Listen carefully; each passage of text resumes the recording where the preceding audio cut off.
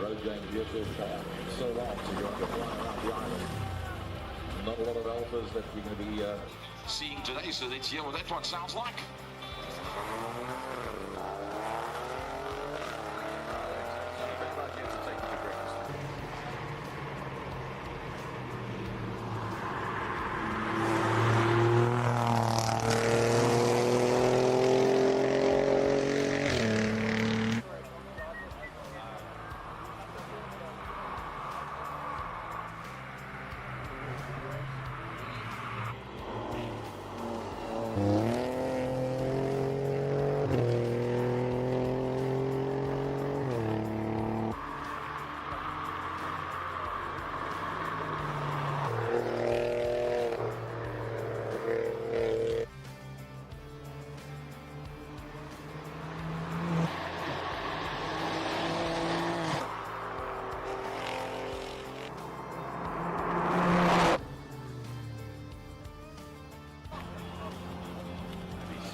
Comes up the line, Fahid Abram.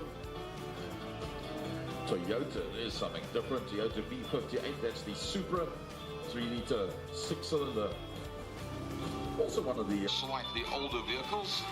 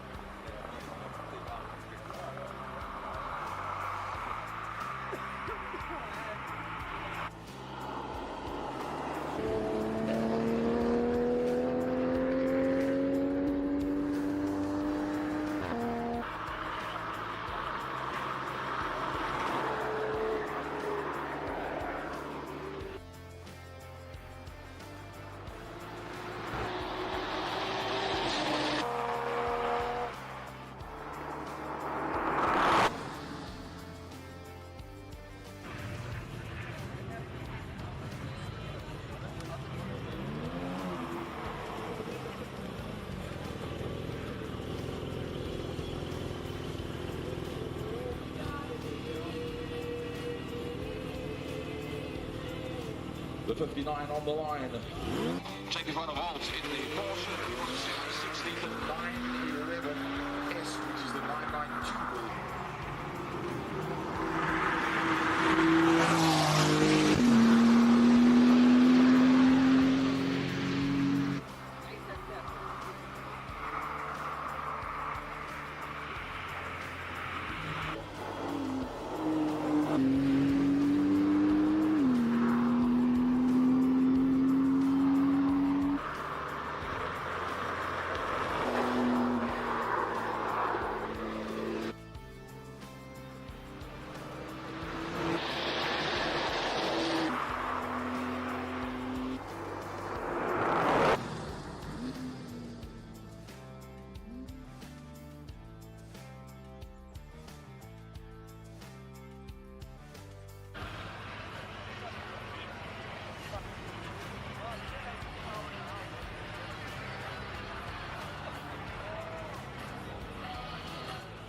The 55, Dion Jubé, the Dion Jubé, one of Cape Town's best, 442 kilos.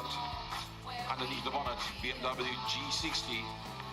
It's the ISM 60, Sponsored by Skyworth, and that is Mr. Dion Jubé.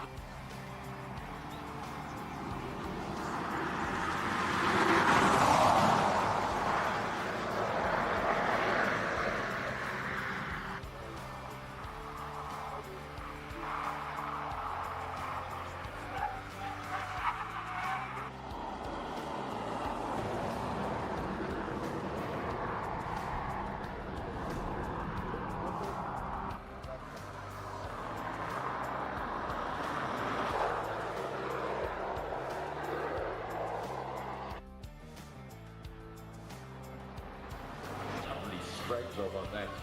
Looks like it's got about 7 coats on top of one another. Chad Lukov, an E-Performance hybrid. He's got the camera on. He's got the launch. Lovely stuff. Get the power down nice and clean and smooth.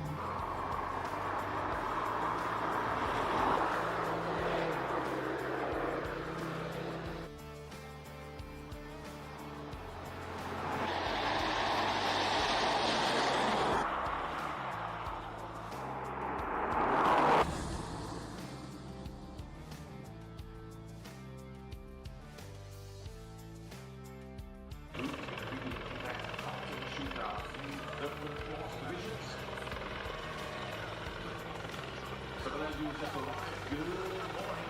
Gary Hazel from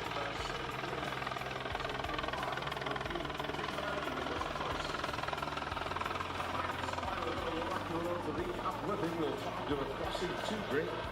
51 coming up in the line, that's Nico Nell. That's the B48 version. To the 4-cylinder Blowen M135i, the X-Drive 2021 version.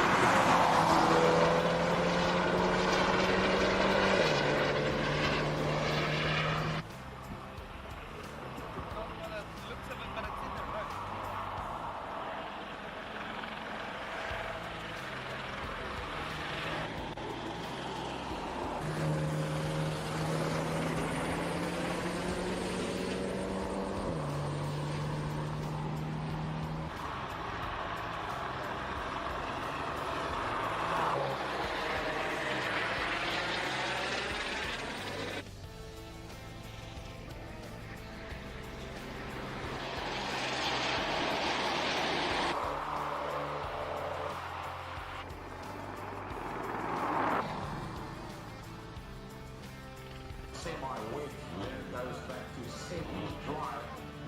Matter to the lap time, so lap scorers, they're into the transcenders, they into the time they keep it up, irrespective of those other conditions. Right in front of our, that's the Nissan VR38 3.86 litre GTR. You're gonna love this 2010 shape. It's like an iconic look as a whole. The number 50 car, which means we've still got another 49.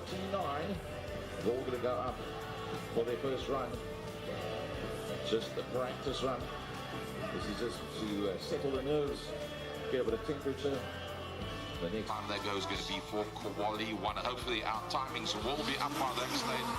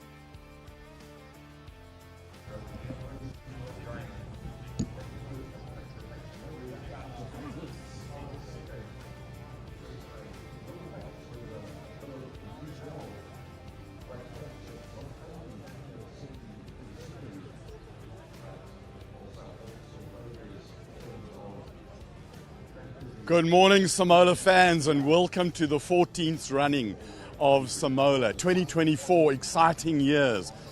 Today's format, yesterday was Classic Car Friday. Today is practice and qualifying for the road cars, the modified saloons, and sports and racing cars. The weather, it's sunny, but the temperature's up and down. We're expecting somewhere around about 20-25. The format for today is 4 practice runs and 3 qualifying runs. And then tomorrow is the big day when we start the true form, the true races where we crown a king. We've already had in the first couple of minutes of running today 2 significant things. One, Clint Weston in the new AMG 63 just set a phenomenal time, and 2, Jan van der Merwe had a bit of an off in his GTR in the new Class B10, the road class car. I think we've got a replay of it, and let's have a look at what happened. It might be that there's some temperature issues with the track in that particular corner. There's a little bit of shade. It might be that one of the bumps caught him out. It might be that the tires were still a little bit cool. These road cars are running huge amount of horsepower. Quite an exciting class development for SIMOLA this year. Class B10 for road registered cars. You've got to have the VIN number on the car that matches the license, and it must be roadworthy. You can add some minor aero to it. You can modify the engine, modify the suspension, and it's got to run on road tires. So there's some small wings on the cars. There's huge horsepowers in it. Going to be very, very, I think, very, very interesting. A great fight. We'll talk about the cars and go into detail of them. The biggest news of today, I suppose, that Andre Bezuidenhout won't be running in his Gould. They had, during testing the camshaft, something in the cam drive of the Nicholson McLaren engine ended up breaking, and there wasn't a fully built-up motor available to replace it, so he had to withdraw. Robbie Walk came to the fight. You remember last year he had the pull beam with the Nissan Infinity engine in it that spread its guts all over the track. Engine exploded. They've rebuilt that thing. They've put all the right racing bits and pieces in it, and on top of that changed a whole lot of the suspension, changed the rear wing to a proper racing car wing, got the suspension a lot softer. Robbie, we know, is a huge entertainer and wrings every little thing out of a racing car, does a totally brilliant job, and the engineers and the mechanics love Robbie because they know he gives absolutely 100% in it. Then we get to the modified class of saloons, where the big boys with lots of turbo powers and horsepowers hang out. We've heard figures ranging from 1,800 horsepower down to 900 horsepower, if you want to talk in horsepowers. There we expect the fight from last year to continue. Franco Scribanti is our king, crowned our king of the hill, and he and Reggie Roots had a massive fight last year. We expect that fight to continue, but there are a couple of interlopers in it. There's a squad of 4 Lotus Elises with a GTR motor, a Ferrari motor, a Honda motor, and an AMG, ranging in horsepowers from, well, we don't really know because we haven't seen the driveline. Silvio Scribanti has brought in brand new to South Africa S3 Audi that is from Time Attack in Sweden. It's got over 1,000 horsepower verified in Europe. They are, however, battling with launch control and with some tuning issues and with some... it's a new car to the team. It's new to South Africa, and they are going to do some development on it and look to get all the problems solved for next year. However, they get it right this year. That is a proper contender. It's got great aero, it's light, and it's absolutely fantastic. I've got Patrick, my cameraman, who you may be able to see, and we call him the elephant because he's big and he's strong and he carries the camera and he runs after me and never tires. Brilliant guy. Thank you, Patrick, for all your hard work. Without him, we can't bring you some of these images. More in the top class, we got the Van Zimmerens, and good sights with the wild GTRs. Absolutely complete entertainment. Combination of four-wheel drives and two-wheel drives. Davi Joubert in the Ferrari Lotus. He's done a lot of work on the suspension. Last year, the car was bouncing around a lot. He claims he's only got about 800 or 900 horsepower. I think there's a whole lot more. So there's another contender in four-wheel drive is Lee Thompson with a Polo with a KR24 turboed to about 1,000 horsepower out of a KR. And talking to Martin, Martin the Magic Man, with a computer this morning, he says he loves this motor because you have to keep, every time you just feed it boost, and it's a characteristic of that motor. Every time you feed it boost, it just makes more and more and more and more horsepower. Two limitations it has. The amount of air you can put into it, bigger turbo, but the biggest one is the amount of fuel that you can put into it. And we know on some of these motors, they run about a litre every 30 seconds. So it's kind of a lot of fuel. As long as you can put the fuel into it and the air into it, make all the horsepowers that you want. I'm really looking forward to it. Last year, it's the same chassis he ran last year, but now with a Honda motor in the front with all the horsepowers in the world. He's got the wing with a drag reduction wing, so going up the hill, as long as he gets out of what we're going to call monster turn now. Technically, it's turn 2 in some of the slower cars. Yesterday, it's like turn 1. But then they start going up the hill, and as they go up the hill, he opens the wing, gets less drag, and the car should accelerate up there. We're expecting speeds. We've got a speed gun there. We're expecting speeds somewhere in the region of about 240 from the quick cars. If they get over 240, you know they're running well over 1,500 horsepower. Interestingly, Franco Scribanti with the Sheriff, they've done a lot of work on the suspension, on the handling, also on the motor, but they're running huge aero downforce, gives you lots of drag. So last year he was slightly slower than Reggie Root, who's running a little bit less aero and higher top speed. Lovely way of the two of them, how they approach the same problem and they meet the speed through slightly different solutions. One huge aero, one massive horsepower. So that's absolutely magnificent. We're about to get going on the track now. And during the day, we are going to have breaks. When we've got cleanup, we want to try and get the track back to grippy conditions. It's a little bit unfair on competitors who are coming, who have to go through some of the dirt spread by others. I want to keep an eye on that alternative energy battle. There's a hydrogen car. BMW have brought the most powerful electric car, their M car ever, that Dion Joubert is driving. We know that Dion can pedal very much.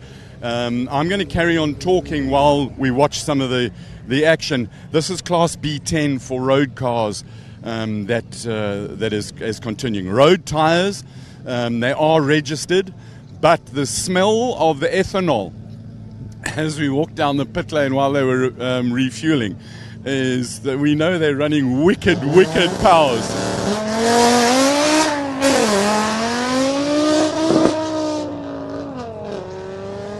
And of course, road cars with their tune wound up, and the first run on the hill, it's a little bit cold.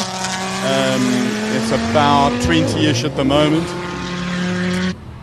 Farouk Dangor, Reggie Roots tested that car at Swartkops before the race. It's got launch, it's got power.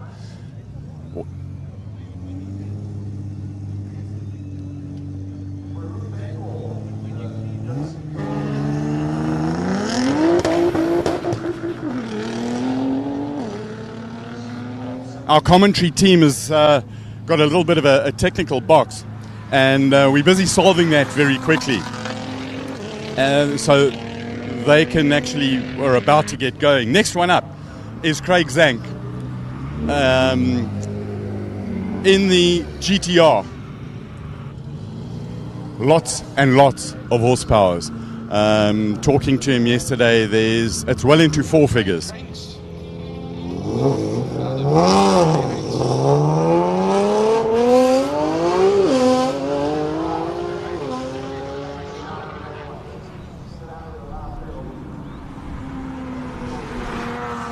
think what we can do is we can hear the Sasha and Chiro, our commentary team, in the box. So welcome to you guys, and it's quite unusual for me to start opening. It's been a hell of an experience.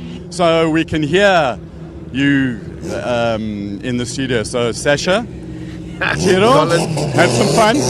Colin, it's just amazing what is going on. You can feel just the excitement, Chiro, that Colin is experiencing out there. We can hear everything from inside of our box, and it's a very good morning to SIMOLA HillClimb 2024.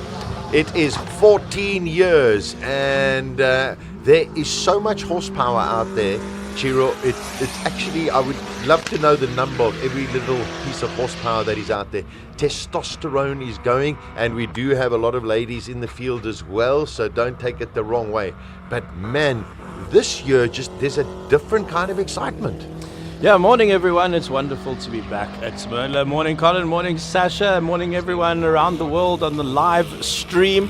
Welcome to the horsepower war of 2024. That rhymes, actually. That goes pretty well. Monsters here at SIMOLA this year. I think every year the competitors just seem to take this competition more and more seriously. It gets more and more competitive every single year.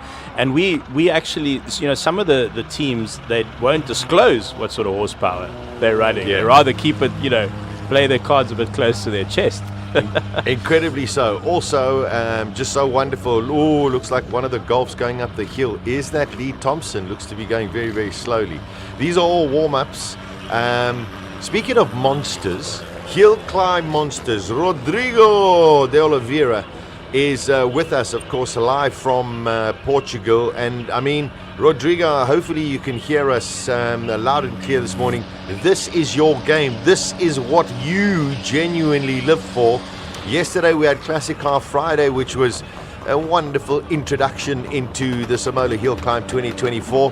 But today and tomorrow, Rodrigo, the excitement is palpable. Yes, it is. First of all, good morning to everyone at home and all over the world. Yes, yesterday was a nice starter. The Classic Car Friday was certainly entertaining, but in the end, both me and my audience, what we live for and what we're really excited for, it's this Saturday qualifying and tomorrow the racing that counts, and seeing all these proper monsters and all these different flavors that South African HillClimb brings to the sport. It's just magic to have you, and also your insights and also your knowledge on all of these vehicles that are going up. This year we have a large array of new competitors and entrants into this hill climb, and a lot of them haven't driven this hill before. When one looks at it on TV, because we don't really have the 3D angle, it looks a little bit easier than it is. And Chiro, you have first-hand experience. This is pretty hairy. Thanks, Sasha. Yeah, 1.9 Ks, 160 meters of elevation. It is very, very steep. Oh my word, all of those are gone. One of the Polo Super Cups have just absolutely destroyed the policemen. I have a feeling they're going to have to replace those, actually, otherwise it's not fair on the other competitors. Daniel Rowe and Jonathan Mokotsi in the Polo Super Cups. I had a quick chat with Mike Rowe, the head of the VW Motorsport team. He says these cars have gone on a diet and they're a bit more powerful. And what I love, I don't know if you spotted it, Sasha and Rodrigo, but on the side of the Polos, there's a sticker that says, "For the love of the climb." I really love that, and that just, I think, really captures how people feel this event. There's a lot of love for SIMOLA. Yeah, magic. Rodrigo, the fact that we've got, number one, a hydrogen-powered BMW, we've got some other hybrid vehicles, an electric car coming up here as well. I suppose, is it the future or part of the future? Do your hill climb, your viewers, sort of accept that that this is sort of the way? If it's part of the future, they certainly will. I have fostered an audience where competition is above all else. And if there's variety, and we can see between electrics, hybrids, hydrogen-powered and combustion-powered cars, which of them come up top, that's great. If the entities start restricting and only allowing one of those types, that's where things break down. But I'm always excited to see everyone getting pitted together and everyone against each other, and in the end, competition wins, the fans win, and technology also advances in the meanwhile. Very much so. Rodrigo, I mean, we're still looking at sort of road-going cars and slightly modified cars, but the big guns are going to come out later, and you've got a couple of personal favorites you like as well. I do, and here in SIMOLA, they really pull the strings on my heart on a couple occasions, both with the Van Zumbrans GTRs and Peter Zilli's MR2, and yes. I'm waiting for a couple others that are debuting this year, which I might have some history with, but more on that later. Yeah, that's for sure. More on that a little later. So, I mean, listen, I know that this is just a free practice for all of the teams, and Colin did allude to Clint Weston in this Monster S63S 600 kilowatt, 1400 Newton meters, just monster AMG.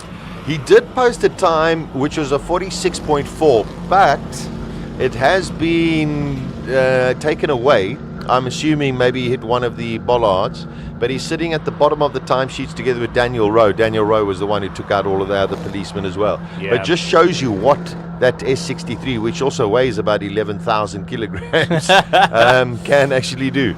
Yeah, I think you're referring to the GT, the GT, the GT, 63, sorry, yeah. the GT. So that is the most powerful AMG ever made. It is a 4-liter bi-turbo hybrid, as you mentioned, over 600 kilowatts. I think for my view on these extremely powerful road cars is there's been a German horsepower war for a long time now. Yeah. And these cars are exceptionally powerful, but they're also exceptionally heavy. And I think, you know, if you look at the guys with the Lotuses, for instance, with the Ferrari engines, you know, weight is a big factor on the hill. I mean, you're basically fighting against gravity. So I do expect those cars to put in some decent times, definitely. But they are particularly heavy at the end of the day. Yeah. Out of the entry list, Rodrigo, of course, we've got the likes of Reggie Roots. We've got Franco Scribante. We know that they are very, very accomplished coming up this hill. They've done it many, many times. Is there anything that you noticed that says, whoa, watch out for this? This could be quite interesting. The car is now fully yellow. I think we have lost him a little bit. So here we go. Peter Hubert. This is a Lotus, but this has got the AMG engine. Yeah, So SLS AMG engine. Four low tie, 4 different engines. Yeah. Magic. No, it's been fascinating to watch the... Oh, he's already clipped the bollard and it's actually stuck to the front wing of the car. Oh dear. I don't know if he knows. He probably can't see it. So he's not going to abort the run. Has he ditched the bollard? There it goes. Oh, there goes the It's bollard. off. Okay. So it's a morning of destroying the pool noodles. Simola. And I think he's aborted the run now. Yeah. I must say, you know, the technical crew and those who set up the track for the for the SIMOLA HillClimb, I've seen them around, and it's actually quite hysterical. Where you've got a bucky just full of pool noodles, and you're going, but I don't see a pool in sight. Yeah. Yeah, so that was a little bit unfortunate. So this time isn't going to count. But I suppose, you know, you still got to try and, you know, get your focus going. Yeah. Here is Sav Galtieri. This is a J92 V8 BMW engine, and he's just trying to get his way there. And if you know anything about Sav, he is an auto-tune wizard. And apparently is the only J92 BMW 8-cylinder that has been turboed in the world. All right. That's Rodrigo, do you know anything more about it? I do a bit. It's I think it's not only turbo. I think it's twin turbo. But we'd have to confirm about that. It is an S65 engine unit, from what I've always known, people stay away from turbocharging those things like hell. And I know quite a bit of people running in Germany, doing the VLN in Nürburgring and all that. And I've never seen someone even considering doing so. So it's always great. Like I was saying yesterday, when it comes to BMW stuff, the South Africans always throw a curveball when it comes to my knowledge about the Bavarian manufacturer, because you guys are always pulling some trick like this. Yeah, there is. I mean, we've got that diesel M2, Gary Martin's. I mean, that's got to be an extremely unique drivetrain across the world. I don't think there's anyone with an equal, even more with the kind of power that it is pushing. And it should be sort of reliable because he's racing with the thing year in year for 3 years now, I think. Yeah, just to confirm, it is only a single turbo. Colin's just given us conversation on Savs that it is only a single turbo. So I think at the moment we've got a slight delay. They're just going to clear that policeman off the track, and then of course we'll get the action underway. We have 4 practice sessions this morning. We're going to have a lunch break. During the lunch break, something really, really wonderful. We have the 1991 Jordan Sassel Formula One car. Doesn't have the original Yamaha engine in it, but it does have a Cosworth V8 in it. And Robbie Walk is going to take it up and down the hill just for some demonstrations for the crowd. And then, of course, a whole lot of other action during the lunch break. Just going back, just briefly on to yesterday, Classic Car Friday. The SIMOLA organizers have told us that yesterday was the biggest crowd in the history of SIMOLA for Classic Car Friday, which I think is wonderful. And today sold out. And tomorrow. That's absolutely fantastic. Yeah, Classic Car Friday had a real vibe to it yesterday. Even in the heat, everyone definitely sweating out there. No matter if you were in a Nomex race suit or you were under an umbrella somewhere, yesterday was particularly hot in Neisner. Some real freak weather, actually, real heat wave. Today, a lot cooler. And we were chatting earlier about how in the morning you have quite a lot of shadows on the track, so your track temperature actually varies quite a bit. And for the cars not running tire warmers, it is actually quite daunting. It's quite daunting to attack the track in the morning. Okay, so Rodrigo, I don't know, Rodrigo, earlier on, did you see the accident that happened with the one GTR? It was Johan van der Berg.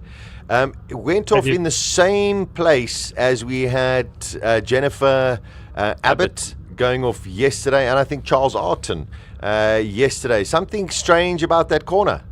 Yeah. And I spoke about it yesterday. I was starting to have some suspicions that the undulation on that bit of the track is throwing the mass transfer mid corner. And okay, this is just some speculation, but it seems to me even more with happening with a stock GTR, with a stock-ish suspension, makes some sense. But through the day, even more when the high downforce cars go there, if we start seeing them bounce the mid corner, okay, maybe I am correct on my assumption, but more to see about that. But okay, after 3 consecutive crashes, spins on that bit, okay, we better be paying some attention. Yeah, for sure. We don't know an update on Johan van der Berg's car, but watching just the replay from the camera angle we have, it looks like a bit of a shunt.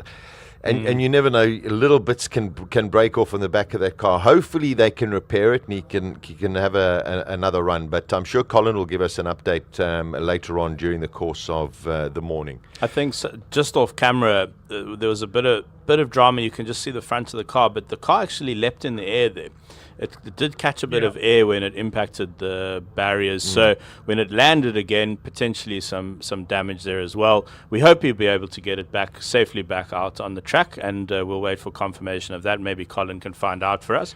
All right. So sorry. No, Karen. So we're on screen now, and there is the beautiful Rodrigo de Oliveira. There we go. That's it for those who haven't seen him for the first time. It's the second year having you, Rodrigo. We are so delighted to have you with us. I mean, your knowledge, and also just tell us. We're going to cross over to Colin in a short while because he's got your favorite drivers in a second. But just tell us a little bit about what you actually do in terms of the world of hill climb racing.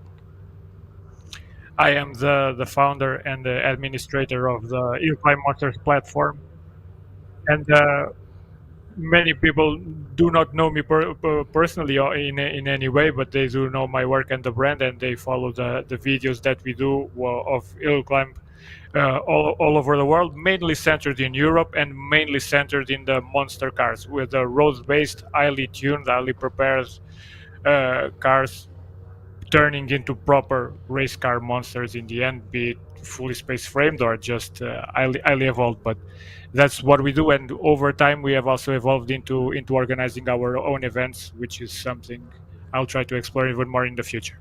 Fantastic. Well, listen, one of your favorite families, we got Colin Hastie in the pits there with the Van Zoomerans. And, well, Colin, listen, number one, just tell them that Rodrigo sends all of his best wishes.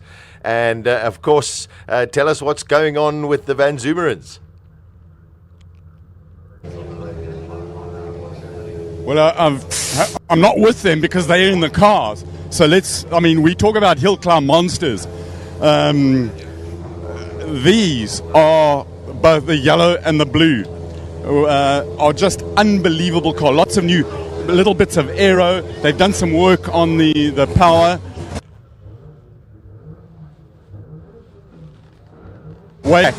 And then also for HillClimb Monsters, we've got this Zealy.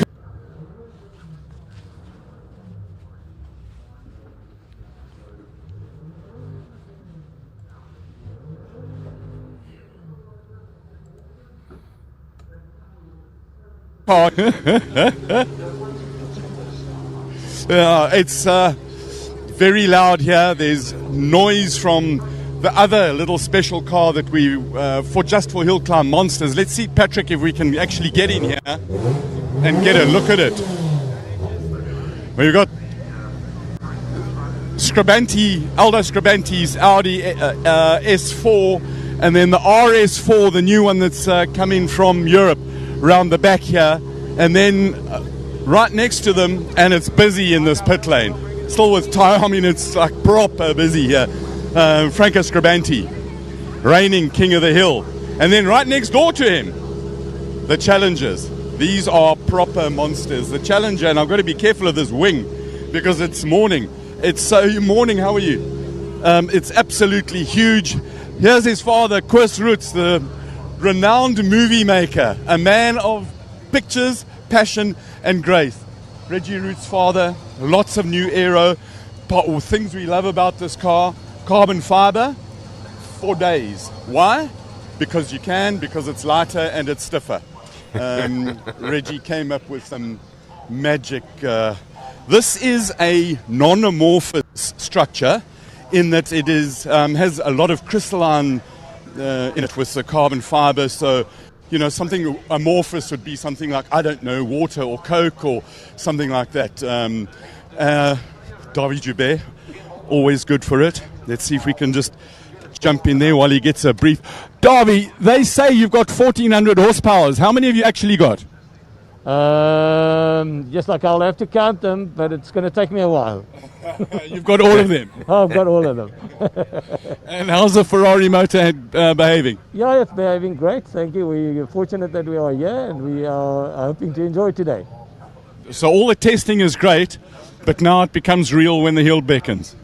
Correct, when the tire meets the road, eh? Yeah, awesome, good luck. Let's just walk up here, Noble.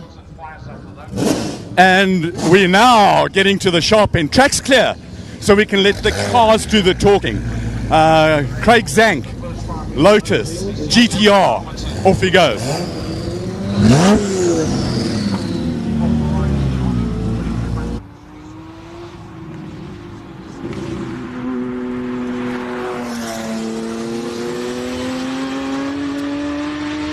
Back to the action. Track is clear. One of the low tie coming out onto the track. Craig Zank. He's got the GTR engine. This sort of interpretation of Lotus, Rodrigo changing and putting in all different kinds of engines. Do you see something very similar in Europe? Yes, not quite as wild. People tend to be a bit more boring with the engine conversions. The K24 motor, it's probably, and the Audi 1.8 turbo, are probably the more common ones. But here on South Africa, you guys are taking it to the next level. You guys are even surpassing what is probably the most known engine conversion on a Lotus Elise, which is the American unit, the NSC Venom. But no. These are proper race cars, and there's some proper engineering behind them. Okay, that's a problem. That's definitely a problem. Got off the line incredibly fast, and that's Butter Cruz in the Noble with the M400, and yeah, that is going to bring out another caution and yellow flag. But came off the line there incredibly fast, Chiro, and then all of a sudden, pop. Such a special car, that as well. I mean, designed in the UK, built in South Africa, though. In Port Elizabeth, I think. Yeah. Twin turbo V6. So special to see it out in competition as well. Worth a lot of money these days. But it does seem that some mechanical gremlins have crept in for the Noble. Maybe they can sort it out. We'll see if Colin can go have a chat to them in the pits. But right now, unfortunately, the action has stopped. Yeah. Let's cross over to Colin. Maybe he's got, well, I don't know if he'll have information on this vehicle, but I'm sure he's got information about tons of other entities that are happening in the pits. Colin, what's new? I tell you what, the sound here is absolutely magnificent. With the Toyota-powered Lotus of Charles Joubert, wastegate, exhaust pipe, exit of the turbo, massive compressor side on the turbo, carbon fiber diffuser. The smells here are, this is absolute heaven. I don't want to smell this too much. There's lots and lots of powers there. But my nose is burning already. Earlier we saw the crash with the one road car. Well, my eyes are watering as well. There's jungle juice in that fuel tank, that's for sure. Like you can't believe. It's like, woo! Earlier we saw a crash with one of the GTRs, and Stevie Clark was on his run, so he got aborted, so he will have another run in the car. And knowing Stevie, he's got, I saw the launch of this thing. It's got huge horsepower. Let's have a quick little word. Stevie, you've got a proper Steve Clark motor in here. Yeah, of course. How many horsepower? Well, it depends. I think we'll probably run about 800 horses this event. I don't want to go more than that. And enough to spin all the wheels in whole lots of gears going up to turn one. Oh, definitely. I think we had a bit of a problem with the four-wheel drive there, so we'll have to see what it does now, yeah. Awesome. Good luck. Beautiful car. This is in the road car class. So they're running, you can see here, they've got tread in the tires, or grooves, if you want to call it that. They are road legal. Let me just get out of the way here. So they're road legal tires, proper brakes. South African made Vori brakes, 6-pot calipers. And the other rule is you can it must look sort of standard-ish. Got to be road registered with its VIN number matching the license disc number. Race car builders, you know how to get that sorted. You're allowed to put a slightly modified wing and skirt on it, but it must look like a proper road car and be registered. Now that we haven't got any noise, I think we might be able to get in and have a chat with Richard Rutz, who's in the car, and with, in fact, first we'll go to Franco Scribanti, as we have to pay homage to the king. So shall we do that? Let's go and talk to the king of the hill in the modified class. Walk with us as we come around the corner here through the jamming pit lane past Eddie. Thanks, Eddie. We'll just put our head in here. Morning, Franco. How are you feeling about today?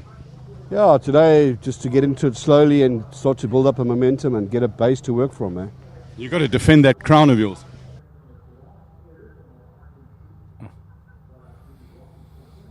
Indeed, yeah. In testing, the car was good.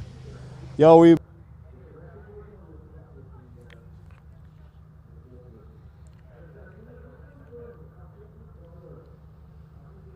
think this is his third day on the job, so yeah, being the third day, I don't think he's too accurate, so please move those cars and force us to move it for you.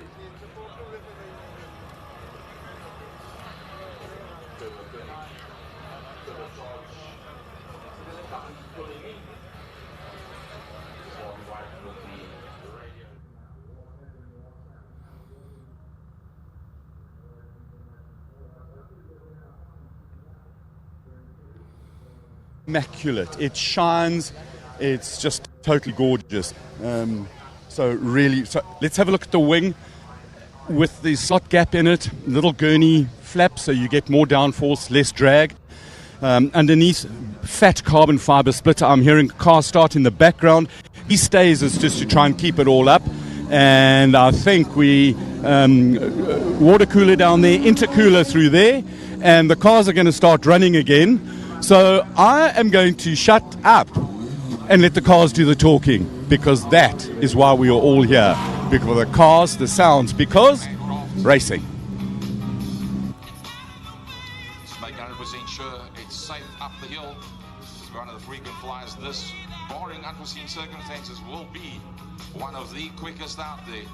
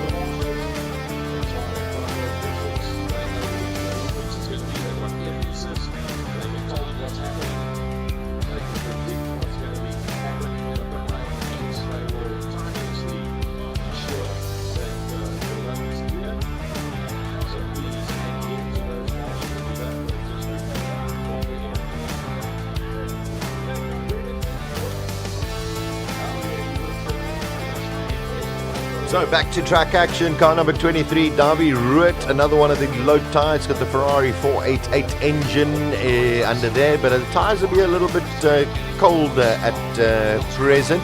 But expecting a lot from these Lotus. Incredibly light Chiro and huge power.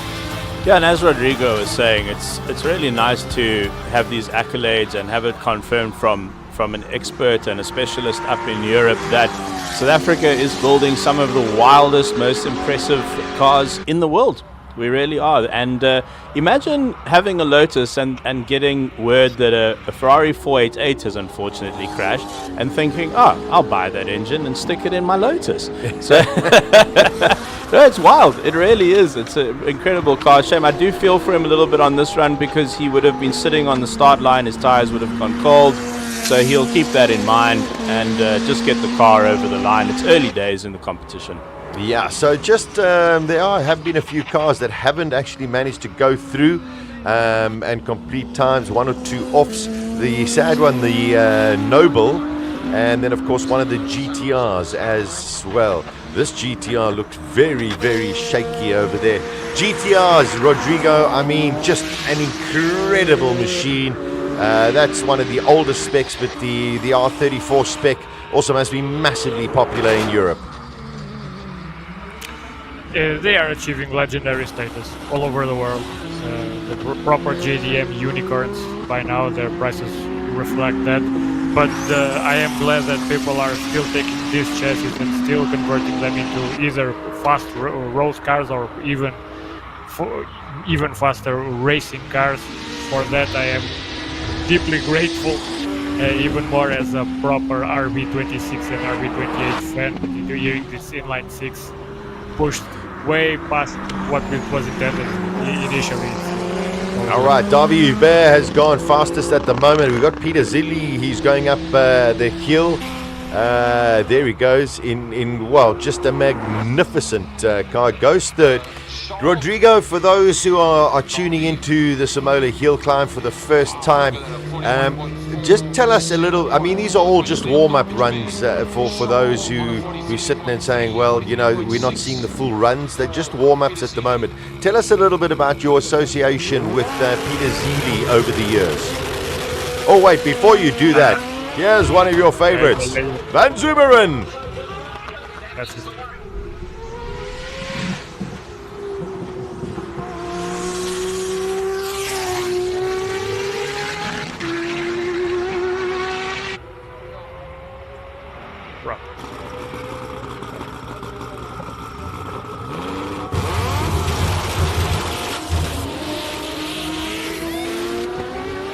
What a sound! That car actually shook our commentary box. It's just amazing. Something else. If you cannot get excited about this, then there's something wrong with you. Oh my word! Oh, listen to that! Unbelievable. When Zumeren goes into 5th place at the moment. I'm this far and my palms are sweating. Just watch. Oh, just magic, Rodrigo. Yeah, I mean, something very, very special. Just going back to Peter Zilli there, he had a little bit of a moment into the S's. Into the first S, he went very, very deep. And obviously, a skilled campaigner managed to get everything under control. But little moment there, maybe pushing a little bit too hard on some colder tires. Track temperature still quite low. But Rodrigo, you were going to tell us a bit about, as Sasha mentioned, your association with Peter Zilli. Yeah, I have struck a relationship through the years with Peter, and I was partly responsible for organizing his initial trip here to Europe to try European HillClimb racing, to come to Germany to do Osnabrück. And even last year he went even further and he did both Osnabrück and then Santursan in Switzerland. So there is a new chapter to explore with bringing some of the South African monsters here to our bay. I just want to interrupt you there, I just want to interrupt you, Rodrigo. Sorry. Oh, whoa, that's not a good start for Silvio Scribante. That's a brand new RS3 brought in from Sweden. I hope he doesn't have starts like that when it really counts. Rodrigo, you mentioned yesterday that you know this car quite well. Yeah, I do. I don't know. I'm indirectly responsible for that car to be in South Africa. Wonderful. I was good friends with the previous owner, and when he put up the car for sale, I announced it on my channels, and from there, I noticed that it was there that Silvio got the car. The sheriff is in town. There it is, the reigning King of the Hill champion. Whoa, that was a little tweaky going through turn 1. That is Franco Scribante in the outrageously looking Nissan GTR. Let's see what it can do. Davy Hubert, top of the time sheets. Not that they matter at this stage. It's all warm-up, 41.4.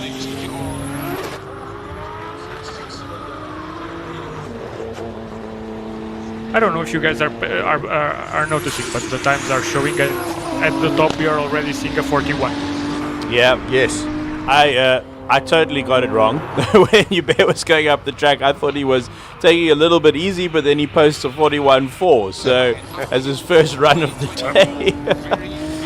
41.8 there, I think, is Richard Roots going out. Yep. Let's see what he can do. Franco Scribante, 41.8 at the moment. Aldo Scribante, he's in the sort of aging S4. And let me tell you, that in terms of acceleration off the line is maybe one of the quickest. And hopefully during the course of the weekend we'll be able to give you timings of 0 to 60 meters. During testing, they did a 0 to 60 or 0 to 100 kilometers per hour in 2.2 seconds.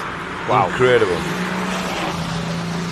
Reggie Roots says, hello everybody, great to be back, 40.3, and here he is, Rui Campos, in, yesterday incredibly becoming the first production car in the history of the SIMOLA HillClimb to make it onto the podium for the Classic Conqueror, which was an extraordinary result in his Porsche 911 RSR. It was an interesting moment because he came down the hill, he didn't know yet. Yeah, and Colin gave him the news. And he was over the moon, obviously. So, I mean, that's why he's campaigned all these years, was to get on the podium. And very happy for Rui Campos yesterday. But Richard Roots putting in a 40 on his first run of the morning. He is not playing around this year. There's a massive rivalry between him and Franco Scribante. And that's going to be very, very close tomorrow, that's for sure. Going to be quite fast. Last year, Rodrigo, you remember we had Peter Solberg here, and he went out for his first run and basically set the timing sheets alight.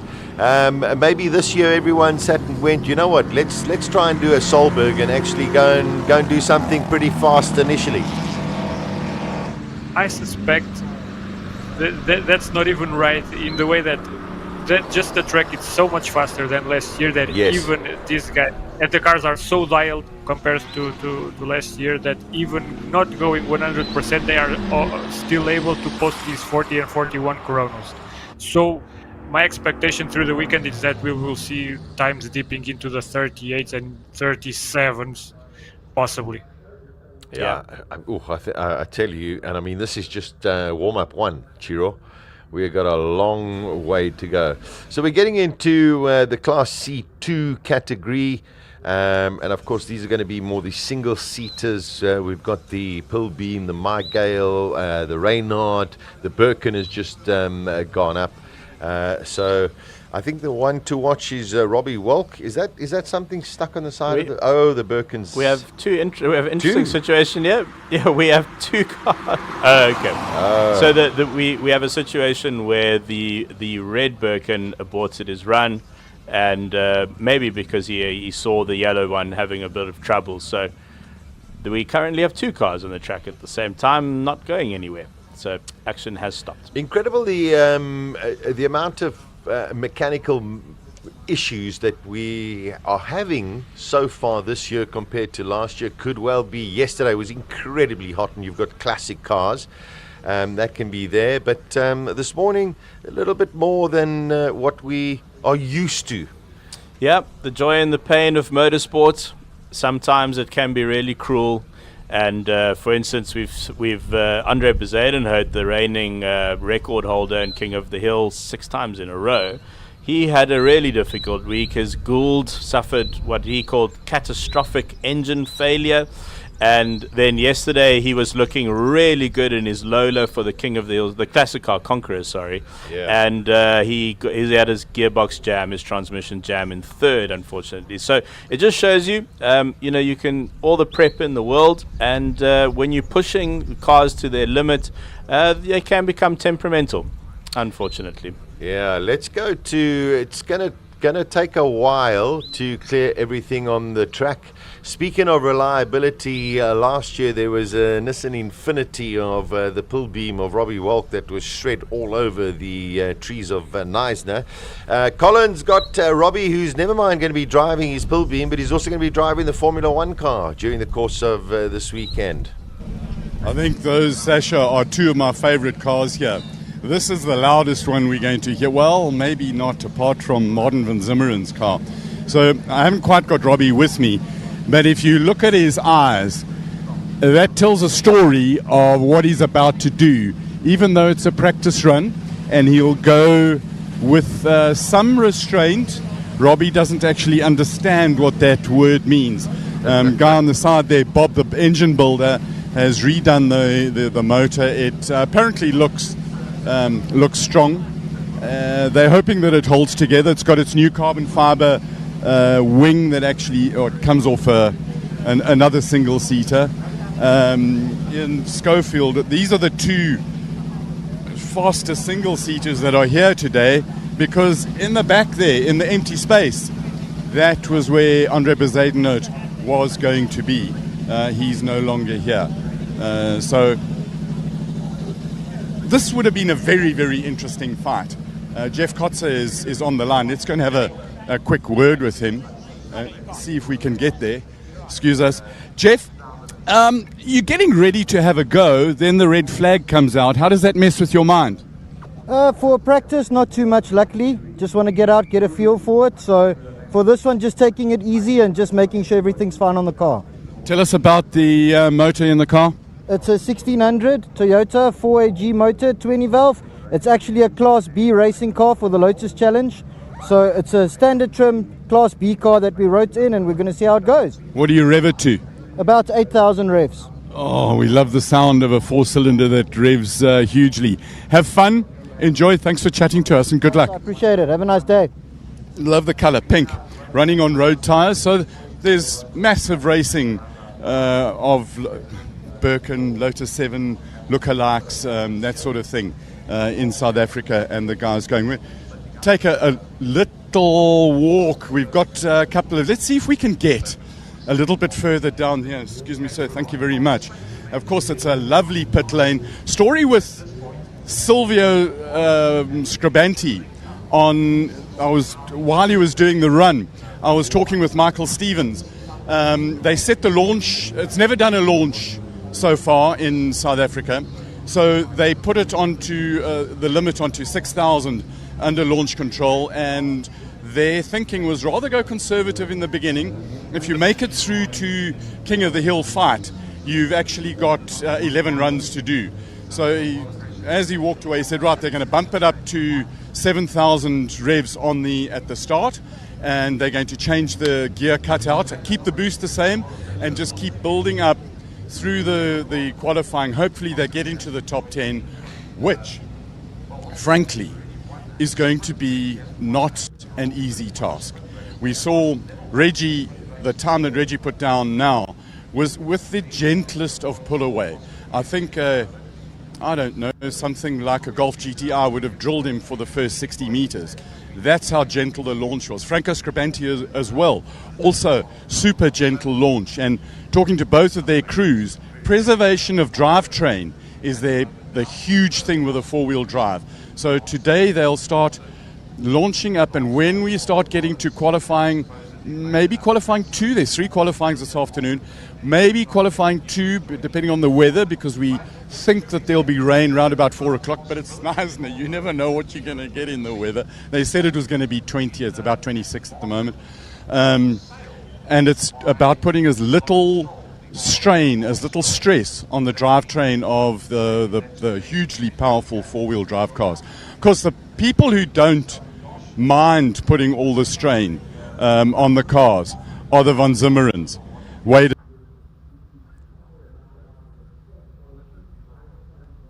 and we're going somehow always manage to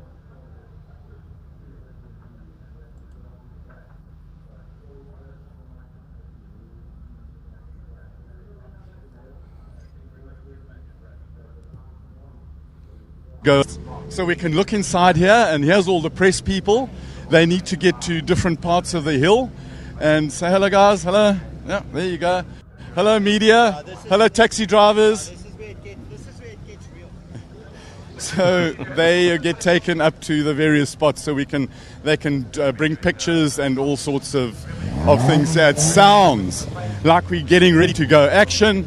the safety cars come back into the pit, and all of Toyota's 1600 cc's of powers will take us away. Nice little, the way they've mounted the external battery kit there. Of course, you know it's running closed loop fuel injection with a Lambist system plumbed in. And the thing about motor racing that we love so much is we hurry up and then we wait. And then we wait some more. Robbie Volk has still got that 9,000 yard stare where his eyes are open and he's still doing every corner, every feeling, every bump. Greg Canny was actually the builder of that motor. Bob does the engineering and the electronic. Stuart Thompson from WCT looking after some of the engineering on that car and running the Jordan 192 Formula One car that we'll see at the lunch break. Apparently going to do 2 runs in the lunch break, which is, I think, going to be quite exciting. It's got a Cosworth DFR in it, I think, at the moment. And we can now stop talking because we'll let Toyota start talking. Back to the track action. All right, thank you, Colin. I was going to say, I can't believe that engine builder's actually name is Bob. It's too uncanny. All right, here we go. We've got Joe Kotze in the Birkin, and then we've only got 5 other cars to go in the first run of warm-up this morning for one is to just say the competitors of King of the Hill and the shootouts. Robbie Walk with a completely rebuilt vehicle. Must be frustrating for him and a little disappointing that Andre Bezuidenhout isn't here this year. I think race drivers are competitive by nature. That's why they're in the sport, and competition keeps you on your toes. You know, it sharpens you up. It forces you to push yourself. And I do think the competitors will miss Andre in the pit lane, in the pit box. Of course, he is here. He is hanging around. Very much a stalwart of the Knysna SIMOLA HillClimb. So maybe we'll see him on the cameras. Maybe Colin will catch up with him at some point. But now we begin the single-seaters right at the top of our running list this year of our competitors. And we'll see what the single-seaters do out here. It'll be more of an exploratory run, I think, starting off. We got one of the Formula Fords, one of the Formula Vs coming out as well. Ian Schofield will be coming out in the My Gale, and then Robert Walk in the Pulbeam. So just to let you know, just out of the timing sheets, not that they mean much at the moment, but 2 times have been omitted because of hitting bollards, Daniel Rowe and Clint Weston in that GT63. And we will be watching very closely. Is this... There we go. Oh, that sounds good. Just listen to this. We're going to shut up. Here we go.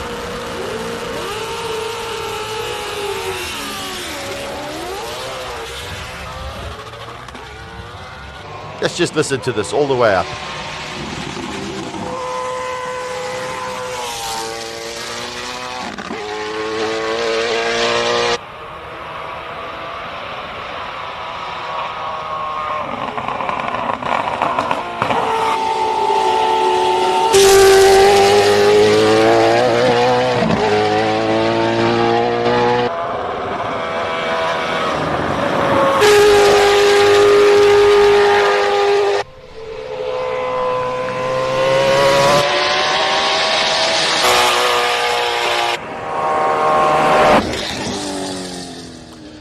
Only a 42.7, but taking it nice and gently. Now, I've just got a WhatsApp from the people in George. They can hear that car.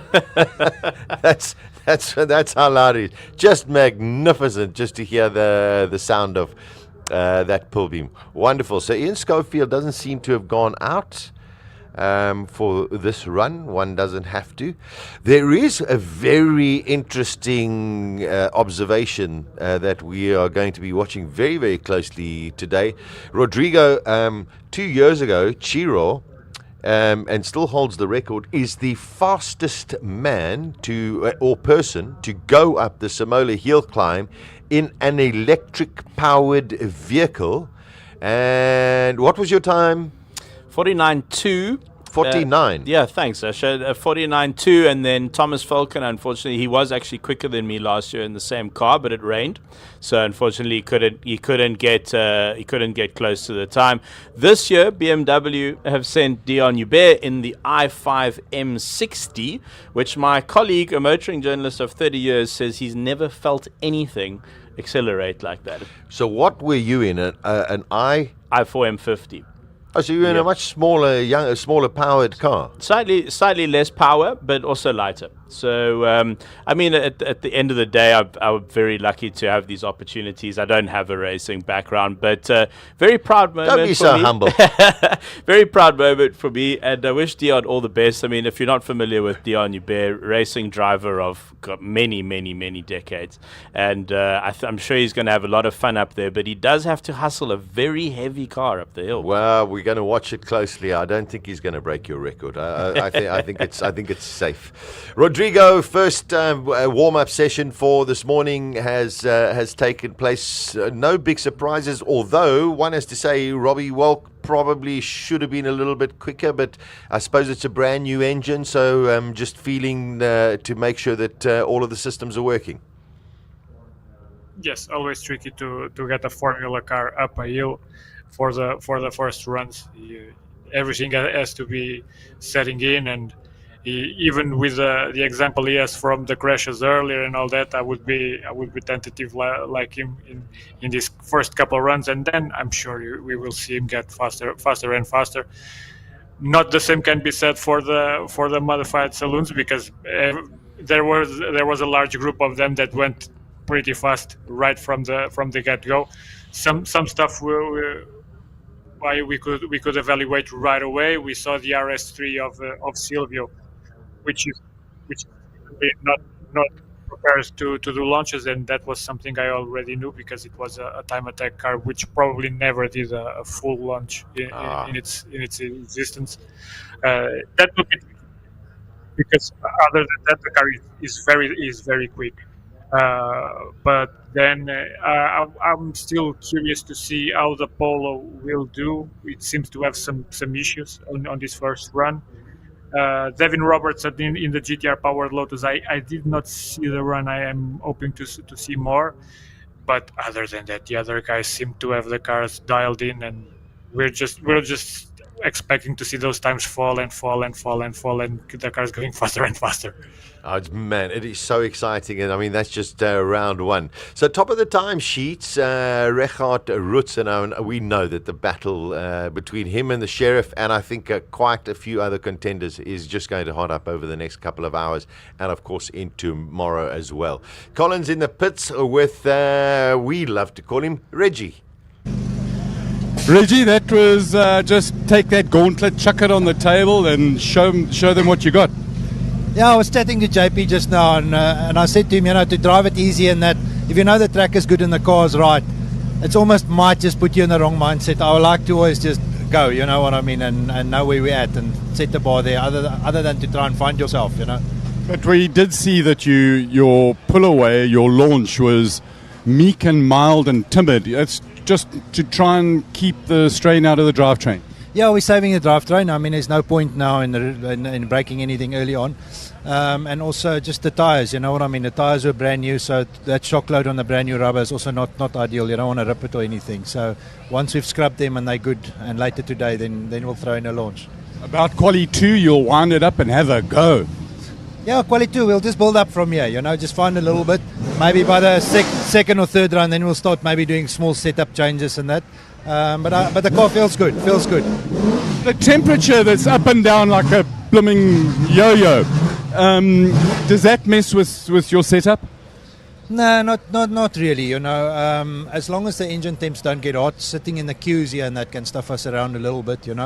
So yeah, as long as there's no incidents where we get stuck in pit lane and the car's getting hot, it's got no fan and that. So if you're standing still, you have to switch the engine off. So it's a bit of a catch. And then once you get onto the track, you don't want any puckering. No puckering of any pooples or anything else. Have fun. Always great value. Right behind Patrick, if we can come forward with me, because they're bringing in, I'll move over here and you can see what's coming in. This pit lane is tight as a shark's bum in a power dive. It is absolutely tight and totally busy. Rui Campos won his class yesterday, came third overall in the Classic Conqueror, and he's well ahead in his class now. We'll try and get to talk to him, but our Portuguese is not very good. Let's just see. Rui, that was like an easy, gentle warm-up for the body and the car. Yeah. I made the instructions. Well, I mean, it's already looking like a scrapyard up top there with so many cars that have gone off there. So instructions from Peter was just go and run it in. The gearbox is cold. Just be lekker. Just be lekker. Awesome. Well done on your win yesterday, eh? Did you really not know that you'd won? Telemetry, but I had no telemetry. Do you go racing old school? Yeah, no cell phone, nothing. But it was great fun giving him some news yesterday. We've got to go and talk to Robbie, because I actually want my new eardrums. Because you heard this car. Robert, they say that when I call you Bob the Builder, I'm being disrespectful. Your name is Bob the Engine Builder, isn't it? That is what people in the industry know me as. Bob the Builder. See, good thing. See it, stay together. There's Robbie. Let's see if we can have a...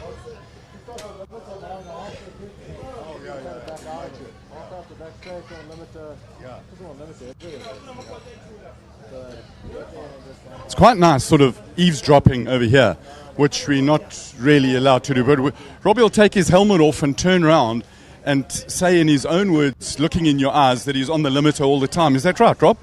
Yeah, obviously we just did a slow run just to get the engine up to temperature, so we'll ease into it this week. Awesome. It sounds magnificent. How are your ears? Yeah, I need to put earplugs in. Well, so do I. Thanks for warning me. Cheers. Ian, that sound is just totally magnificent. Yeah, it's superb, isn't it? But the problem is I can't enjoy it because I'm sitting at the top of the hill when he goes up. Well, you could always, not go up. No, I'm going up. But yeah, I'll watch the videos of it. Awesome. I'm going up is one of my favourites. Up the hill, because we love the Knysna Hill. We can see, if we can walk slightly down here with some of the thunderstorms that we've had. Pit lane marshalling, what are the instructions that you have in main duties? Main duties is basically to control the crowd and make sure that we can pull the cars out in time so we can run the event on time. That's what we're trying hard. Would you extend to all the marshals, us as race fans, as spectators, our absolute thanks and gratitude for the work you do? Because marshals are important. Thank you. No, it's a good, we volunteer and we enjoy it. So I'll pass the message on. Thank you. You just wanted to be close to the sound of that car. Absolutely. We all do, because it is unbelievable. Let's talk to a spectator. You've come to check things out, motorbikes and all the rest of it. What's your favourite part of the SIMOLA HillClimb? Speed. I like the speed. Love it. We all love the speed. And we're getting to the limit of where we go. Let's see if we can talk to... Franco's obviously gone away, but just heat is the enemy. So we have fans for days. We want to talk to... We're going to try our very best to get to Van Zimmer and walk with me, Patrick. Through the madding crowds we go. Wade is down here, probably in the car or tinkering with his lap. There he is, tinkering with a yellow car, Martin's car. Wade, can you come and talk to us? We can't go in there, so we bring the mountain to us. The mountainous man of... Hell, he's mad, this guy. Absolutely. When I say that, I mean it with great respect. Mr. Goodsight, please come and talk to us. How did your run go? Yeah, not too bad. Just gentle, easy? No, we pushed a little bit, but Carl bragged about painting the toe hook red. Yeah. We've been wanting to do it for years, and he didn't put it back properly. So just before the finish line, it flew off and smacked me in the middle of the windscreen. Wow. And he's lying somewhere up on the course, but we'll find it. Just for our viewers, tell them the color and the sound of your car at launch. The color? Yeah. Very, very bright blue. Bright blue Nissan. Nissan, yeah. You love it, don't you? I do. So do we. Wade, come here, please. I don't know how you walk because the kahunas there are huge. Thanks. What's it like? No, it's very slippery, but I think it'll come right later on in the day. The track's a bit slippery, so just taking it easy a bit and then just battling with the car a little bit. We had a bit of a splutter, but I'm sure we'll sort it out. Have you got the boost turned up all the way, or? No, not yet. Cool. When are you going to do that? Later on. Going to make some more noise? Hope so. So do we. Thank you very much. Let's talk to Ian Shrewsbury, the father. Okay, so I've got these two. I'll give to Adam. Okay, cool.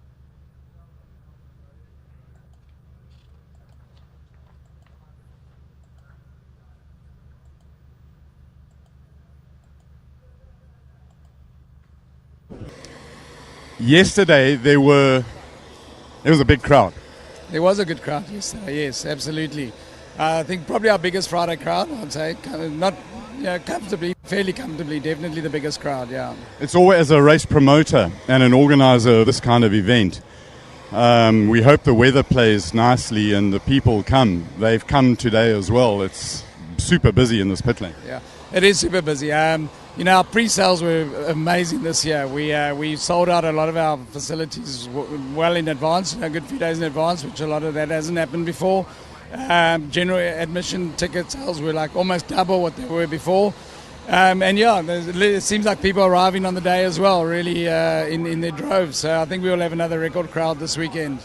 I know you've been busy by the sound of your voice. It's a little bit rough here. Every year my voice, I talk so much and shout so much and phone calls and so on. So I always lose my voice. So hopefully it'll last till tomorrow.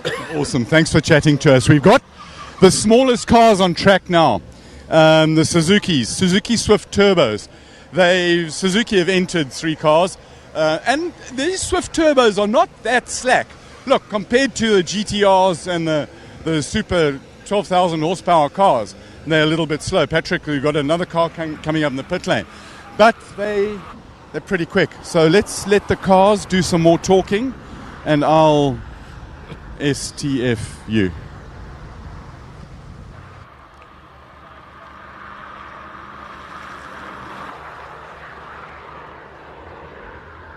Yeah, these little Suzuki Swift Sports, I was actually, there we go. I tell you, giving a little bit of beans, coming through the turn 3, also a little bit hairy, but these cars are actually fabulous fun. They're like little go-karts, I must tell you. I've driven one around the track in Joburg.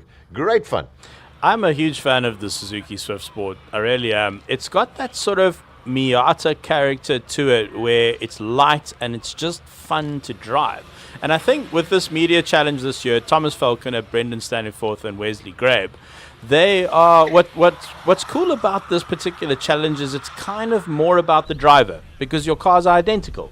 Yes. And it's the sort of only time, it's the only place in the field of cars where you've got 3 identical cars. So really this is man versus man versus man, not so much machine versus machine.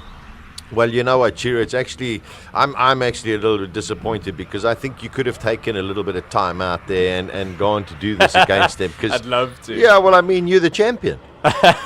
You know, they got to beat you. You know what? I've got enormous respect for the 3 guys in that car. It would be a lot of fun. Maybe next year. But you know what, Sasha? I love commentating. It's so much fun working with you and the production team. So I actually have more fun in here, to be honest. There we go. Classic Ferrari 2012 458. Look at this. Listen to the sound.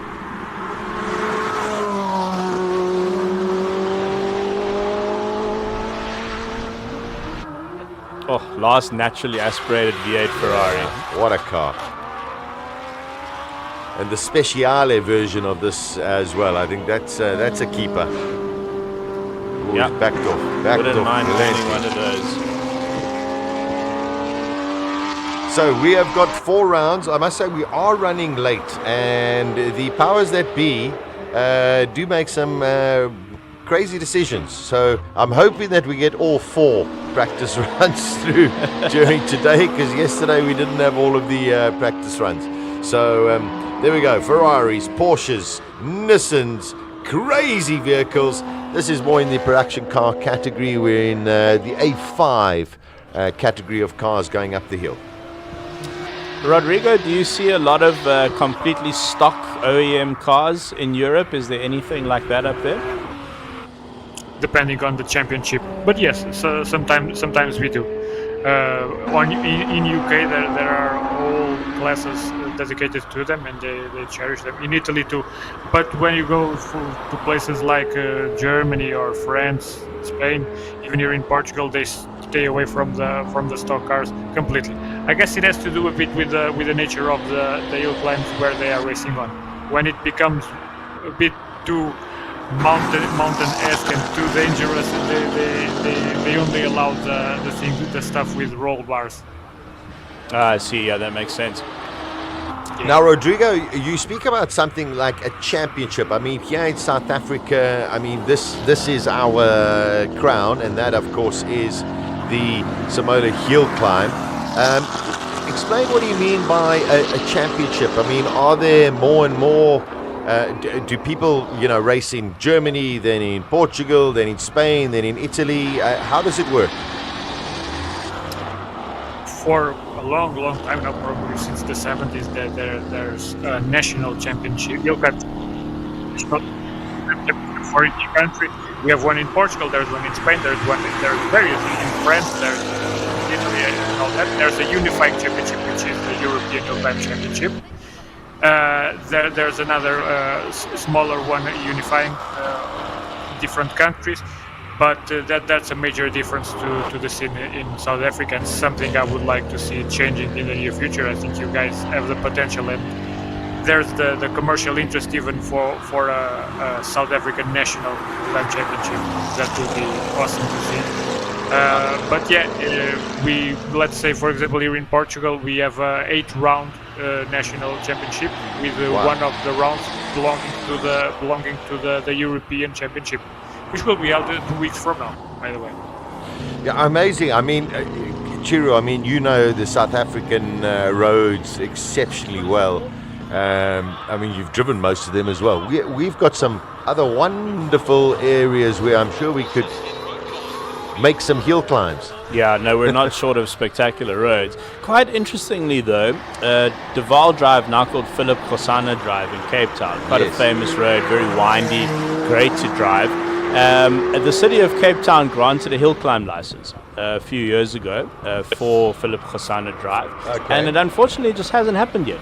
I suppose the organizers trying to get the finances together, but that would be not the first one in the Western Cape, because the Guido Pass hill climb from a few years ago would have been the first one.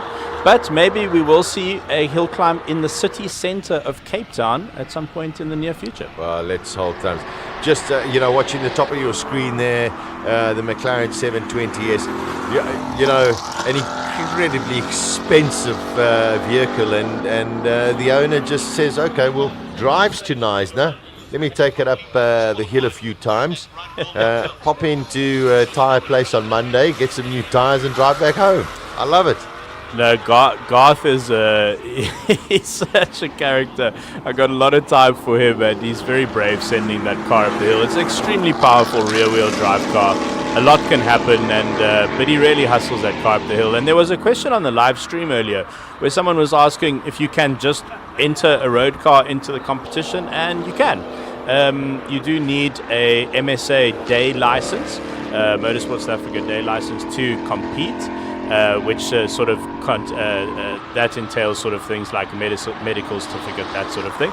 But yes, there is a category for standard road cars. As Colin was saying, the VIN needs to match the VIN on the license. This needs to be a fully standard road car, fully licensed, and on road car tires. So next year, if you are interested in competing, get hold of the SIMOLA HillClimb. Check out their website. And let me tell you, get hold of them sooner than later, because every year it is oversubscribed. So many people want to enter this event, and of course there can only be limited entries. as one knows just from the pit lane. So Garth McIntosh fastest at the moment, 46.4, and we have various categories, of course, road going cars, supercars, single seaters, and just monster vehicles as well. That 720S has a really impressive launch control. And how's this for some nerd trivia? Yeah. The suspension system in the 720S was developed by a by a student. Obviously, someone who really knew what he was doing. And he got his PhD developing the suspension in the 720S. A little bit of car trivia for you there. Unbelievable. Porsche on the track. Below we got the Alfa Romeo in the hands of Pete Potgieter. You can see the hazard lights going on. Pete Potgieter he loves driving this car, but he's not prepared to put it into the full race mode spec. I don't blame him, yeah. So, because with that car, it's either on or off. It's not like Mercedes or BMW where you can choose which of the driver aids you want to turn off. This one just says the only thing you're going to have is ABS. Nothing else. Yeah, when the ESP is off, I think you do need a lot of experience. Sure.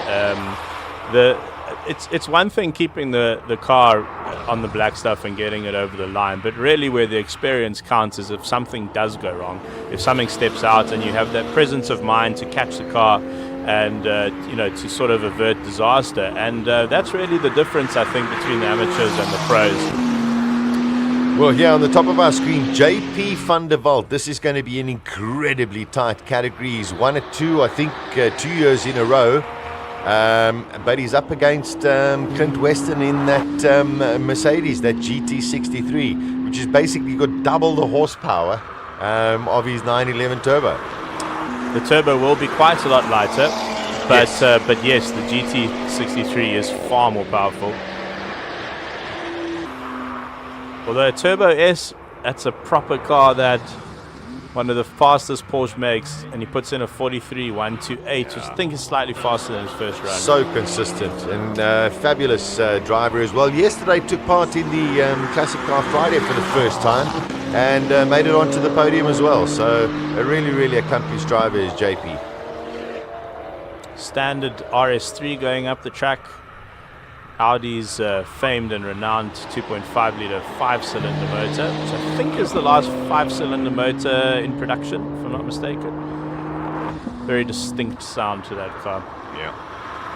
But the RS3 of Silvio Scribante, if I'm not mistaken, Rodrigo can correct me if I'm wrong, but it also is running the 2.5 5-cylinder, just obviously highly, highly modified. Yes, it is. It would be the second car using that engine on the top classes, on the modified saloons. The other car would be the 944 of Johan de Bruyn that sadly is missing the event. He could not get the car ready in time. But yes, that car was the chassis was not originally an RS3. It's a 2011, I think, Audi A3 that was fully converted after that and fully transformed. Both the front and rear subframes are space frame now, all tubular. But there's a whole host of modifications. That car was very, very popular in Sweden. For the Scandinavian guys who are watching will know the car very well and the whole story behind it. So I think it's very good that we are still seeing it racing properly, and I'm sure that from now on it will take a very different direction from what it did while as a time attack machine. From now on, we'll see the car getting prepared to do proper launches and all that, and this is just the beginning for it to 2024. Yeah, we're very grateful to have it here in the competition. And interestingly, this is the debut of the new Mercedes-Benz C63. The company has taken this car in a different direction from very large displacement V8s and now with a very modern 2-litre powertrain, but with massive power outputs, 550 kilowatts, 1,000 Newton meters of torque. And in the hands of Chad Lookoff, let's see what time he posts on his second ever run up the hill of 47.4. That is properly impressive in a road car. And Clint Weston behind him in that GT63. Chiro, I mean, you know, most of the OEMs, when they launched and changed the configuration of the displacement of the Mercedes C63 from a Monster engine to the 2-litre, there was a massive outcry, wasn't there? There has been sort of whisperings that the C63, you know, it's gone from a very characterful 6.2 litre V8, which actually I'm very lucky to own one. Yes. It is, in my opinion, one of the most special road cars ever made. And so it's been a little bit of a tough sell, I think, for Mercedes to convince the buying public that a C63 can be a 2-litre, and I suppose that's why Mercedes South Africa have entered it into the competition, so that they can show off what the car can do. But it is the most powerful C63 ever, so it's got that going for it, definitely, and already it's impressed us up the hill in the hands of Chad Mickle. But does it make a noise? That's what it's about. I mean, Rodrigo, surely it's all about making a noise. Mostly it is. I like to have both. I like the contrast. I like for those defending the electric cars, I like to have them side by side with a proper combustion engine, just so they see the reaction from the fandom to make sure that, well, is this really where motorsports are going? I think a mix it's well, but going full electric, maybe not the solution. Yeah, okay. Now we're getting some of the big hitters that are coming out. We've got 81 entrants -2 because we had Pierre Bester, who unfortunately his car is not available, and of course Andre Bezuidenhout as well. So 79 competitors coming out, a whole bunch of Nissans making their way up the hill. This is a warm-up 2. We've still got 2 more warm-ups, and then of course we've got 3 qualifying sessions this afternoon. I just heard a series of monster explosions outside, and yes, highly modified Subaru. Long time contender at the hill climb. Looks like it got a bit of air. Unbelievable. I mean, that suspension is incredibly tight. Todd Cornier is always massively fast with that scene, and the car is more powerful than ever.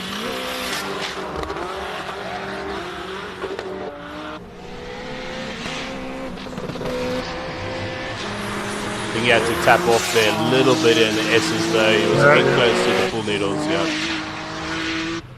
Still 43.8. Whoa, very quick.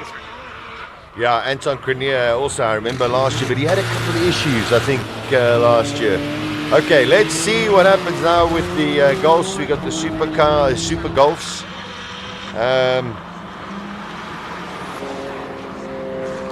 Watching that R34 God, the hill is so special.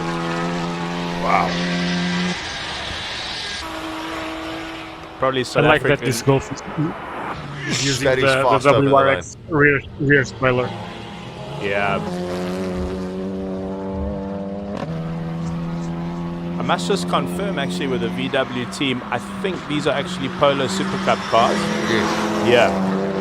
So a little bit smaller than their siblings, but in the hands of the incredible Jonathan Mkhotsi and Daniel Rowe. Let's see what Daniel posts. 46.4.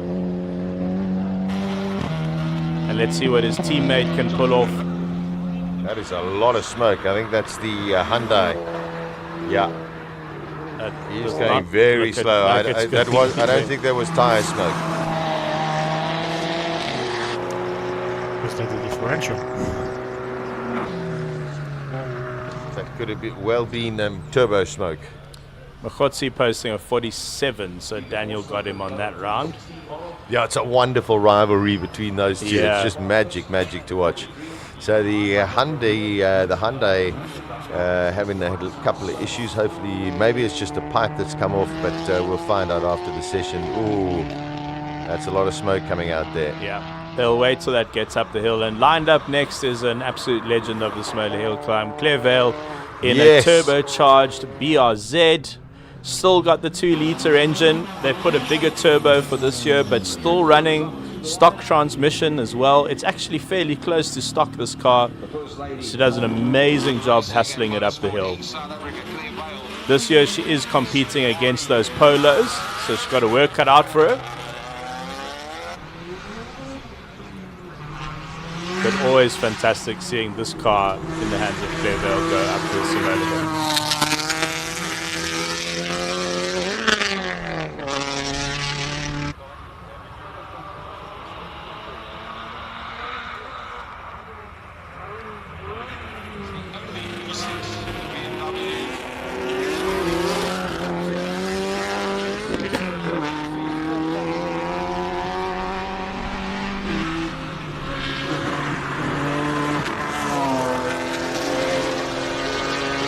Massive diffuser on the back of that BMW. Beautiful sounding. Claire Vale about to post her time. Let's see where she comes in at. Up against those Polos, 52.6. So she's a bit behind. She's going to have to find some time there. And competing for the heaviest car title this year is the Nissan Blackhawk. Man, that's a vicious looking truck. Rodrigo, I almost don't want to ask you this question, but how many SUVs do you see competing up in Europe? None. Yeah, exactly. I knew you were going to say Can that. only be in South Africa. Yeah. I mean, last year we had the Raptor Bucky going up. You know, I mean, South Africa's always got to do something a little bit crazy. Yeah.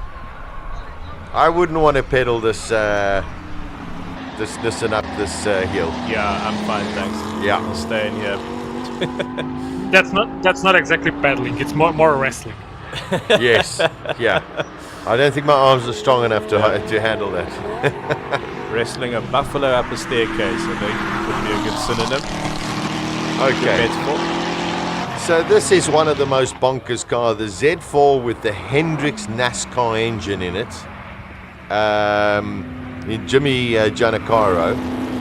It's just mad. Thought that SLS engine sounded great off the line. Here's one of our first of four Lotus going up the hill. I think Sasha, Rodrigo, we're going to have to decide on the plural of Lotus at some point. It's got to be low tide.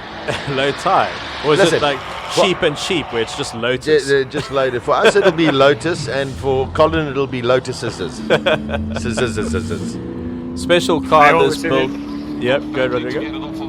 I always say that those are the Lotus units. I work around it. So Quinton Boylan is a bit of a legend on the customization scene in South Africa. He built this car and sold it on, and now it's competing here at the HillClimb with a 45.120. So just to remind you of our records here at the HillClimb, which I suspect are going to fall this weekend in the tin top cars, 38.646. That's Scribante holding that in the Sheriff. And the all-time record set by the Gould, 34.161, which is set at an average speed of 200 k's an hour. Rodrigo, you said something interesting yesterday, that the only place in Europe where the Goulds run is the UK. Why is that? Regulations. The way the chassis of the Goulds are built are not up to the FIA requirements for the mainland Europe stuff. They are deemed too unsafe. Nowadays, I think not anymore. But then there's another problem, which is the size of the fuel tank. They can only do hill climbs with up to, let's say, 40 seconds. More than that, they don't have the fuel tank for anything more. And many of the hill climbs in Europe are something like 2-3 minutes long, and even more. That is fascinating. Very interesting. So outside of the UK, this might Andre's car might be the only Gould competing. Yeah, very possibly. At least in officially, yes.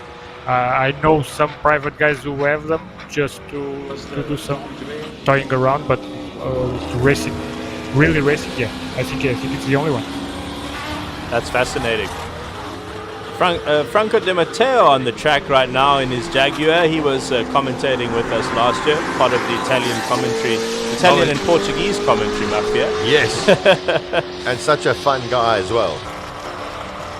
So Devon Robertson, quickest at the moment at 41.8. So significantly quicker. Nice to see Franco actually back racing. I mean, we do miss him in the commentary because I think he's just a wonderful guy, but he's a racer at heart. That Wild Rose Gin, the Ferrari Lotus, bounced around violently up the main straight on those bumps, and he just kept his foot in. But I mean, in the car, 39. There's our first 39 of the weekend. Darby Hubert, goodness gracious! All right, it's the fastest time Hubert ever did with the Lotus Ferrari in SIMOLA. Well, here we go. The times are falling already. Here comes Peter Zeely. So Peter likes to joke that this is a Camry engine. It's actually a Lexus, but it was sold in some Camrys around the world.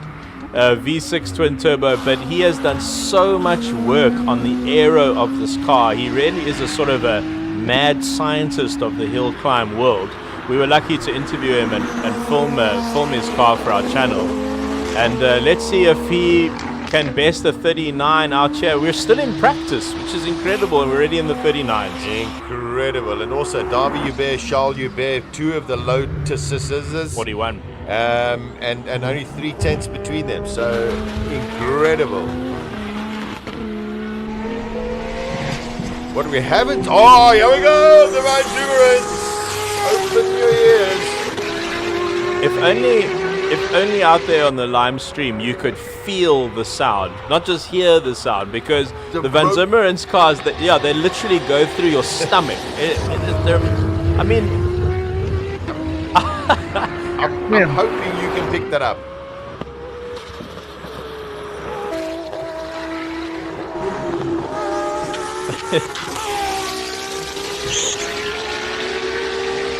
You know, just to remind you, we're only in the beginnings of our broadcast. There's still lots of little trickery that's going to be coming over the next 24 hours and a bit. So don't you worry. Here come the Scribante brothers. It almost looks like this yellow GTR of is he slowing down? Oh, he's slowing. Oh dear. He's slowing down to a crawl there. Yeah, it looks like hopefully nothing serious. Oi, I wonder if he'll even Is get he up. going to make it up over the hill? Or we're going to have to stop action here. I wonder if he picked up a problem and maybe tapped off, but no, I don't think he would want to be stuck on the track. So No. Hopefully it's not terminal. Yeah, I mean that would be just desperate. Is that the start? That's the finish line? That's the finish line, yeah. So he's nearly there. We'll just tow him off. The recovery team will be out shortly. And as you saw on the pictures, they were wheeling back Silvio Scribante's car so they can go put the tire warmers on. In terms of the regulations, Rodrigo, are the regulations for hill climb pretty standardized as what you know from our regulations here and those in Europe? They were not standardized at all up to 3 years ago, but then FIA did a major effort to standardize everything over mainland Europe with the introduction of the performance factor, which is a whole equation where every racer puts all the info.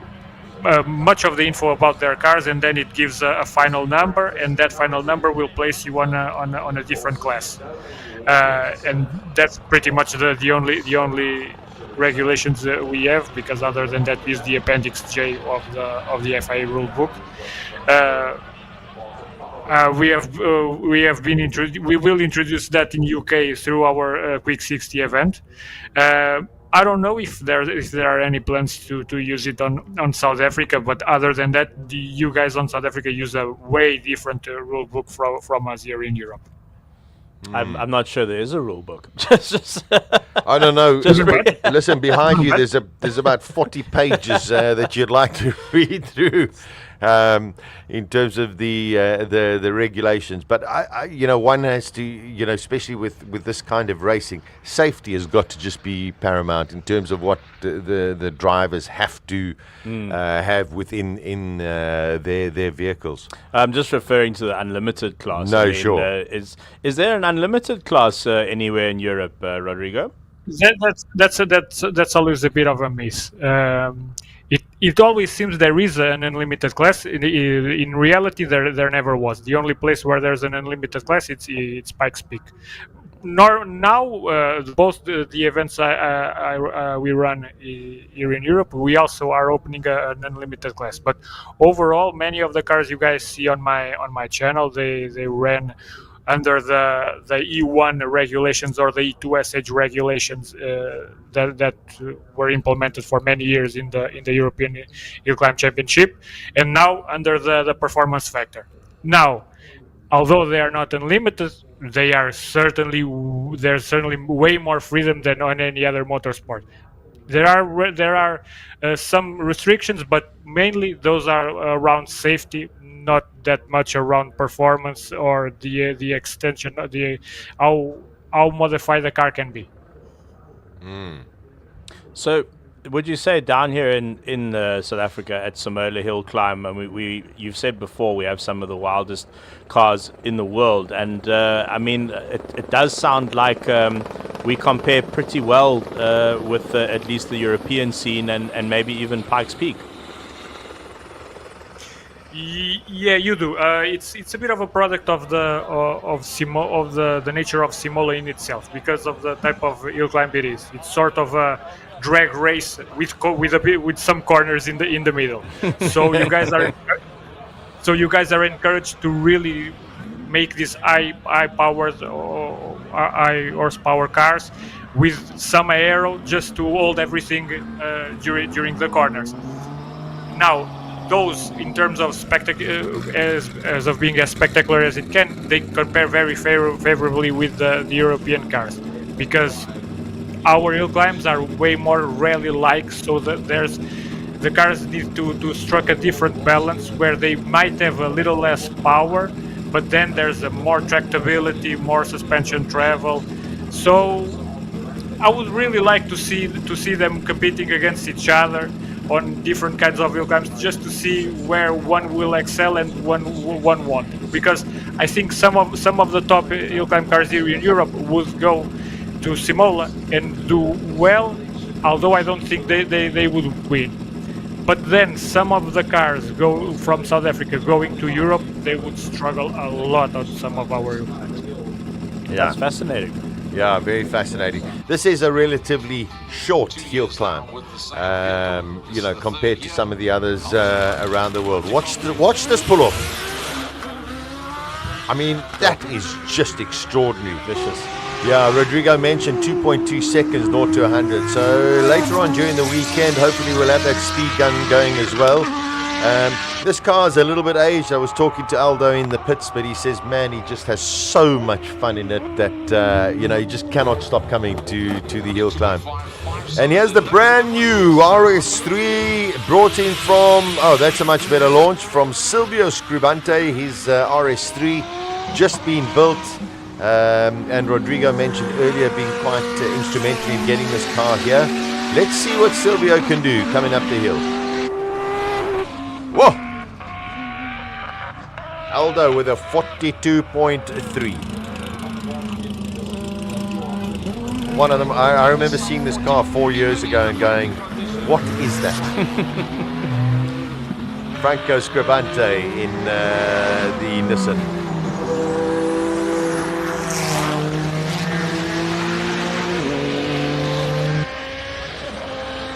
Very interested to see how Silvio does on this run. I think it's his first proper run. 45. So still some time to find. A lot of time to find. Yeah. So at the moment, a 39.7 from Davy Hubert in one of the Lotus with the Ferrari engine. Let's see Franco Scrivante if he can get into the 39s. Oh, on the brakes there. Boom! Nope, 40.6. Getting closer. Definitely picked up a little bit of power. That car, the Sheriff Franco Scrivante's car, it just looks effortless up the hill. I mean, you know, to just put a 40 in, and it looks like he's almost cruising at this point. I think there's still a lot more in that car. He's obviously the current record holder at 38.646, so it's he's got some. I think there's more to give in that car. The car and him have got more to give this weekend. And also track conditions. We've got to say track conditions this year much more favourable than they were last year. I mean, imagine taking that Franco Scrivante car and just going on the road and arriving in traffic. Can you imagine? Reggie Roots, 38.8. Whoa! Hello, everybody. Wow, that's impressive, Rodrigo.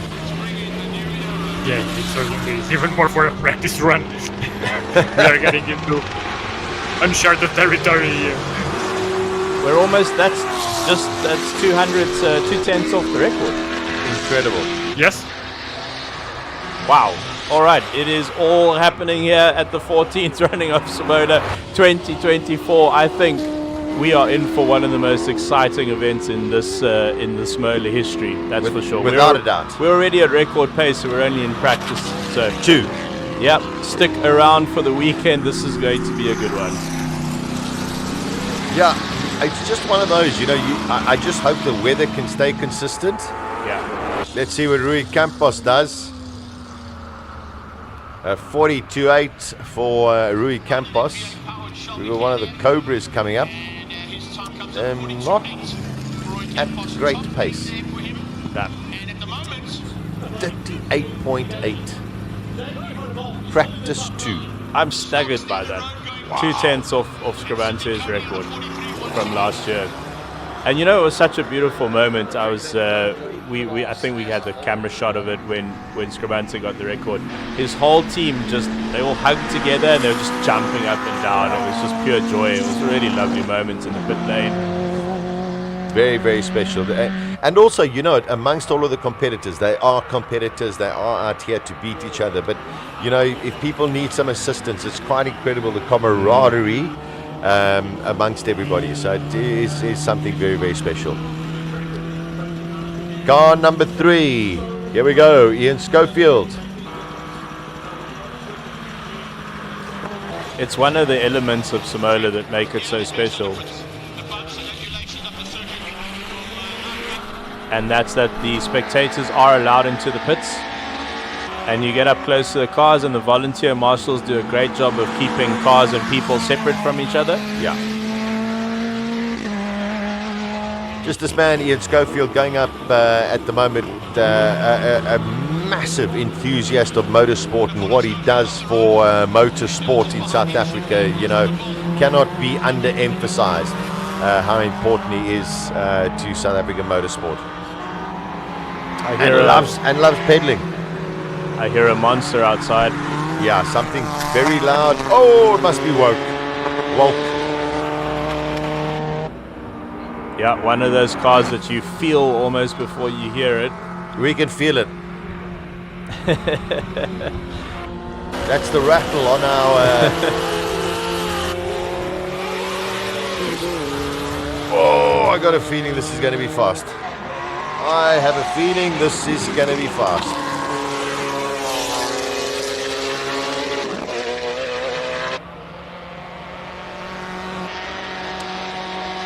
Just taking the line off the bumps there. Using all of the track.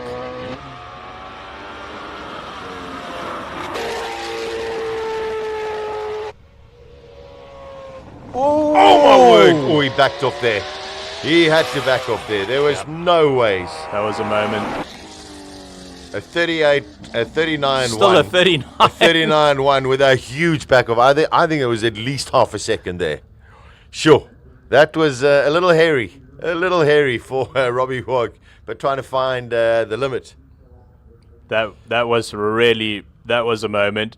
I think the thing is, those pool noodles come up at you very, very quickly, especially if they're in front of you. They're meant to be next to you, but in that moment, I think Robbie Volk had them in front of him, and that's when, of course, that professionalism kicks in, and he got the car right, and he got off the grass. But still posting a 39. That he was definitely on track for a 38 there, that's for sure. Yeah, I think his eyes were wide open. Rodrigo, before we go and show some of the highlights of some of the off-track action yesterday in the town of Neisner. Fabulous to see these times coming down quite rapidly after only the second session. And are you in the same spirit of hoping that the weather stays the same? Yes, I think the weather, the conditions will get even better throughout the day, hopefully. This second practice session was all positive all around. The only thing that I'm afraid of it's Martin van Zumeren with the R34. Hopefully it's nothing too serious, because I really wanted to keep seeing that thing going faster and faster and sounding devilish like it always does. Yeah, well, listen, I'm sure Colin will find out exactly what's going on. Of course, we've got free practice 3 that'll come up in a short while. But our team has been out and about in the town of Neisner, and I must just tell you, I was at the parade, and it was quite extraordinary. So we're going to do some of looking at the parade from yesterday, and also just some of the highlights from this morning as well.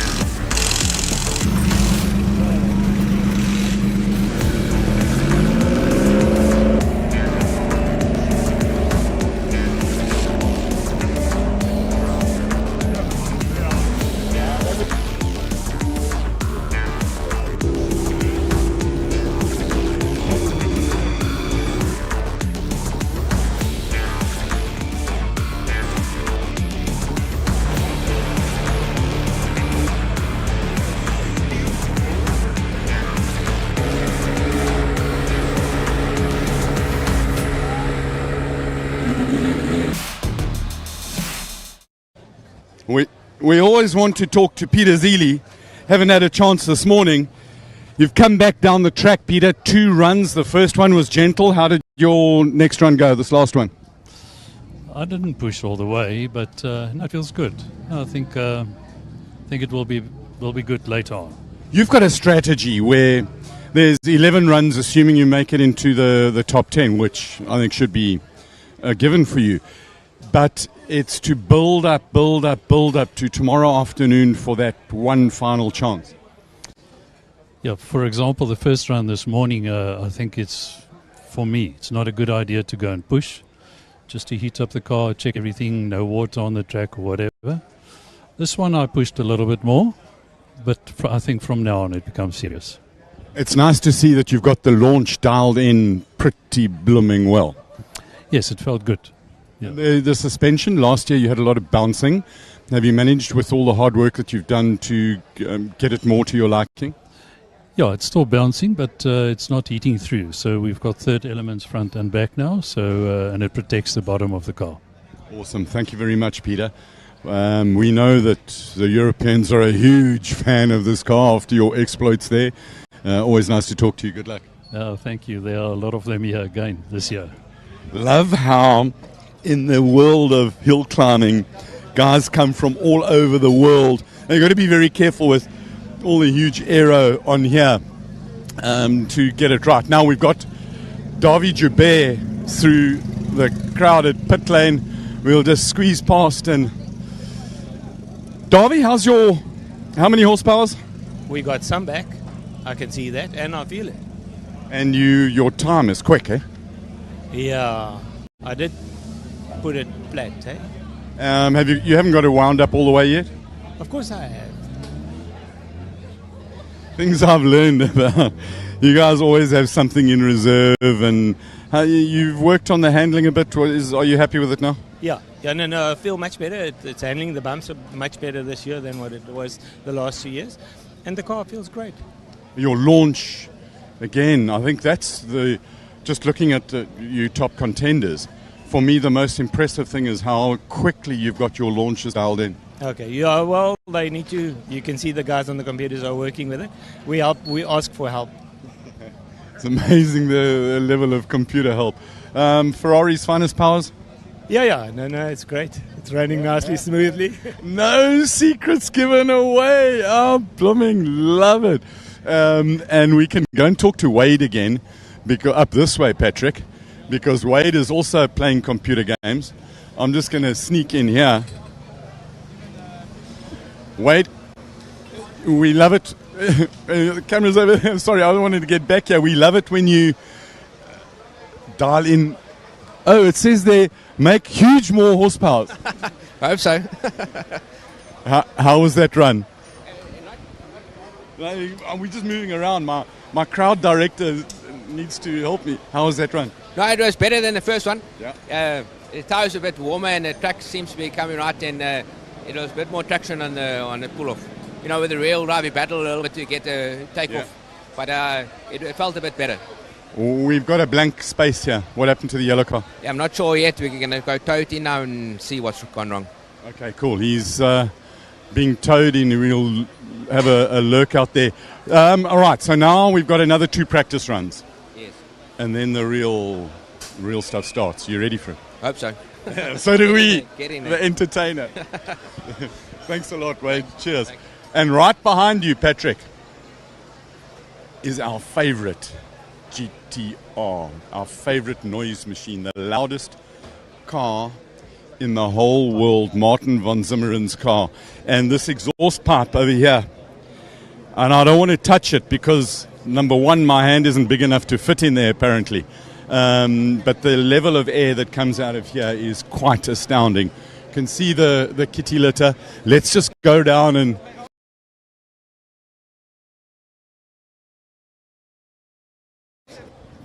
Well...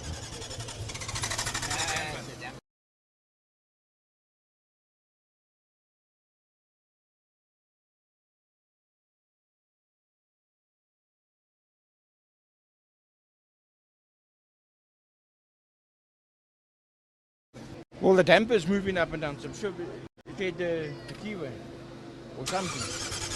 Yeah. That's not lacquer. Can you fix it? We'll try. We'll try. Bit of duct tape, tie wraps?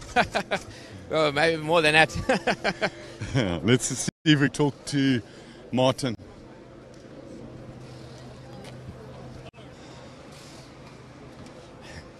You got to be careful getting out of it, Martin, with this. Yeah.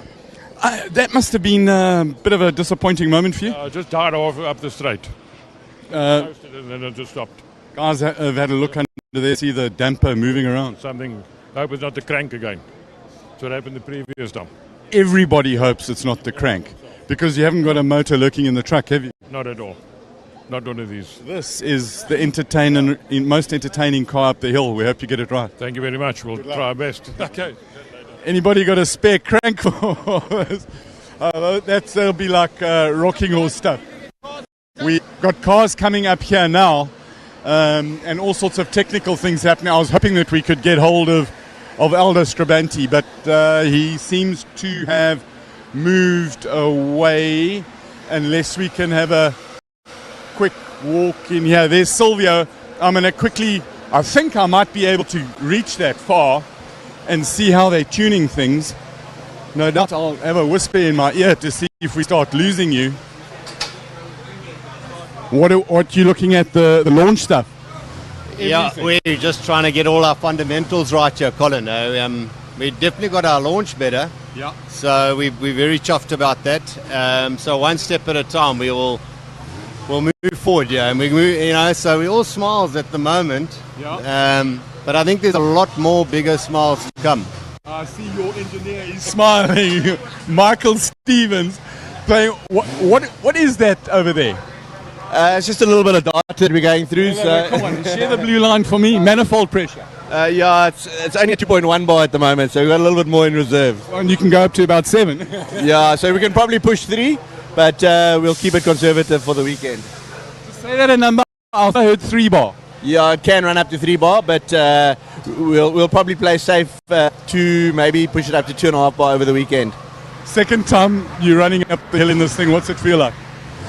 It feels wild, Colin. A lot of horsepower, which I'm grateful for. And I think it's just a matter of me rolling speeds now through the corner and getting my entry speeds correct. And if we can do that, together with no misfire, we had a massive misfire, this one. But what are the chances we can look into the engine bay?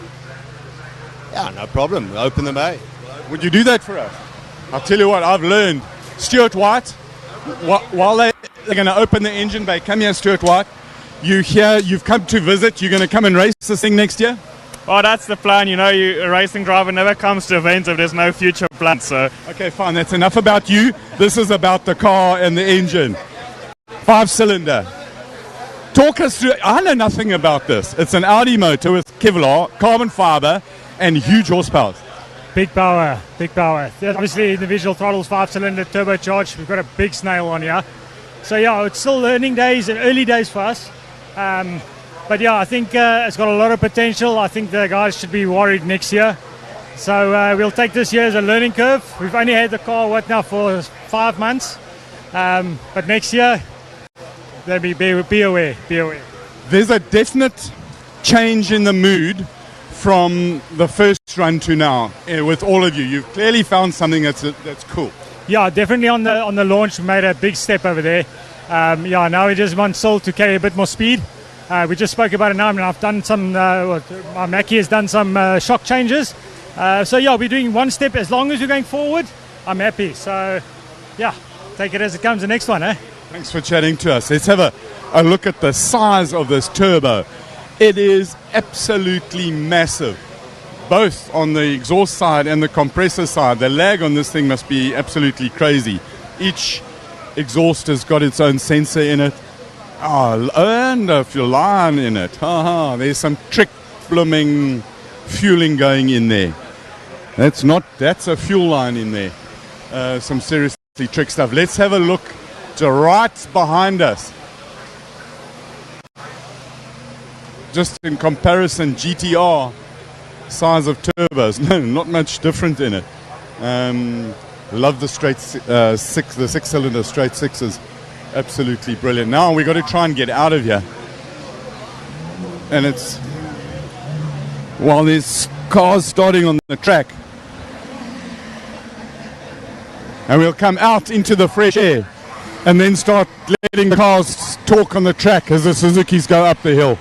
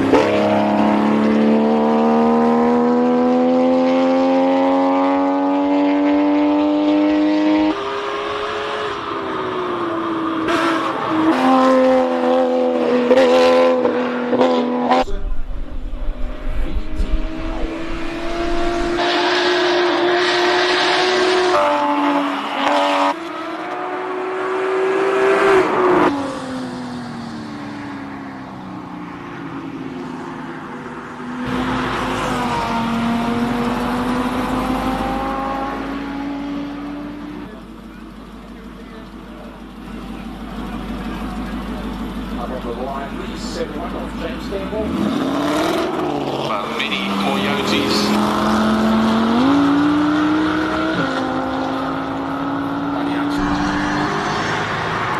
Welcome back. It is the SIMOLA HillClimb 2024. We are into free practice 3. And I'm sure just from the screen you can see that it is a little bit gloomy. Chira and I just went for a little walk outside, and I hate to say, but it looks like there's a little bit of rain. Ooh, it's a bit squirrely from that Mustang. Rain could be expected, I suppose. Yeah, if you're watching from overseas and you're not too familiar with Knysna, very hilly area, tends to have very temperamental weather. And so I suppose that makes this competition all the more exciting. But if you're a competitor going up the hill, you definitely prefer dry rather than wet. So especially if you're in something like a high-powered Mustang, which doesn't like to go in a straight line in the first place. Well, it does like to go in a straight line. It doesn't like to go around corners too much. Rodrigo, we've seen these times tumbling down. We're wanting more and more. Track conditions, I think, are pretty good for the times to go down, but I can tell you that the air around definitely looks like a little bit of rain. We'll see about that. Last year was way more of a lottery than this year, and even if the rain comes, will it be as intense as last year? Well, we'll see. It's also one of those, one has to try and look to see what is going to happen later on today and, of course, tomorrow, whether or not you go for too much risk. If it does start raining, to go out there, you don't want to have any mishaps on the way, that's for sure. Hopefully tomorrow there's no rain, at least. There's the beautiful McLaren 720S making its way up the hill. A remarkable feat of engineering from McLaren. Just one of my favorite McLarens, I must say. Just a really beautiful car. Been really lucky to film one of those, actually, and one of those cars that scares you, to be honest. It's a lot of car, that.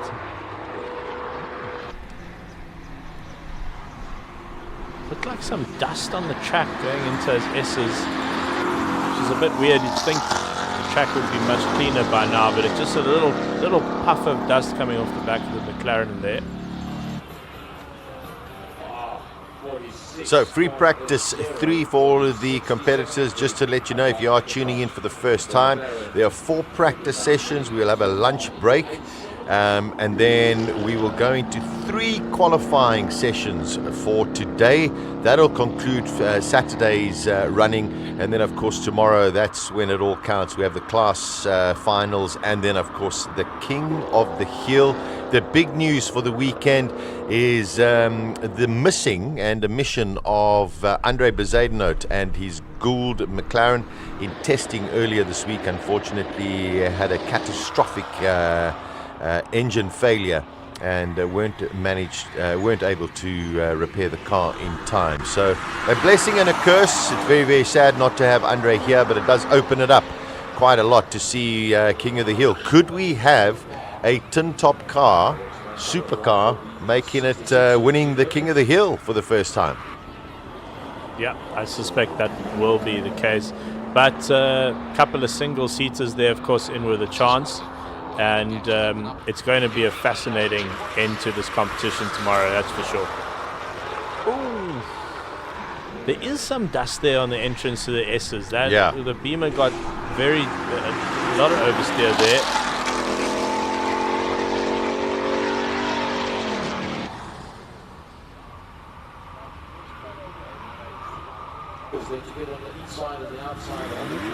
Here's one of our stock standard road cars, number 63. It's Enzo Kuhn again. He had a good day yesterday. Yeah, I wonder how he's going to get both of these cars home. Because he usually drives one.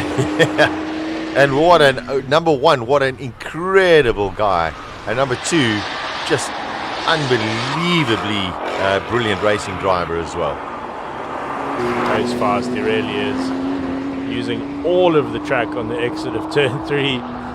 The racing drivers, the ones sort of the more traditional racing drivers, I suppose you could call them, they take such an interesting line through turn 3 and then also through the S's much closer to the apex. I noticed Dion Hubert do that as well. Hey, we didn't see Dion Hubert go out in the second run. Let me think. We saw him he posted a 48, I think, already. And quite interestingly, that car is brake-by-wire. So the pedal feel coming back at you through your foot is false. You're not getting that hydraulic feel. So he said that might be a little bit tricky going up the hill. Rather him than me. That's all I could say.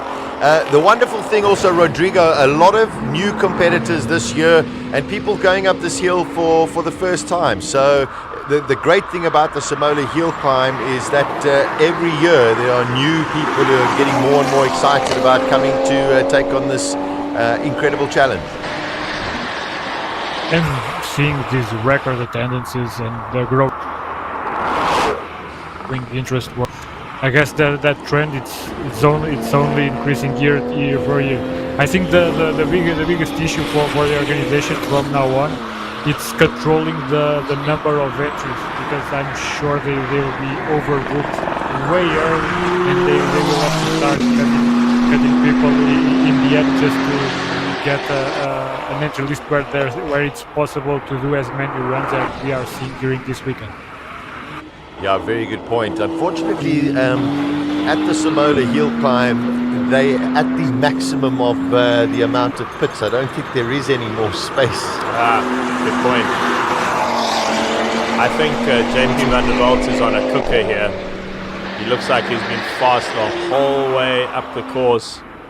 And this guy's committed. Wow, he's committed. 42.7. Yeah. Unbelievable lap from JP van der Walt. Best time of the weekend. Yeah, he's really here to mean some business.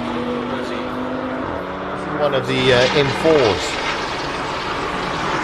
According to some of the information I have here, JP van der Walt won last year with a record time of 44.991. Let's just check if that's correct, but that means he's already almost 2 seconds ahead of his record time last year, which is incredible. Very good. This M4 competizione or competition, Cristiano Verolini in it as well. So let's see what he can do, because he's going to be up against that Porsche 911. I mean, given that JP van der Wald's car is stock and was stock last year and is stock this year, he could be maybe running a different brand of tire or a different type of tire. Still has to be a road legal tire. Sure. But it makes me think that for some reason the track is quicker this year. Very much so. Well, last year it was a little bit of a lottery. We had some drizzle, then we didn't. So at the moment it's just rubbering in. It's got the rubber from yesterday from Classic Car as well. So they're definitely, I think, working in their favor. Slightly cooler conditions, so maybe they can control the temperature of the tire as well. So yeah, very, very good times at the moment. I think a very impressive time from Cristiano Berolini, 45-1 in that M4 competition.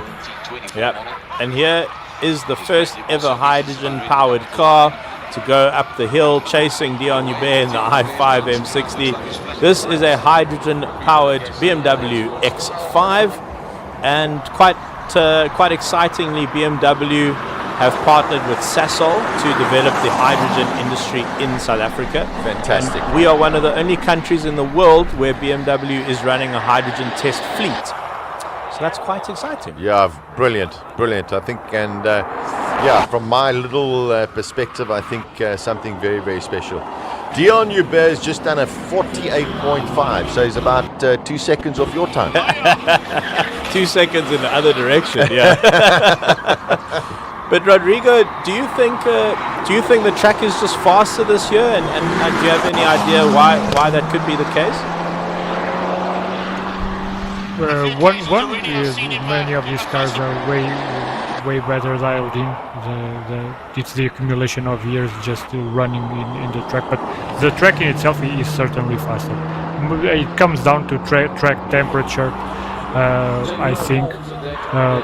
Probably even last year there was never a stable conditions on the track. Even when it was dry, it was dry for a little time. There was some dirt because it was raining a bit before and all that, but the track certainly is dry. I would wonder then if stuff like wind is also playing a role here, but not being I can tell you that. Yeah, we don't have any wind at the moment. No, it's fascinating to watch. And here is the most powerful road car going up the hill, the GT63. Yeah, top of your screen, GT63, 600 kilowatts. Clint Wesson, who drives these cars, he runs the AMG Academy, Mercedes Academy in South Africa. I mean, he knows, if there's anybody who knows how to drive a Mercedes, that's Clint. Oh, look at that four-wheel drift coming through the S's. He is pushing it. Yo! Also gets squirrely there. That is unbelievable. 46.7 from Clint Weston. 45.7, my apologies. Wow, that's fast.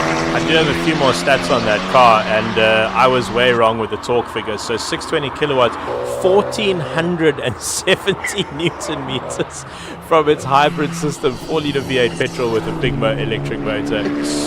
That is incredible power for a road car.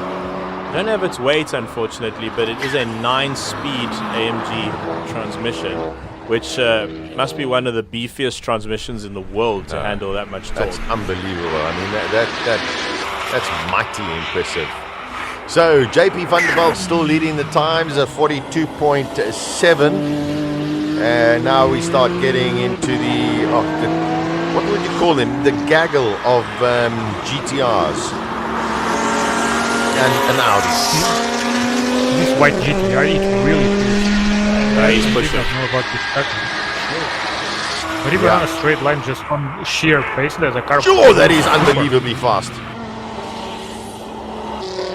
45.1 for Steve Clark. Let's see the Nissan. It's not the Nissan, the Audi.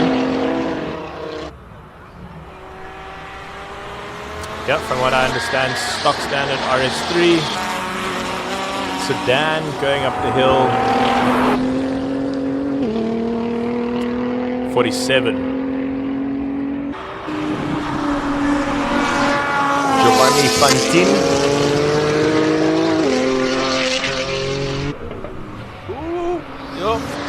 of it there. Same corner, Rodrigo. Yeah, Farouk Dangor putting in a 46.6.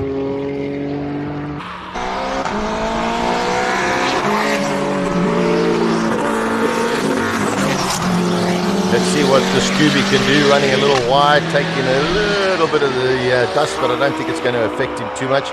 Coming up to, look at the bouncing on that car.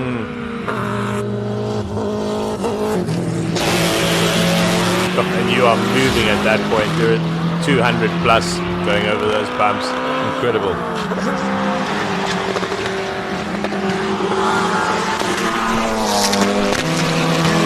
Did he catch a pull needle there? I just saw something bounce off. Yeah, just from the front right of the car, but could have been just something on the screen. That's an impressive time from Anton Grenier, Rodrigo, in that Scooby. Yes, but as more cars are running, I am just thinking that the time of JP van der Walt on the Porsche is stable.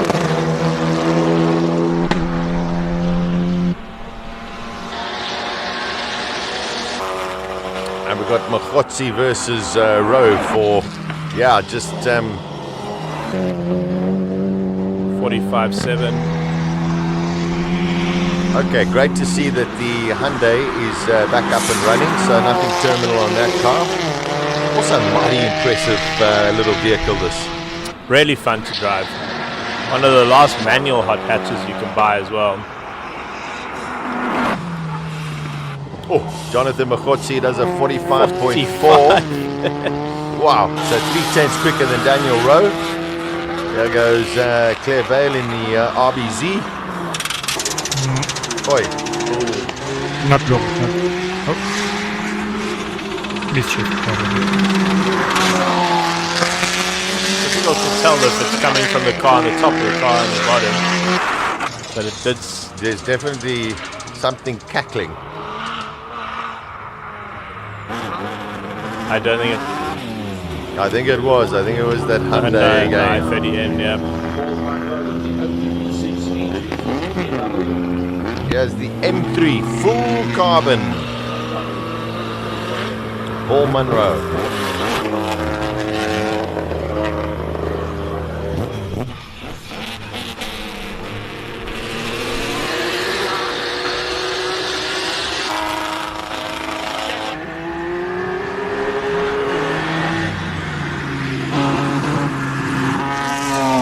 Claire Vale having a terrible run there. Yeah, I think she definitely, maybe it was her car having the issue.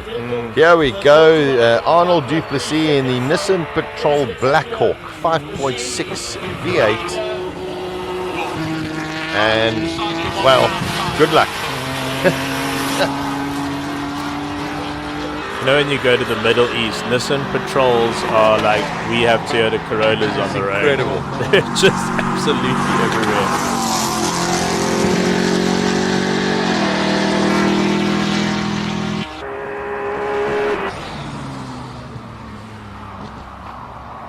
Trying to see what Paul Munro's time there. 47.7. His times are mighty impressive today. But in this session, JP van der Walt still holds the purple spot.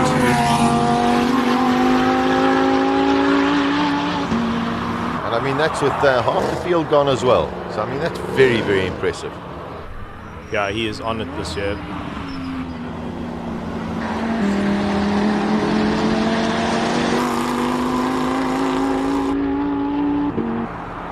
Yeah, Ricky Giannicaro driving the R8 as opposed to usually driving his Lamborghini.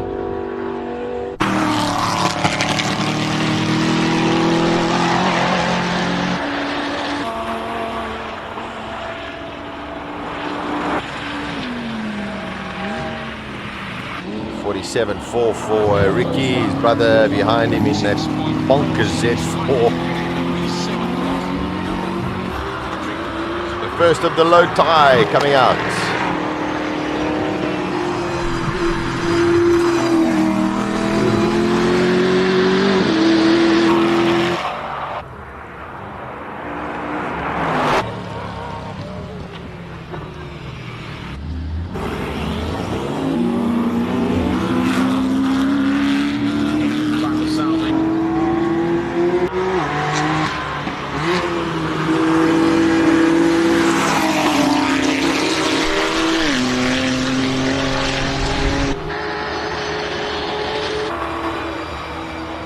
This AMG powered Lotus looks quick.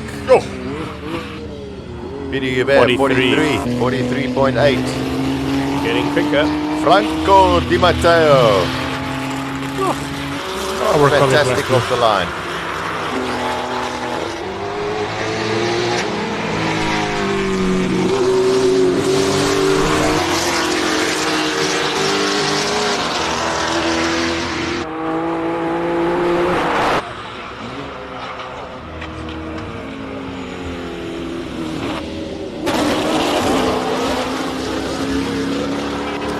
Franco's really quick in that car.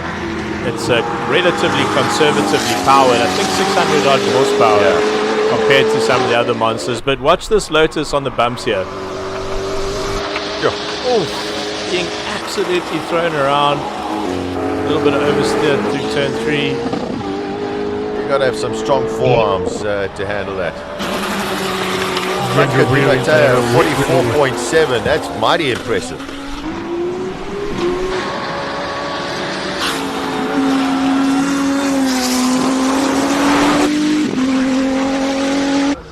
Another 39. Yeah, Darby Hubert. Oh, I'm hoping that... so that doesn't go. Peter Zeely. Watch this thing go.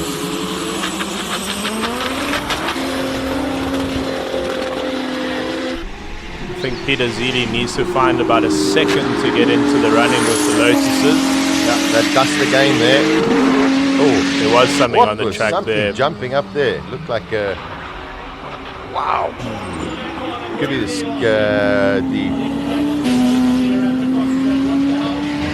looking quick. The two Huberts. Darby Hubert, 39.0. Sean Hubert, 39.6.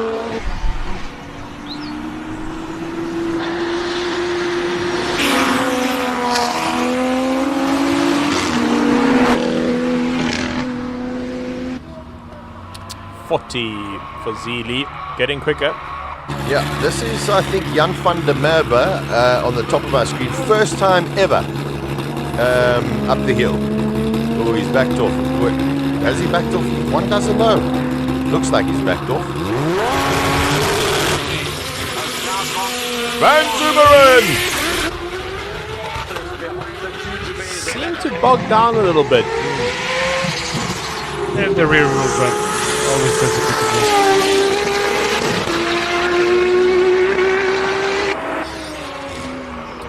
Definitely some debris on the track of on turn 1 there. Might be worth just stopping the action quick and get someone out there.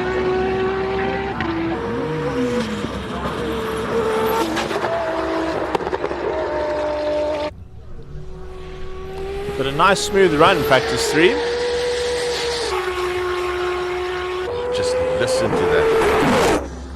Oh, that is unbelievable. 43.2 for Van Zumeren, Wade Van Zumeren, sitting in 5th place at the moment. Aldo Scribante, I just love the way this car launches. It's just extraordinary.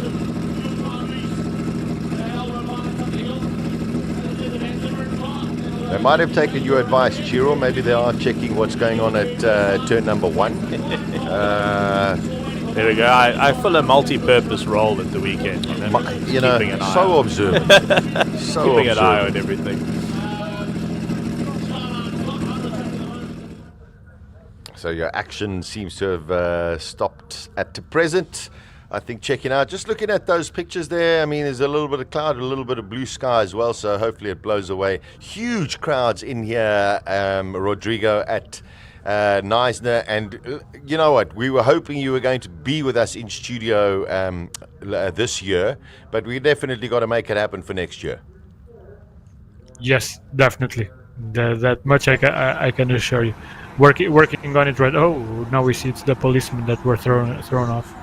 Yeah. By some car. Yeah, we've got to definitely get you here. Oh yeah. For this run, I was just noticing that the cars that were two cars that were not running, and this may spell bad news, are Lee Thompson in the Polo K24 and Martin in the R34. let's see if they can get both those machines up and running, because they would be fighting for a top 10, for a place in the final shootout for sure. Yeah, without a doubt. So, and Lee Thompson, you remember we went up on that first run, and you could see there was something went awry. So hopefully they can get that sorted out. In terms of spectatorship at the hill climbs in Europe, Rodrigo, very well attended. Does it grow year by year as well? I don't think it does need to grow. It's pretty damn huge for a number of years now. I think the HillClimb with the biggest attendance of all is here in Portugal. Curiously, the one that will be held 2 weeks from now in Valperra. It's otherworldly. I think everybody knows those old videos of the Group B cars in the Rally of Portugal, where everyone was in the middle of the road. That spirit, apart from the safety hazard and all that, but that spirit still remains in this HillClimb here in Europe. That amount of people, we probably are talking about something like upwards of 100,000 people during that week. Wow. That's incredible. Wow. And that's just magic. I'm definitely going to be tuning in for that one. This is the only event where the safety car is allowed to drive the wrong way round. So making his way down, bollards are sorted out, what we call the policemen, and of course we get the action back up. It's the second time out of 3 practices that the Scribantes have come out, both of them, with warm tyres, and now all of a sudden their tyres are gone ice cold again. So, no, it's not happening at the best times. Let's go and check out what Colin's got for us in the pits before the action starts again. Not a lot of time I was hoping we can talk to Silvio. We might get to him. To answer your question about Lee Thompson's car, there was a sensor that came out of the gearbox, and it left some bits and pieces of metal inside the gearbox. So they're busy flushing the gearbox out now, get all the little bits of metal out of it. They've got the new sensor in it, and he says they'll definitely be out in the next run. This thing has got colossal power. He is doing a brilliant job. They've changed the map. They've got the launch.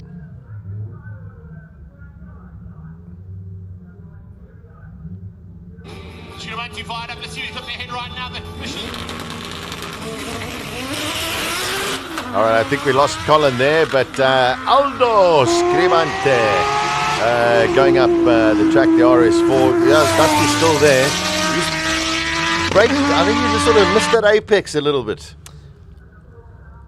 One of the fastest. Looks like there was no Aldo there. Yeah, brand new. Still not launched. Lot of work to work on for Silvio Scribante to get that going. I think that was maybe just a small freeze rather than a missing car. Yes. In the stream. So Silvio's probably okay. Yeah, I'm sure he's okay. Sorry, Aldo rather. Aldo.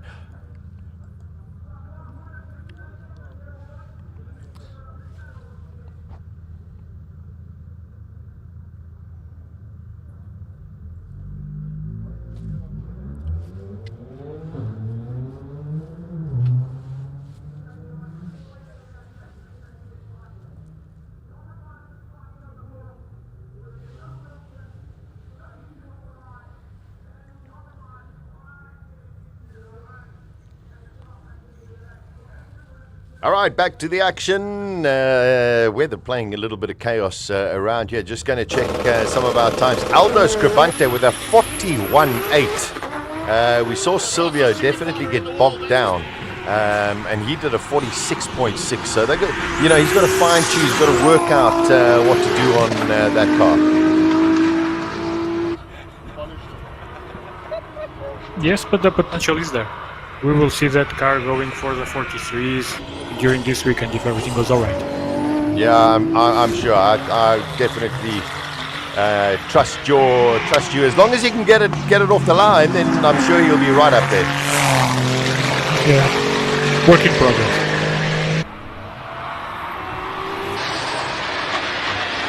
Franco Scribante only did a 44.3. So we didn't see his run, but yeah, maybe testing something or doing something different. We've got Reggie coming up the hill. He's been in the 38s already today. Darby Ubez at 39. Oh my word, that is huge! Oh, I can't believe I saved that. Yo! Well held. Same corner. And he still does a 41.7. I mean, that's the same corner. Yeah, that near incident started at exactly the same place where we saw Classic Car Friday spins and spins today as well. Yeah, Rodrigo, your prediction is spot on.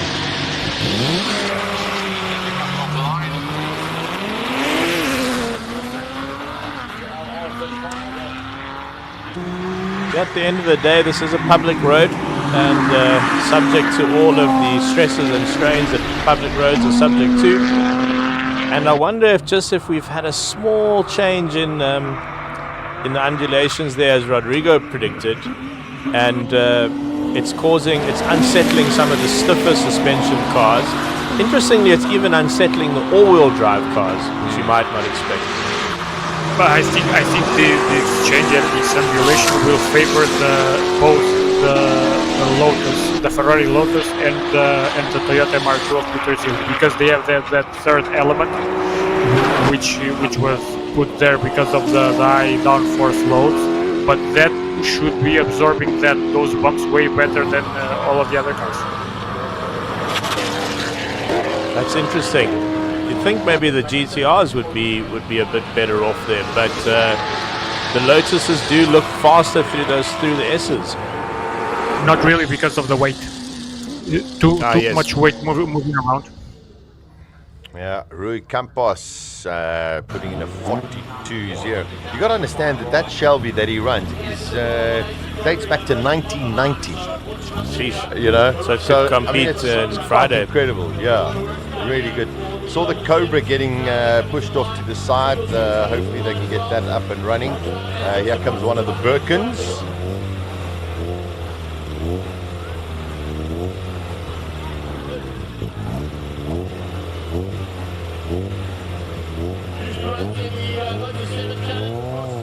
As part of the national championship that they run.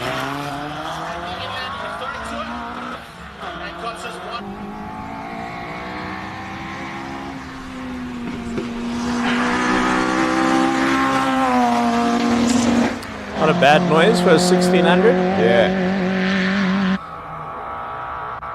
These are competition cars, these Birkin. It's a spec series in South Africa. Trailing the brake.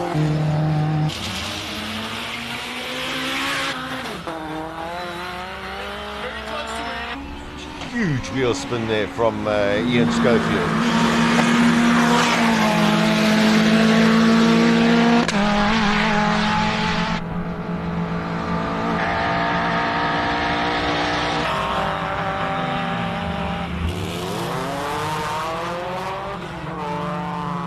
One of the Formula Fords, Formula V's going out there.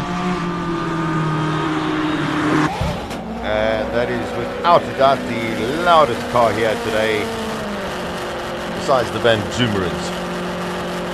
Let's see what Robbie Wolf can do. 39.0 is what's up there from a Lotus.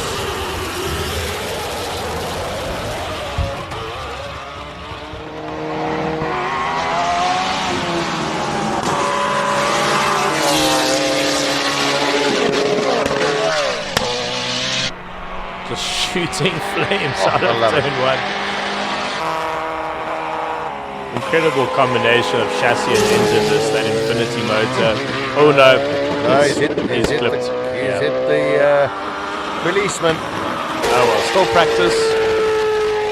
Trying to find the best line for himself. He's on the ragged edge there. Well, he gets into the 39s, but that isn't going to count. Just 0.05 of a second slower than Davy Hubert.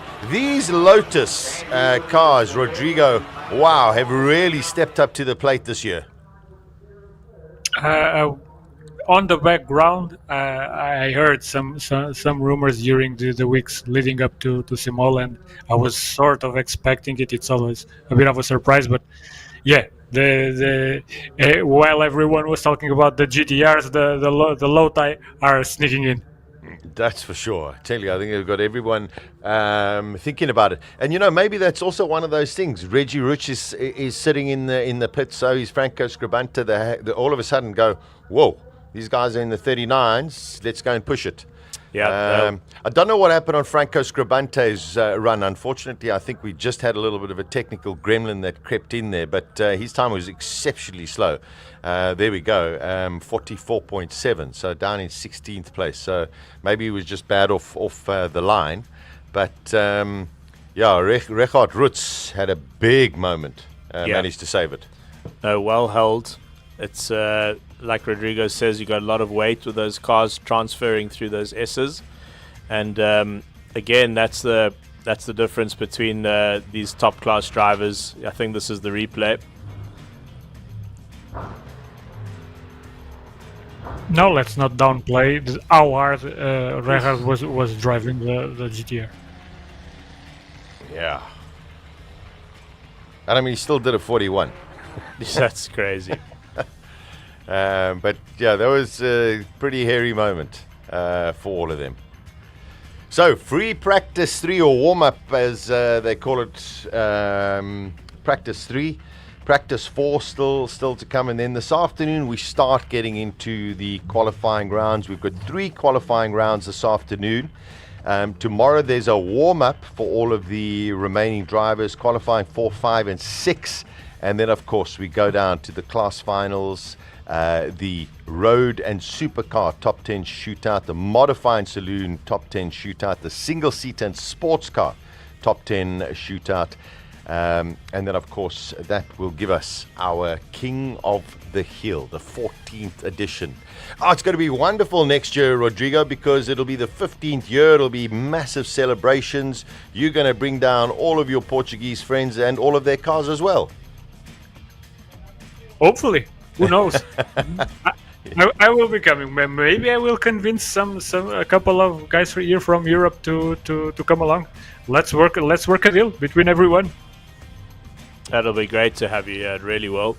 It'll be a wonderful idea. And I mean, listen, if you look at the exchange rate, I'm sure a lot of them will find it incredibly favorable. There's that replay again. He's oversteering already. Oversteers there. Then he comes through here, okay. And that's where it begins. Yeah, and you can see it lifting the wheels from the ground on mid-corner.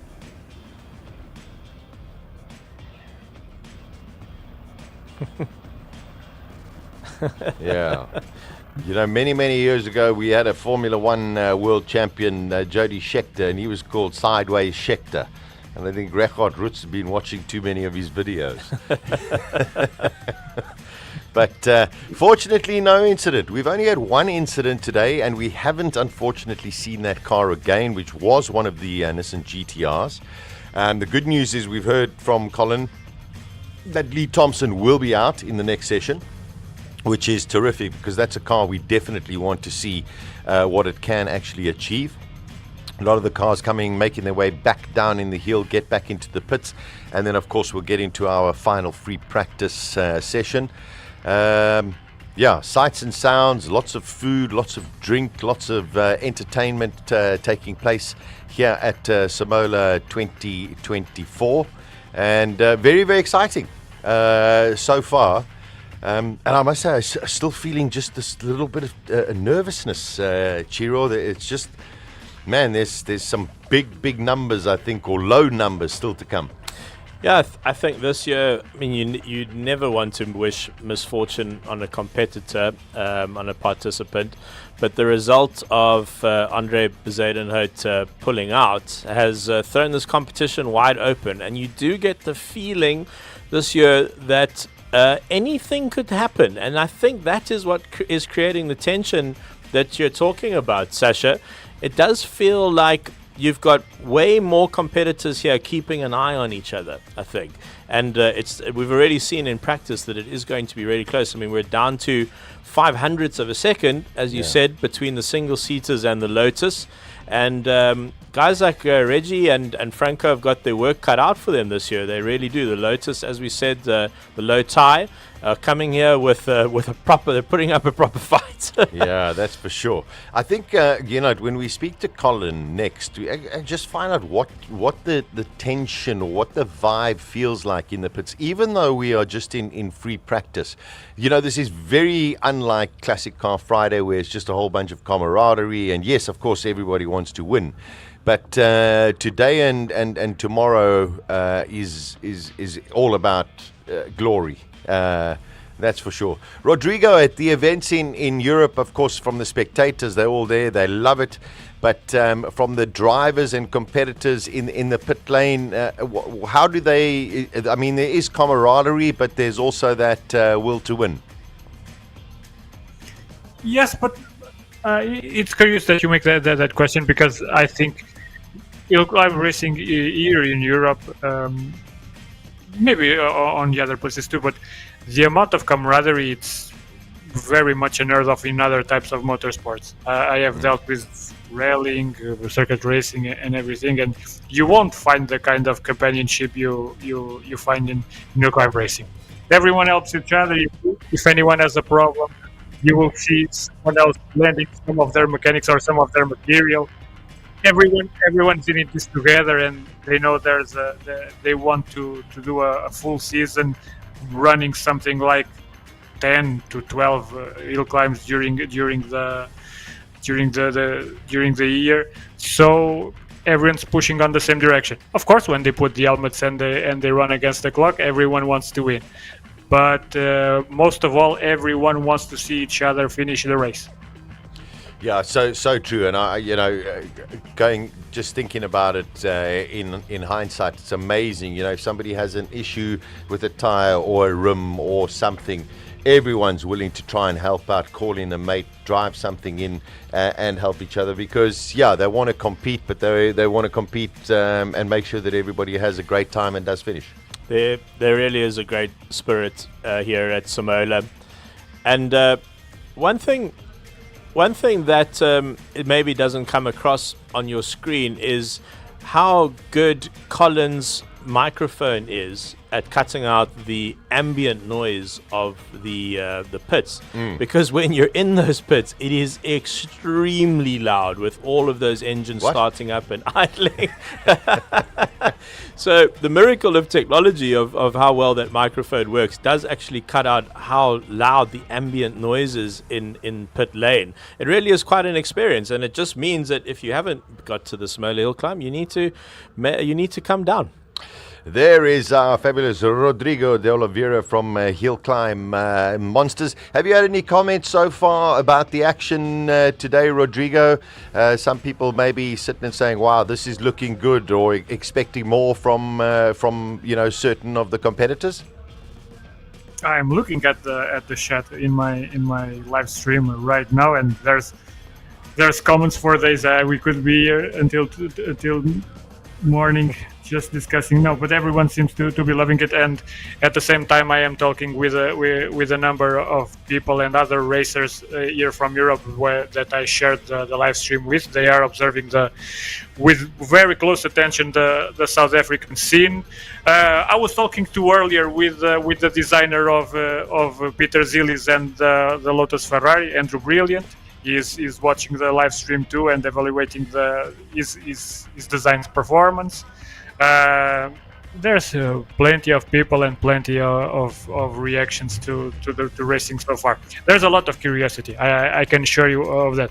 It's like this one moment in the year where every HillClimb aficionado sees something truly exotic, because the rest of the time they know what to expect. They know the drivers, they know the cars, even as unique as they are. Well, it's the cars that we see racing week in, week out here in Europe. But then there's this one blip in time during the year where all the attention goes to SIMOLA, just to see how crazy that you guys are going at it. Well, I listen, I must just say on behalf of everybody in South Africa, thank you for, assisting in getting the SIMOLA HillClimb onto the map via your brilliance and your channel. So thank you very, very much, and also taking such a great interest in it, because, it just helps us down here, and hopefully we can reciprocate with the events that you do in Europe as well. It's a synergy in the end. I certainly could. I am helping, but in the end, I think you guys are helping me more than I am helping you, because you guys provide the raw material to provide value to the viewers and to get the attention on everyone around the planet. Because in the end, it's not so much that I'm doing a great work or a bad work. You guys are providing some truly staggering cars, doing some proper racing on this little drag race with corners, like I said earlier. So I just, it's like making good food. As long as you get good ingredients, it will always taste good. Wonderful. Thanks, Rodrigo. Yeah, thank you. Chiro, we've got somebody on our stream sitting and saying it'd be great if the road surface could be supplied with some new tar to remove those nasty bumps, and we may even see higher speeds. What do we want to do? I think the road is actually in very, very good condition.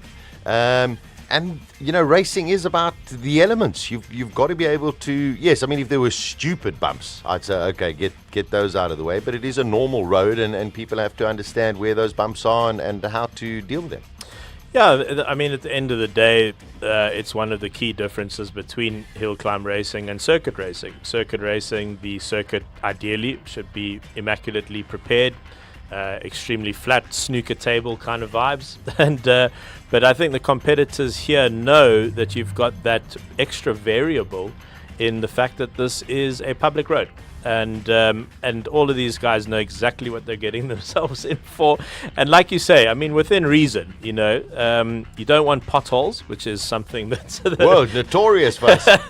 Well done, Neisner. Something that unfortunately we are known for in some parts of South Africa. So there's no potholes, so that's a good start.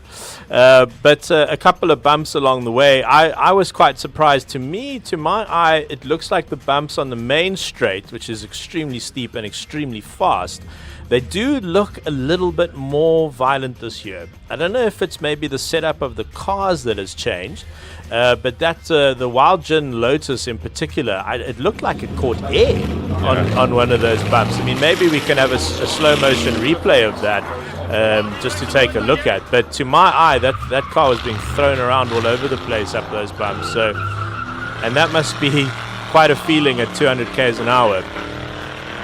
Yeah. Well, here we go. We've got some action for all of the spectators. Jim McFarlane in his drift taxi, and he's got a whole bunch of people in the back of that car as well with him. And if they haven't experienced what they're experiencing right now, believe you me, they won't forget it. Yeah, and they've got the windows open, so that means they are getting covered in tire smoke.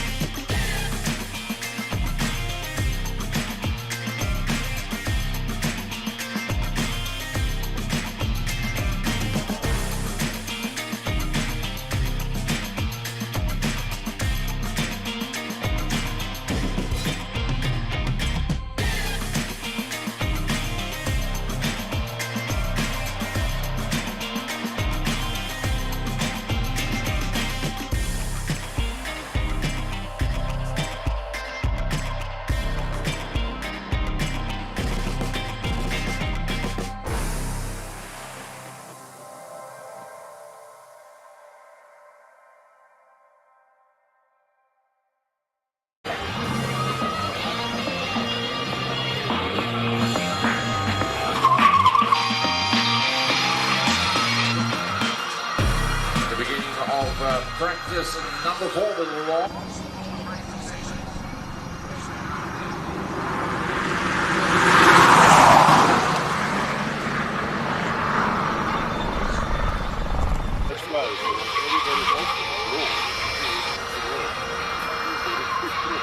So it's Falcon going to be the second man off.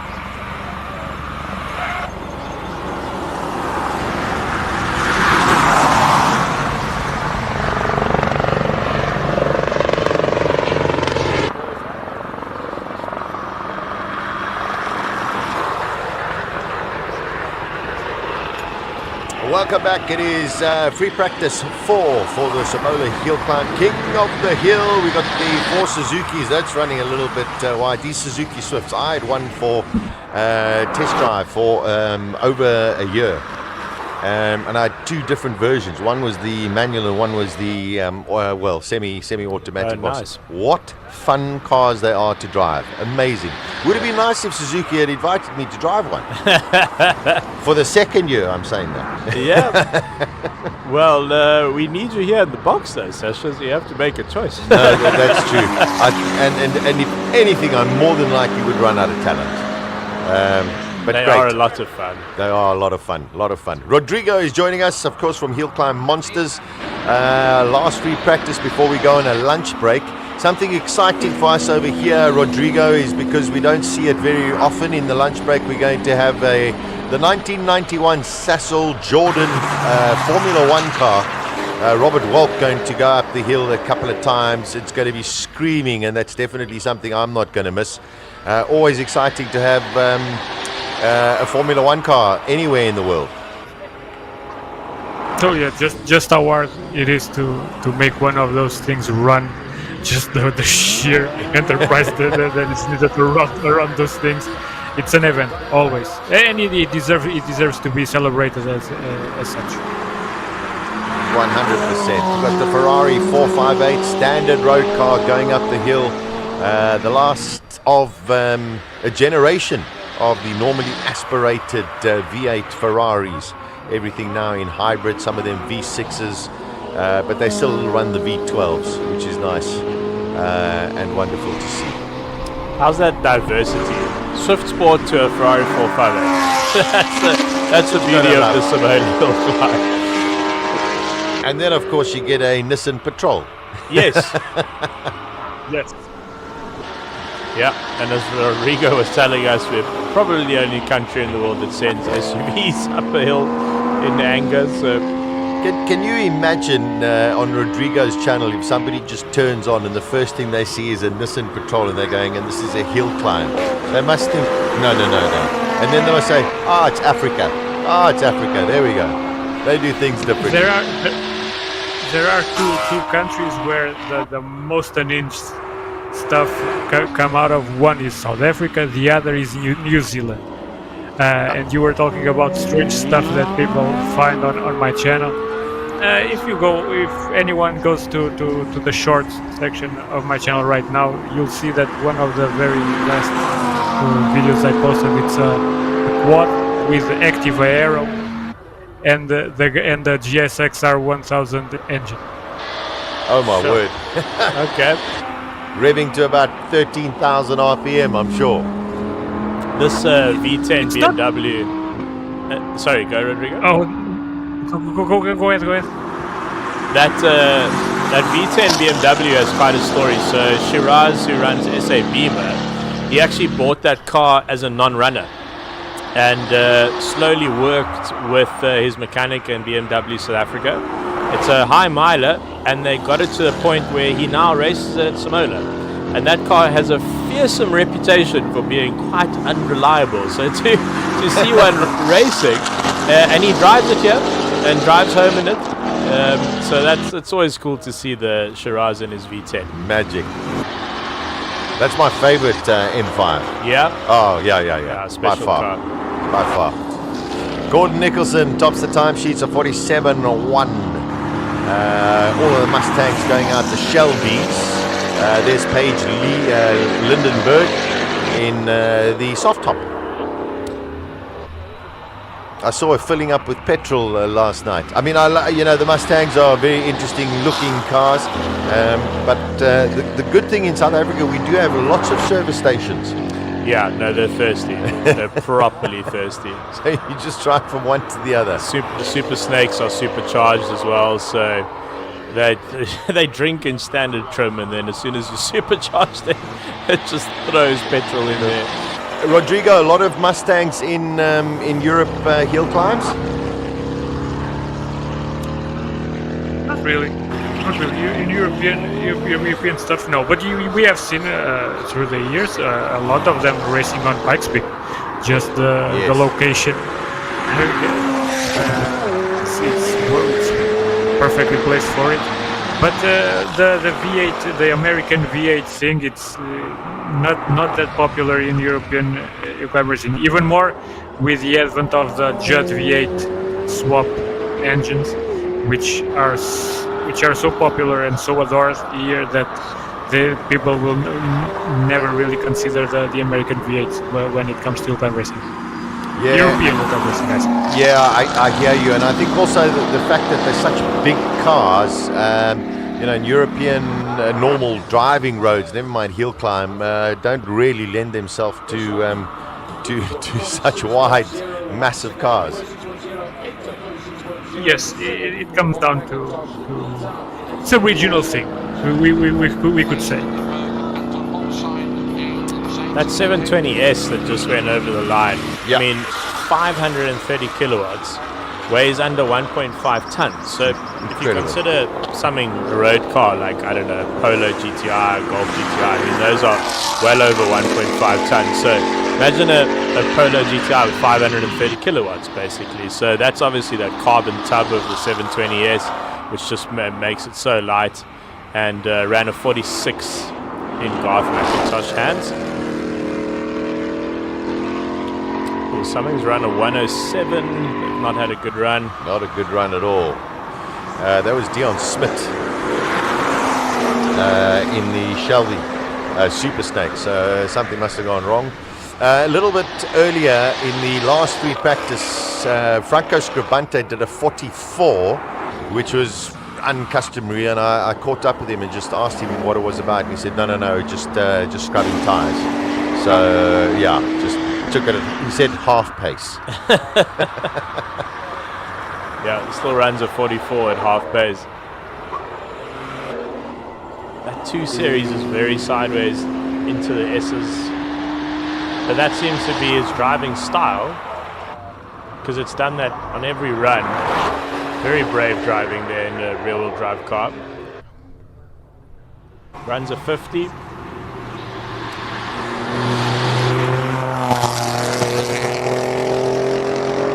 That Porsche had a little moment there on that last corner. Yeah, he did. Yeah, just saw the brake lights tap onto the brakes just to steady the car. The Alfa Giulia QV at the bottom, beautiful sounding car. It would just be really nice if it was in race mode, Giro. And it's still flashing its hazards, yeah. I think the thing is you drive to your own limits as well. I mean, I didn't, in the i4M50, I didn't turn the traction control fully off. Didn't have the confidence for it. You know, you want that bit of driver rage if you do get yourself into a little bit of trouble. No, yeah. I can well understand. Yeah. My good friend Basil Papa Giorgio just sent a message. Would be great if we had a World Series of hill climb similar to F1 and WRC. You know what, Rodrigo, there is a challenge for you. Put together a nice World Series and get everybody to travel all over the world. I would be lying if I didn't think about that before.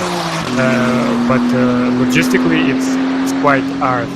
I can imagine. I'm starting smaller, and the goal for now is to get up to 4 or 5 different events over Europe where we can run things under our rule book, and that can be turned into a series quite easily.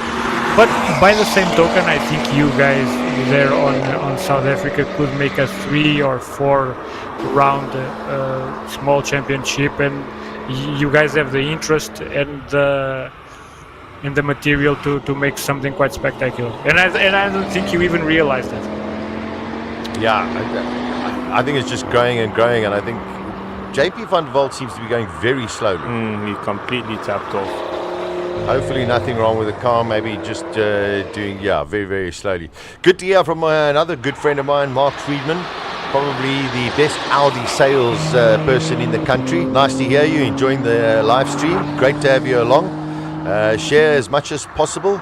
Lots of people coming through, really enjoying it as well. Yeah, I wonder what happened to JP there. Maybe Colin can go chat to him for us. But He is the current title, I think 2 times title winner in the road cars. So we definitely don't want to see him out of the competition. Here's the only electric car in the field, the new BMW i5 M60. Can you explain to me, it's an i5, so it's a 5. What does M60 mean? It just refers to the power output. So it's the highest electric power output that BMW currently offers. And I think probably close to 600 horsepower, which is maybe where the 60 comes from. Okay. Yeah, 442 kilowatts and very heavy, 2.4 tons. It'll definitely be one of the heaviest cars up the hill. Dion Hubert, South African racing legend, piloting the i5. He's already done a 48. This looked slightly slower to my eye. Let's see. 49, yeah. And your time was 42. Yeah, 42.9. Let's just keep it. We're keeping it there. The C63, the new one, the 2-litre, making its debut. It's been pretty quick in the hands of Chad Lookoff. I think he's already run a 47, chasing the first ever hydrogen-powered car up the hill. So I tell you, we're not sure what happened with JP van der Walt, but Cristiano Verolini has been very consistent in all 4 of his runs. So he definitely seems to be getting more and more comfortable. Here we got the GT63S 1,400 and a few Newton meters. Oh, you see that under braking? Yeah, it's a heavy car. Yeah. Whoa! 4-wheel drift going into the S's. That's guys bold. Guys are pushing. Wow. Let's see what Clint Weston. No, Jeez, he's throwing that car around. Whoa! Clint, this is not the drift exhibition, hey? You gotta get. That is just mental. That is mental, and he does a 44.6. That was one of the hairiest rides in a road car, in any car I've ever seen up the hill. Definitely going to catch up with him. I love this Honda. Type R, manual box. Man, that's a lot of fun to drive. Rodrigo, what did you think of that GT63, that driver just almost sideways in every corner? Gotta hand it over to the guy, because with that amount of weight, that amount of torque, and going fully sideways, and one thing would be just on one corner, but continuously and on consecutive corners. Okay, there was some purpose behind all that. Yeah, no, it did look deliberate. I mean, and that thing, I mean, it's so heavy, it'll be scrubbing its tires, it'll be leaning on its sidewalls. Yeah, we'll definitely, during the lunch break, go and have a chat to Clint and ask him about that. But, I mean, that is just, that's a lot of talent. It's a lot of skill to hold that. That Honda ran a great time, 47. Love seeing this R34 go up the hill. I mean, these are touching 2.5 million rand now. If you want to get into one, absolute JDM icon. Yeah, RS3 Giovanni Fantin. Joe, it was a great launch. 45. That's stunning. Oh, it's quick. Stunning. That RS3 sounds very loud. Some of the big hitters. Here we go. Farouk Tango. What a wonderful man. Oh, he's a great guy. Living legend. Had a fabulous day yesterday in the classic car Friday in his BMW. Today in the R35.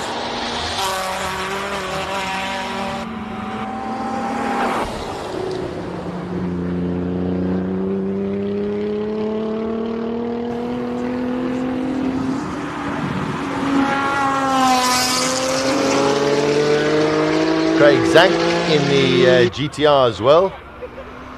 I love the colors of that yellow GTR.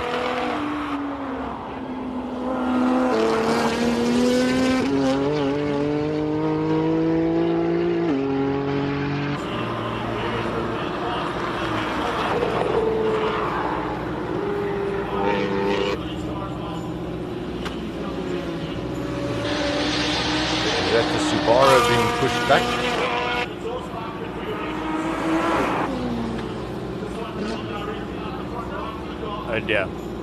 Getting pushed to the side. There is a little space on the right there in case a car does need to be pushed out of the way. That's a pity. I would have loved to have seen this going up in the last free practice run. Yep, you never want to see that. Shame a car just not running, but maybe he can get it back alive.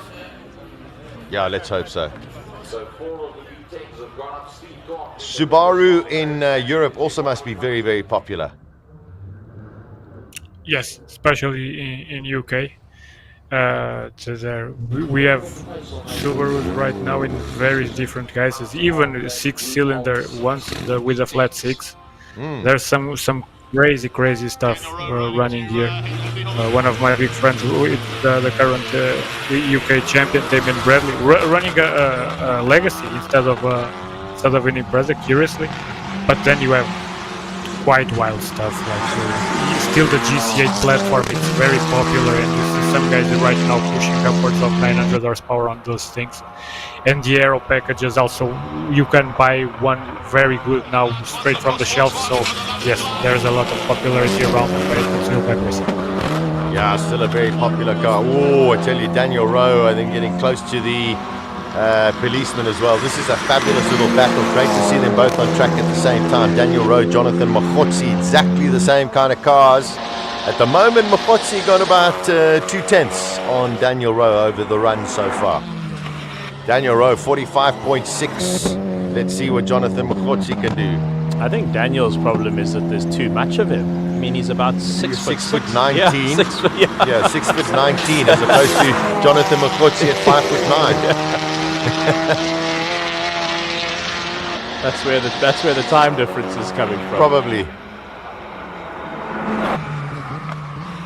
And another 2/10 still between. Oh no, 6/10 between Mokgotsi and Daniel Rowe. Mokgotsi quicker. At the bottom of your screen, cleared Vale. At the top of your screen, I think it is the Scooby that's going out. I don't know. It's the Hyundai. 30. Yeah, 30.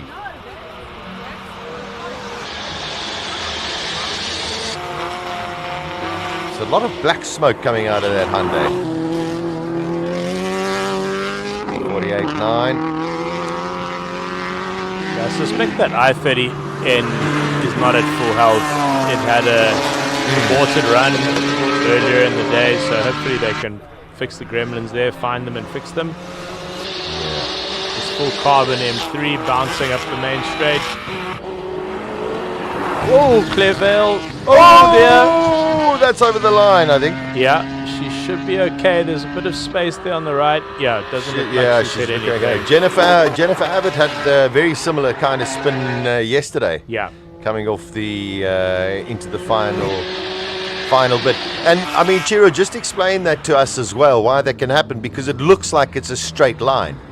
Yeah, so you've got a bit of steering angle in as you're crossing the line. It's a right-hander, but it also crests, and as you go over the line, I mean, you're still flat foot, obviously foot flat. You want to get the best time, but the car goes slightly light, so the suspension sort of unloads, if that makes sense.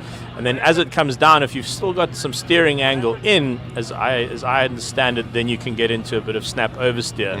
And some of the worst accidents we've seen, or the most serious incidents we've seen, have been at that point on the track. So the finish line itself is daunting here at SIMOLA, and you do have to tread carefully there. But both spins there over the finish line now. There is a bit of space to the right, which is good. Where you don't want to go is to the left, because there's a stone-lined gully which runs all the way up the left-hand side of the track if you're looking at the track going up the hill. And that can flip the car over, that can destroy suspension. So if you go to the right, you'll probably live to fight another day. Well, there we go. The main thing is Claire Vale. Okay, we saw everything okay. Unfortunately, it did mess up the run for the full carbon car of Paul Munro. So, yeah, just got to check the track, and we should resume in a few moments from now. It's going to be Ricky Giannacara in the R8 GT4 LMS 5.2 V10. Beautiful, beautiful car. And then Jimmy Going to be in the I don't know, the most bonkers car I've ever seen, the Z4 with the Hendrix engine. A little bit of a replay as to what happens. As you can see, yeah, a little bit of that steering angle. She's got the oversteer ready. Yeah, that was just probably just a bit too hot into that corner because she's already lost it before the finish line.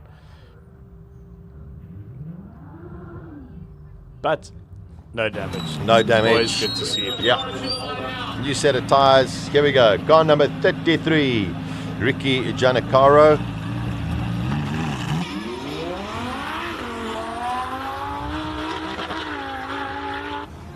It's incredible how this R8 has stood its test of time. I mean, it must be, what, 14 years old, 15 years old? Yeah, between the two generations. And if I'm not mistaken, earlier this year, they actually stopped production. It's done? Yeah. The last R8s rolled off the line. NASCAR engine in there. I don't know how they keep the power down.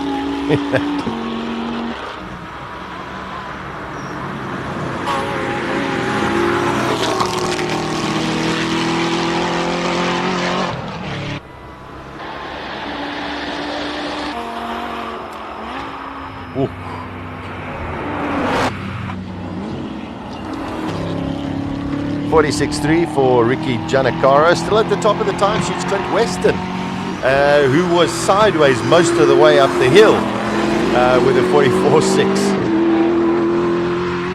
Yeah, with JP not having a great run, Clint Weston topping the timesheets. But here comes a Lotus to change all of that. Although, of course, not in the same class. Oh, sorry, that was Mike Verrier in the Z4 with the Chevy IS7.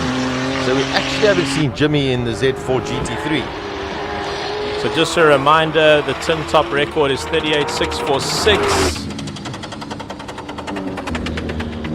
43, that doesn't seem right. That looks like a fairly good run. I'm not too sure if that's at the bottom. Yeah, that BMW is not healthy at all. They're going to have to yellow flag Franco. Yeah, Franco's going to have to slow down.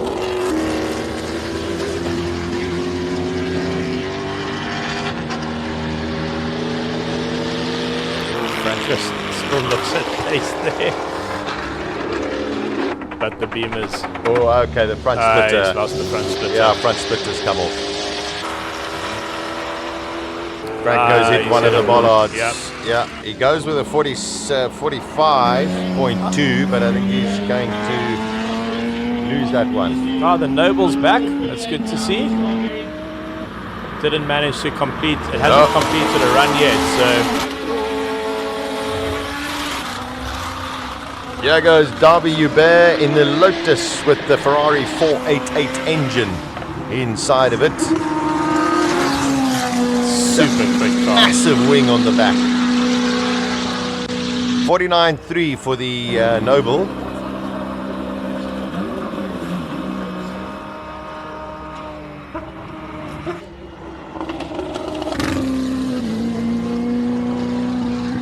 Something didn't sound quite right there as well through turn 3.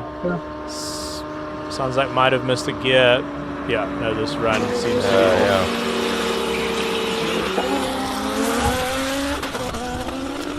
So Gremlin's there for the Ferrari Lotus, it seems. He's back on the pace now. Maybe just going through doing some... Yeah, I mean at 51, so... Peter Zeely!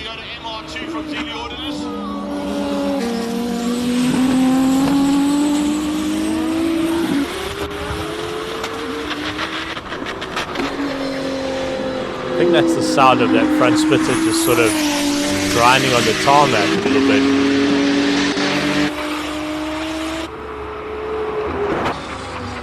Charles Hubert 40.2, so a little bit slower than what he did. He was in the 39s. Let's see what Peter Zeely can do.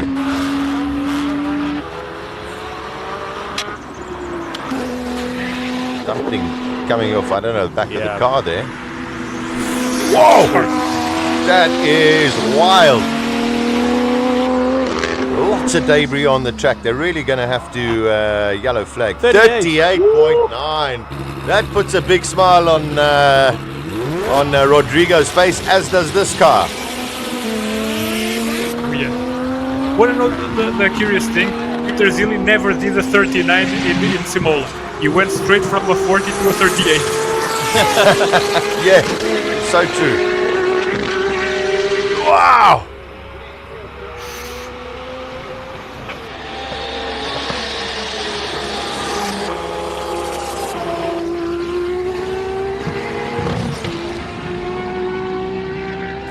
Zimmerman looking quick on this run. Yeah, he's going. You're late on the brakes there.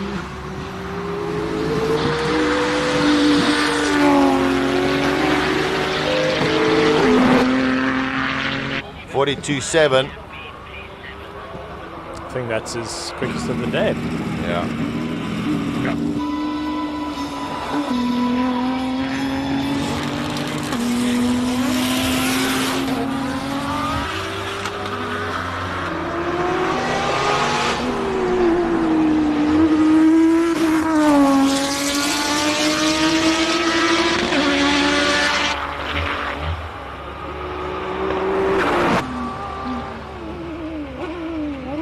S4 sounds fantastic. And it's super fast. It's just Gearing magic. down. Let's see if Silvio can get this launch going. Oh, that's better. That's much better from Silvio. His brand new RS3. There we go. And no. Oi, oi, oi. You got... Oh, that does not sound good at all. I would say perhaps side shaft there. That is not good. Man, and he got the launch. Ah, that's a pity. Oh, that's a huge pity. But on those semis, on those slicks, the amount of stress that goes back through the drivetrain on a launch like that, side shaft, maybe even a prop shaft. What do you think, Rodrigo? Yeah, to fully agree. The stress on the transmission on these launches, even more for a car that was originally built for time attack. It was my fear all along. Hopefully unfounded for now, but yeah, let's see. Oh, that's a pity. Let's hope that they can sort it out. I have just received from Colin Mileman. Thank you very much, Colin. Jimmy Giannicaro, the reason he's not racing, car number 34, electronics failure, withdrawn. Okay, so that's why we haven't seen him. Okay, thank you very much, Colin. So with Silvio parked on the outside of turn 1, that would be too dangerous to send the next competitor, who was Franco Scribante. Yeah. Just too much risk there of an incident. So that car will need to be moved before we can proceed. Oh, I really hope they can get this repaired. We do have a lunch break, but oh yeah, it didn't sound great. So, a little bit of quiet before the storm of some of the serious runners. Peter Zilli into the 38s. 38.9. Charles Hubert, a 40. One of the low tie that we saw with the Ferrari seemed to go, back off, and then go again. So, whether or not they're testing things or checking things out, or maybe had a misfire, maybe missed a gear somewhere along the line. I do have a bit of info update about the weather. My better half has actually been wonderful at doing coffee runs here for She's Sasha. been amazing. She said that we'd had a little bit of drizzle at some point. Is that so? About an hour ago, yeah. Not enough, obviously, to change the surface too much, I think. But it does show you that the skies are threatening, unfortunately. And now this car will not be able to be towed back to the pits. It's going to have to be towed all the way up. All the way up. And that's a big pity for Silvio. Oh, I mean, it's desperate. He must have been so excited about this weekend. New car, all the way over from Sweden. Rodrigo got it for him. Yep. Indirectly. Ah. Wow. Okay, taking off the Taking the bonnet. hood off. I think they're probably trying to work out if they can even actually tow this car. They might need a flatbed here. Yeah, I really hope that it's something that can be repaired. On your screen at the bottom there, you can see the Sheriff. That is what he's commonly known as, Franco Scribante's outrageous Nissan R35. Yes, it is a Nissan, even though it doesn't look quite like it. I remember seeing this car for the first time a couple of years ago when we were down here, and I could not believe what.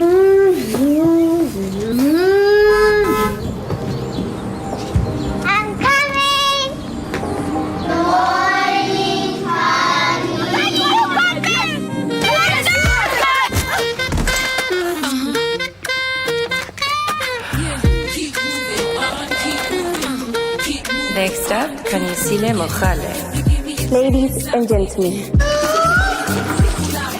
Yes! Everybody turn to page 6.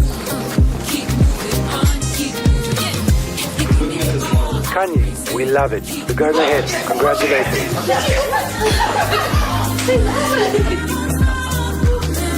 I am a champion.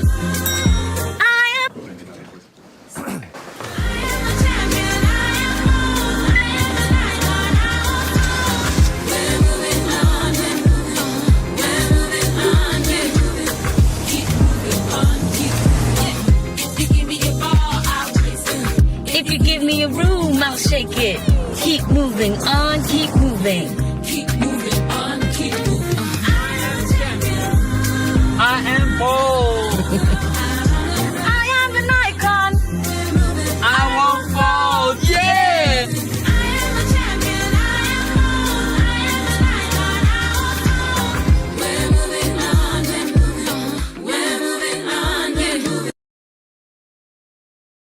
You know, in South Africa, Rodrigo, we have what we call a lot of taxis, and our taxis are actually minibuses. And there should be a category for the hill climb for minibuses. I mean, I'd watch that. I'd watch that. Fastest quantum. I think it's got potential as a motorsport. And I think they would be very competitive. Yeah. You know, I think that you probably find that there's a fantastic amount of talent actually in that segment of without a doubt of the motoring market. So there we go. Maybe there's an opportunity there for some enterprising motorsport enthusiast. But I think it would be terrific. I think it must be done. I think we need to talk to Toyota. Give us 10 of them and find 10 of the best drivers in the country. From each, or 11 from each of the provinces or something, and then let them have a go. Would be great fun. I think first of all, this patrol should be nicknamed the Colossal, something like that. Yeah, I'd imagine. Yeah. So those. Yep. I was just saying that that idea with the taxis should be encouraged, because in Australia they race those utes. And I think there's potential there to explore. I think there's great potential for export. Yeah, we must always check out. All right, we're still waiting for the green flag for the track to reopen. Let's go to Colin. He's with Regardt Roots. Reggie, you don't like fudge? I love fudge, man. I flippin' love fudge. I can't say no. Because Graham packs a lot of fudge. Around my belly. You sitting in the car now, you're not going out. Why? No, we're just saving the car. The car's working, everything's perfect. So the next one's a qualifying run. So I'd rather put one in the bank and make sure it works. And then if we want to change something or work on it, then we've got a time in the bank. Awesome. So 37's still on. Pardon? 37 is still on. 37's on during the weekend. I don't think today, but tomorrow we'll be there. We have to. I think that's where that's going to go. Smile. That's where it's going to go. I see that smile. Just before we go to the track action, thank you, Reggie. Good luck. Right over here is, well, the cars are going. We'll talk to Arnold a little bit later. But this thing, you can see I'm standing on it's you. Oh, what a moment there for Franco Scribante. Yeah, cold tires. That's what you call scrubbing. Yeah, but maybe unintentional. But shame he sat in the pits and yes, running wide on all the corners. But that's one of the variables of the hill climb. You never know when you're going to get stopped at the start line. Correct.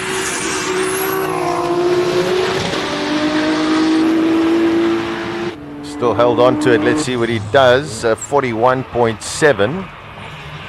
Yo, locks the brakes right at the top of the hill as well. So I think a bit of frustration. I think Scribant is just keeping us all in suspense. More, yeah. He'll show his cards tomorrow. Okay. Yeah. And also, I think, that's also the beauty of Richard Roots as well. Going to pump in a time and then he'll say, okay, no. He knows what to do. Although we mustn't forget on his second run, his third run, he was a little bit all over the shop. It reminded me of the final of last year. Yeah, no, it's a good point. One of those S's catching out a couple of the drivers. As Rodrigo calls the Colossus at the bottom of your screen, going up. So one of the reasons this car does compete is it doesn't look like a standard patrol. That is a kit called the Black Hawk kit, and it is imported but assembled and fitted in South Africa. So you can buy that kit if you have a patrol and have it fitted locally. Yeah, I think BB Motorsports are the guys who do it. Yeah. Gary Martins, as Rodrigo was saying, probably the only diesel competitor maybe anywhere in the world. Not the only, but certainly the most powerful. It's if I'm not mistaken, it's the triple turbo M50D engine from an X5. I think that's where he sourced the engine from. Yeah. Wow. Triple turbo. Yeah. Sure, that was a good run. 45 dead. That's a good run. Here comes Rui. Rui Campos. Oh, it's good to see the Cobras out there. No.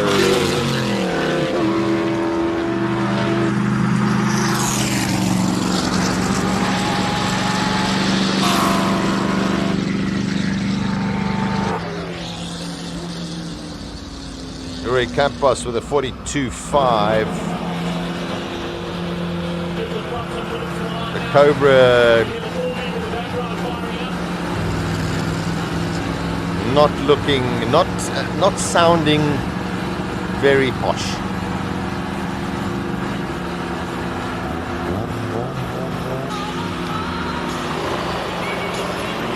Actually one of the oldest cars in the field, that Cobra. The chassis was built in 1989. Wow. But more modern engine, the Alice engine.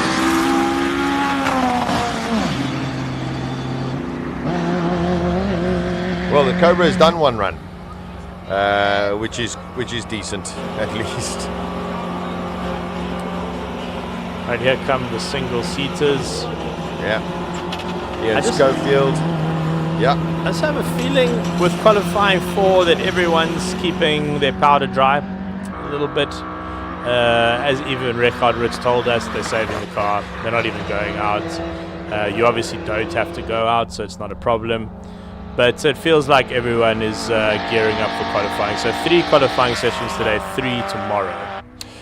Rodrigo, what are the most popular single-seaters that race in European hill climbs?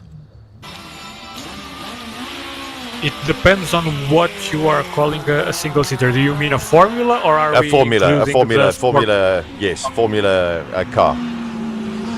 It's between the Reynards in mainland Europe or the Wolves in UK. Okay, Reynards. Yeah, the Reynards, the F3000 were nowadays the rule books are keeping them away from racing. But let's say 10 years ago, in every European round you'd find something like 4 or 5 of those of the top tickets. Interesting. I think it's going to be the final runner for all of the practice sessions for this morning. Let's see what young Robert Wolk can do. 43.6 for Schofield.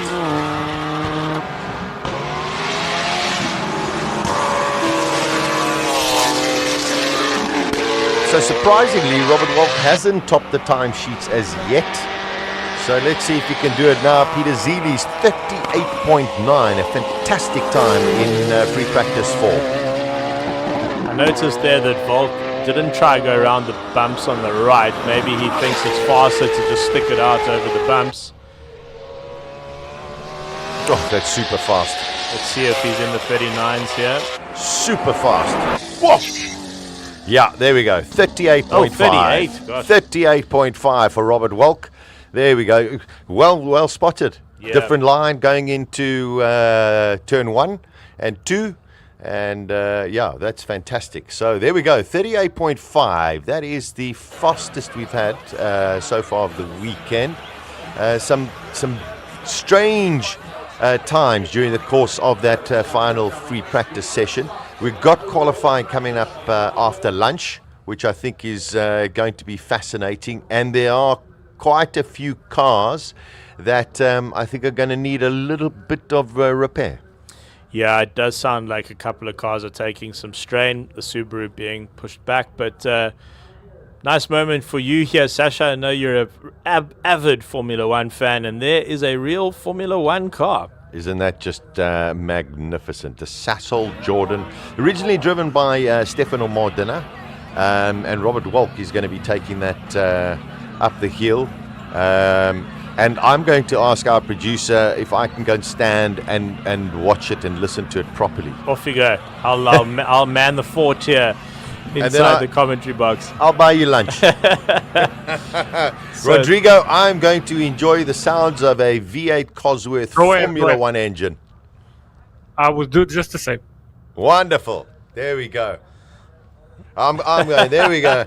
Okay. Off Sasha goes. Cheers, Chiro. Cheers, everybody. There we go. See you later. Sasha is one of the biggest and certainly most knowledgeable Formula One fans in the country, having hosted the Formula One show in South Africa for many, many years as well. So this is like his Christmas and his birthday all rolled into one. I'm sure Robbie Volk also excited. He literally climbs out of his pull beam and climbs into a real Formula One car. So he's having a good day as well. Rodrigo, ever seen an F1 car outside of an F1 race? Outside of an F1 race? Yeah, legally no. That's what I will say. That's all you can say. That's all I can say. No, truthfulness. Yes, I have seen one. I've seen a couple. We are on different countries. The curious thing, and that's what I was alluding to. The legally, no. It's I saw one on just doing launches on a public road. A guy got one, fitted the Judd engine, took the original engine because the electronics were way too complex. Fitted a Judd V10 engine and did a couple launches and then straight onto the truck again, and it was I don't know where. I was told by an F1 engineer who came out to do an advertising shoot that we did some work on a couple of years back that the V8s, they take about 8 mechanics to run and to start and to get them up and running and keep them going for the day. Yes. The new hybrids apparently require a team of 20 people to travel with the car, to keep the car up and running, just to get it started, to get it out onto the racetrack. So this older Formula One car won't need a team of 20 people, that's for sure. It's going to be a little bit easier to get started and to get it going up the hill. This car actually competed at Kyalami in 1993 with the Sassel sponsorship. So the livery you're seeing on it today is the livery that it ran in all those years ago. The only thing that has changed on the car, or one of the only things rather, is that it's gone from a V10 engine to a V8. So the original V10 engine was actually supplied by Yamaha, and now it has a V8 Cosworth. And I think that's just it started up, although that could have been Zeeley's car as well. No, we don't. Obviously, no. There's no driver in there just yet, so that wasn't the F1 car. But something fascinated. There's Sasha. Sasha's on the left of your shot. Big smile. Yeah, no, he's in his element. Something that's changed a lot over the years, Rodrigo, in the Formula cars is the level of safety. So, I mean, you'll see in this car that Robbie Volk's shoulders are so exposed, and he's so exposed sitting in the car as the driver. Whereas in a modern Formula One car, I mean, they're sitting, it's like they're lying down in a bathtub almost. Part of that was due to safety, but the other part was due to just center of gravity engineering reasons. But yes, safety-wise, it's another world. It's even ironic that we are right now 30 years from the death of Roland Ratzenberger and Ayrton Senna at Imola, which are probably the two biggest changing events due when it comes to safety during the 90s. But at the same point, you were talking earlier about it's a real F1 car. I will reinforce that point about it being a real F1 car, because I really think these V10 and V8 naturally aspirated powers F1s for me are the last real F1 cars. What really sound like an F1 machine. I sort of lost a bit of my passion for F1 since the turbo cars, the hybrid era. And then the hybrid era, and then the track limits and all that. I sort of fell out of love with F1 and doubled down on hillclimb racing, so to say.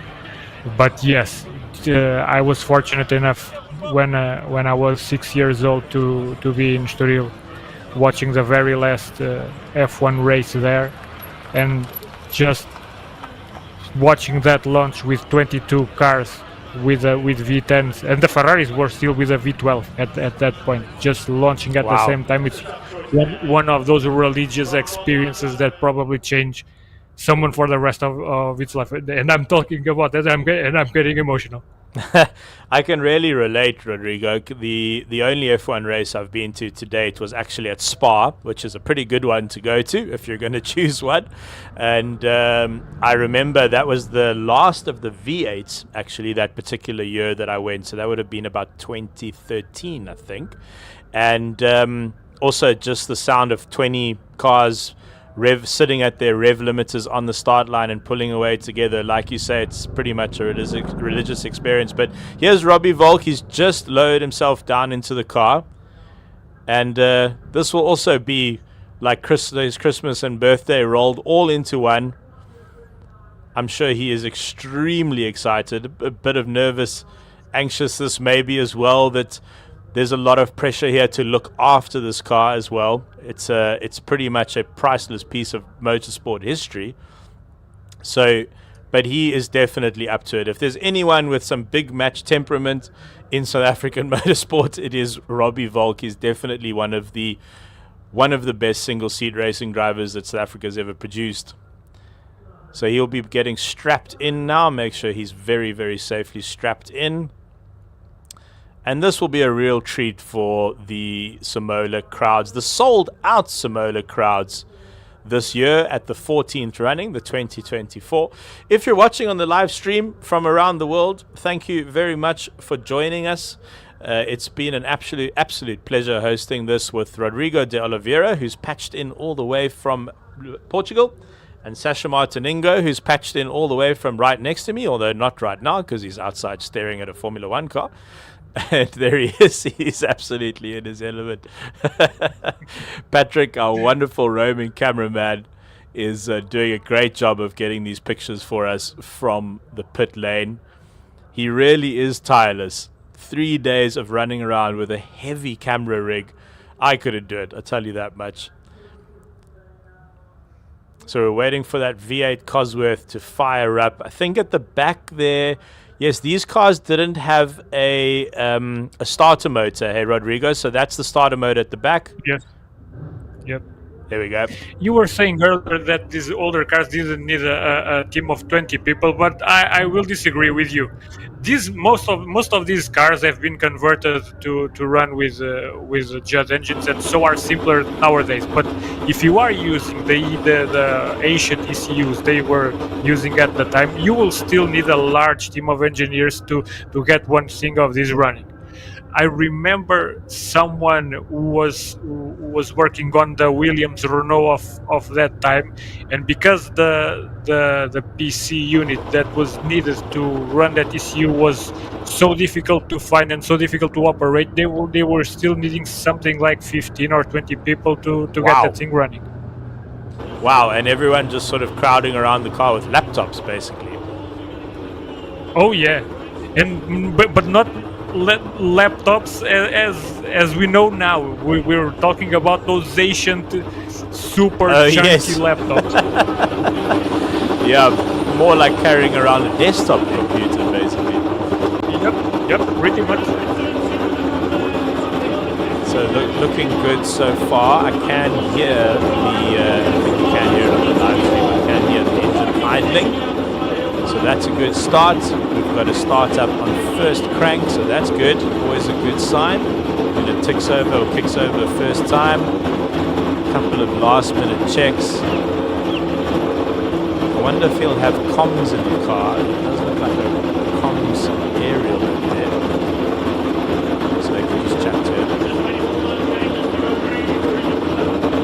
But as far as lunchtime entertainment goes, this is pretty special. For any hill climb around the world, yeah.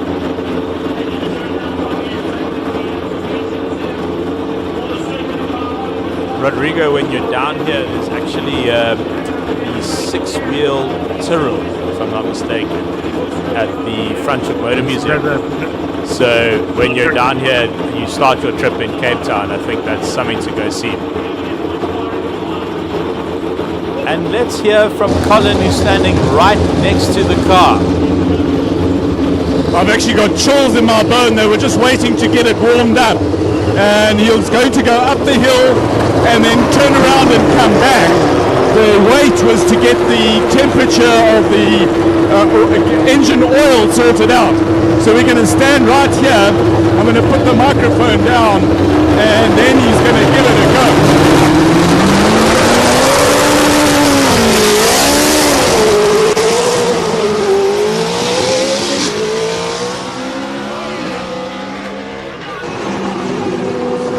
Car talk.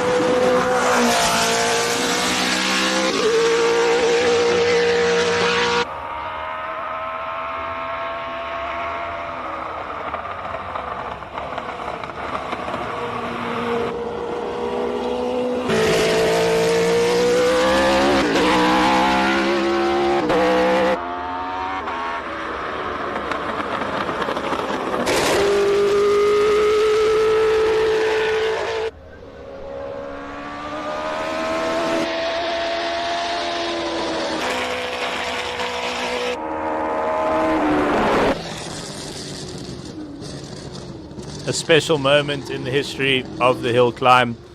Genuine Formula One car going up the hill, absolutely delighting the crowds, no doubt. And Robbie Volk will turn the car around, come back down for his display, and he'll do it all again tomorrow. So if you are only coming tomorrow, don't worry, you won't miss it. You won't miss the Formula One car. Packed pit lane at SIMOLA, definitely one of the most special elements of the SIMOLA Hill Climb, that you can hang around in the pits. And we've got Colin in the pit lane. Colin, how did that sound outside of the commentary box? I think I'm speechless, absolutely blown away. I've got goosebumps and chills and all the other feels ever. And what actually got to me as well is in the I heard the sound in my earpiece, and it had that distortion that only a Cosworth V8 can give you. It's just, I'm very, very emotional. Okay, so it was a 37.8-ish on totally unofficial timing. The tires are absolutely ice cold. So, I mean, if you had to push that thing with proper tires, because they had the car on the warmers, the oil, the water, and the tires, and they had to push it from the bottom to the top, and tires got completely cold. So I can't wait to go and stand next to it, and I'm going to kneel next to it and get as close as I can to it, because it is such a visceral moment. It makes every reason to makes my petrol-headedness justified to me. And he's pinning it down. So, Patrick, let's turn around and we'll see him come in here.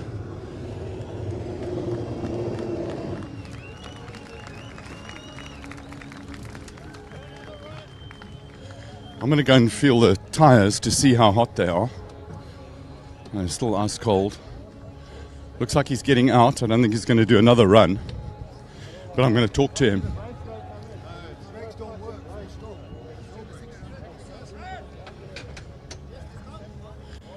Robbie, how was that? That was a lot of fun. Just really stiffly sprung, obviously for circuit racing as opposed to the hill. In general, it's a stiff car. Carbon brakes, it doesn't really have any brakes. So yeah, obviously just giving it down the straights and taking it easy because it's certainly not stopping to the corners. But still, the time we got was a 37 something. Yeah, I don't know. I mean, it was an easy run, but yeah, the car's phenomenal. Robbie, do me a favor, take your helmet off and come along to the crowd so they can get a look at you. Because of course they want to. They want to see the guy, the entertainer. Robbie, come over here and say hello to the crowd. Robbie Wall! Thank you, my boy. Cheers. Really appreciate that, and wow, I'm still blown away. So next time he's here, I'm going to go and grovel and sit next to it and just be blown away again. Because, got some news about hill climbing. And the hill climb, in particular, Audi, Scribanti's Audi.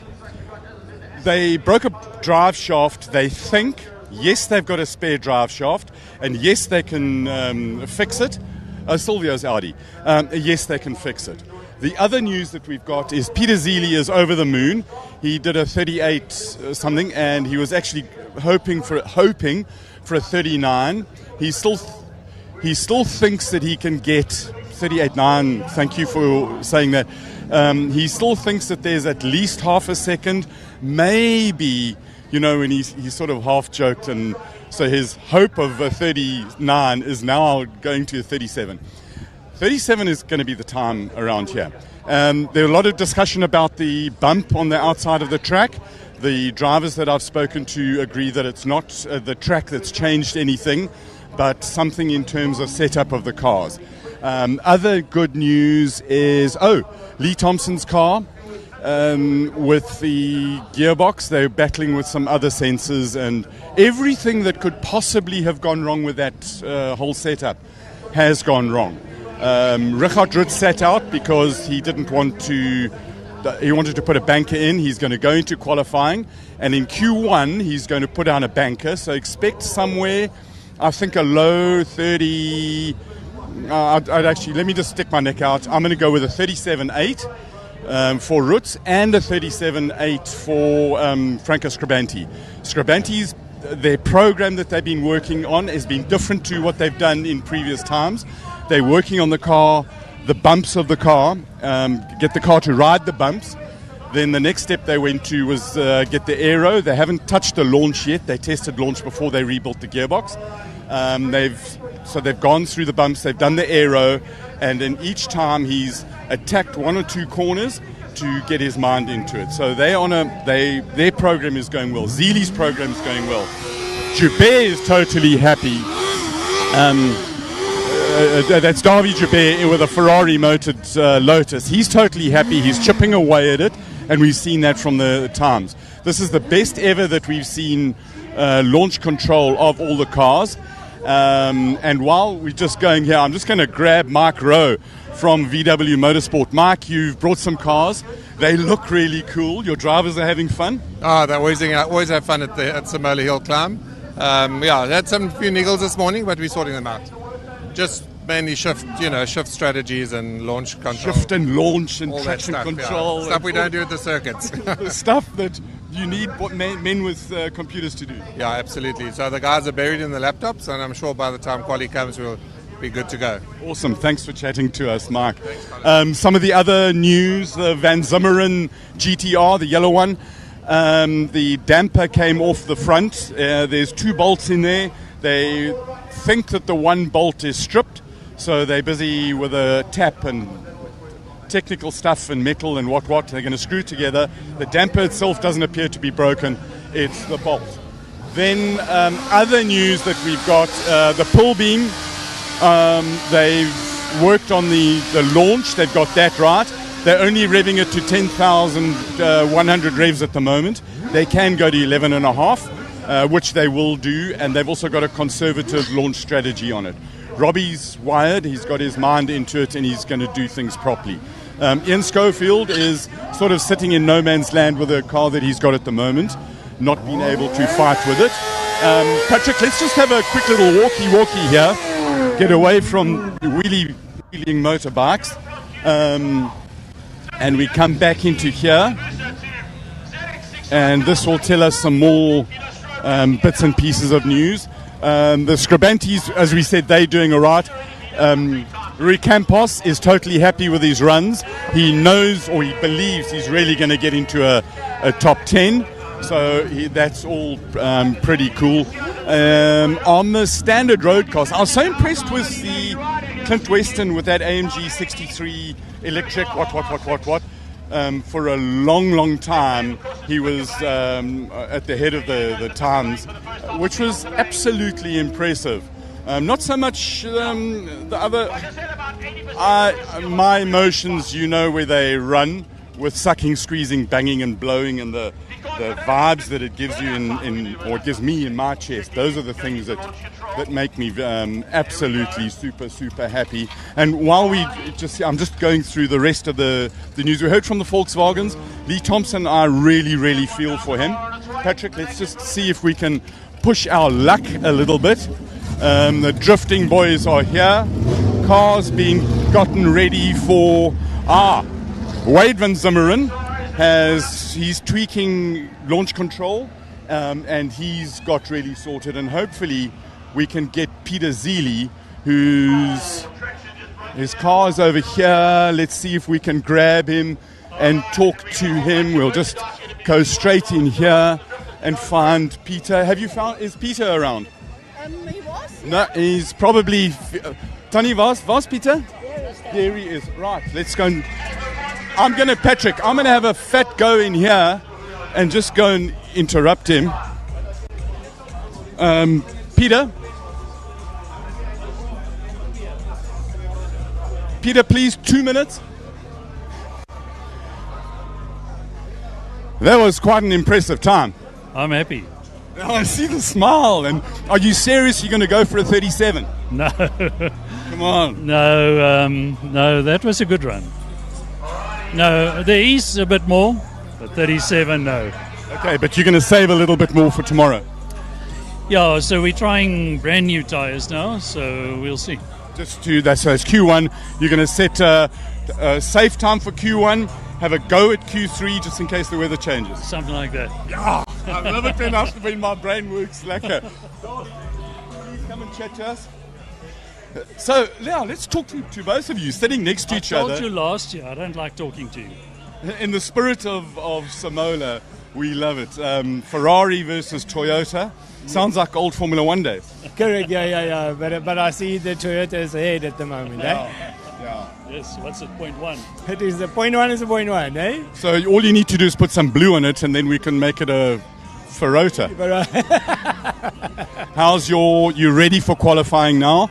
I see you fiddling with, is that launch maps or power maps? I think it's launch maps that they're working with. I don't want to disturb them because they might make a mistake, and that we don't want. Okay, target speed. I'm told that the fastest speed before the bridge, my sources say, is 243 k's an hour. Okay.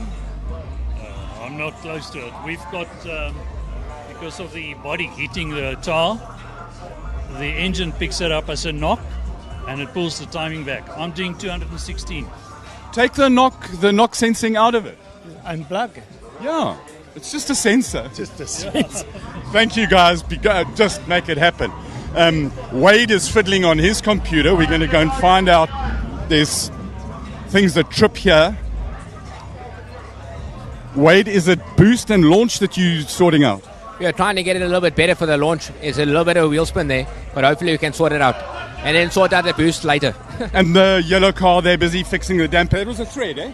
Yeah, we're trying our best. It's a keyway, so it's sheared a bit, but we got the damper off now. We're looking for another keyway so we can try and fix it.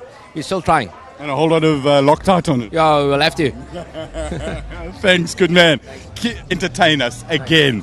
We love it. It makes my day. Thank you. These two Van Zimmeren cars are just absolutely fantastic. The other one I want to, like old tech car, Franco Di Matteo is just down here. I've got my limits on where I can go. I've been told to stay within the limits, but I'm just going to go anyway because I don't do limits so well. I mean, this is a colossal truck that is just crazy. And here he is, Franco Di Matteo. Please come and talk to us. I'm talking to the chicks, man. Oh, typical. Franco, you've probably got the lowest tech of these guys here, but you've got good traction control in your right foot. How's it? You're going into qualifying now. You're going to put a banker in? Yeah, look, I think we have to put a banker in it. I'm not feeling too good, but the cars, we've done a few development changing shocks there at the circuit a few hours ago. We're on different tires every time we go out because it was a problem before. But I think I've got to sort it out. I think the car's good. Awesome. Yeah, look, I battle off the line a little bit more, but now it's got so much grip it actually bogs down. But I'll get it right. Haven't you got your water sprayers on?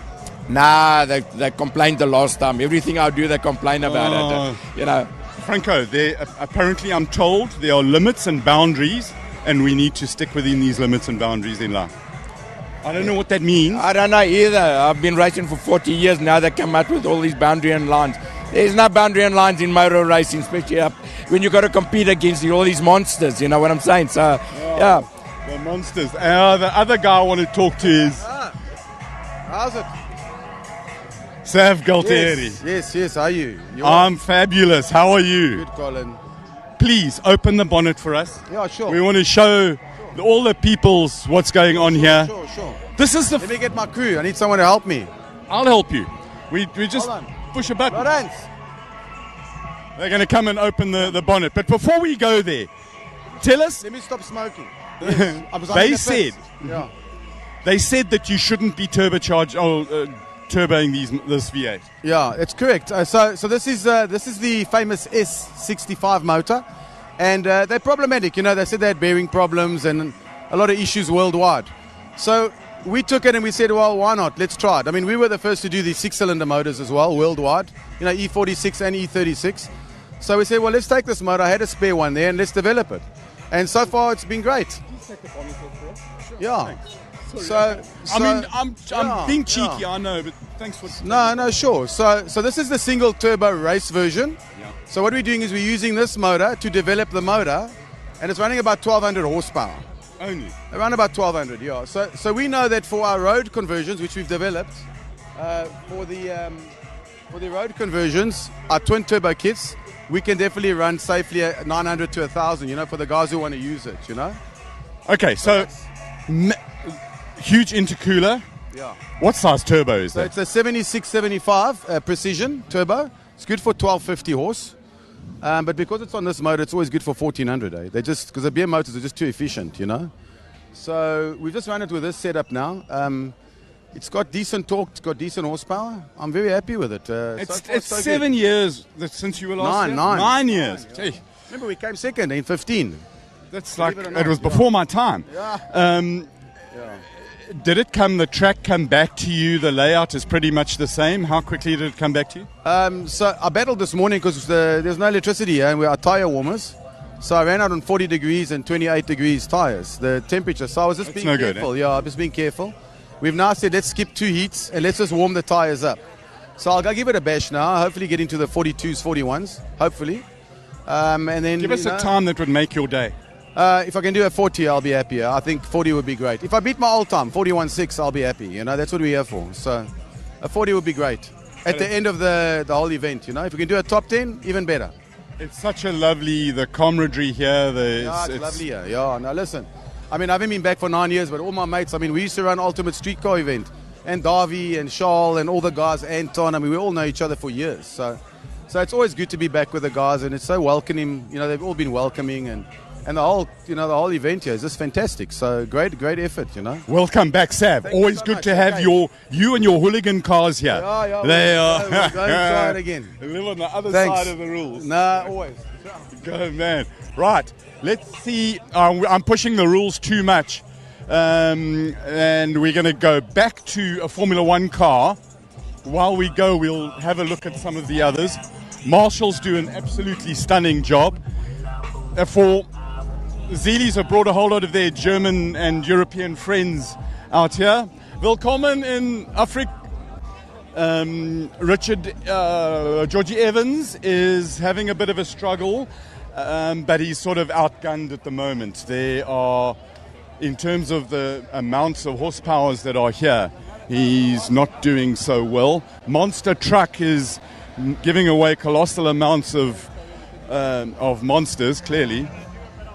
And just to give you an idea of the artwork that goes and precision that goes into probably 1,600 horsepowers. God has one of some of the best paintwork of all the racing cars that we have. We've done enough with Rutz. We've done enough with D'Amatteo. And then let's come and talk about a little Lotus 7. Bill Annette's car, Toyota, side drafts with some netting here so you can't put your fingers in there. It would be absolutely tragic. Bill, come and some say that one might be crazy to want to go up the hill in one of these things. All I know is that it's massive fun. Yeah, it's fun. That's why we all do it, isn't it? And you're going into qualifying now. What's your plan? Well, to actually learn the car a little bit, because I missed all the practice this morning because I broke down on the first outing. So, okay, so what was the problem when you broke down? The car just died after turn 2. It had a great start and died after turn 2, so it's all fixed now and ready to go. What did you fix to make it under? New plugs, fuel, all sorts. Everything. Yeah. I love it. Thank you very much, Bill. We spoke to the pink one. We now want to talk to... I'm running out of people to talk to. Yeah, I wanted to talk to Stuart, who is largely responsible for assembling this car. Mr. Thompson, sir, please would you talk to us? I sat with absolute joy, glee, and shivers in my spine. Do you also get that when, you did a lot of work, you rebuilt this car, assembled it and made it go proper? Yeah, Colin, I did actually. It's quite special to see, to see any racing car being driven properly is a treat.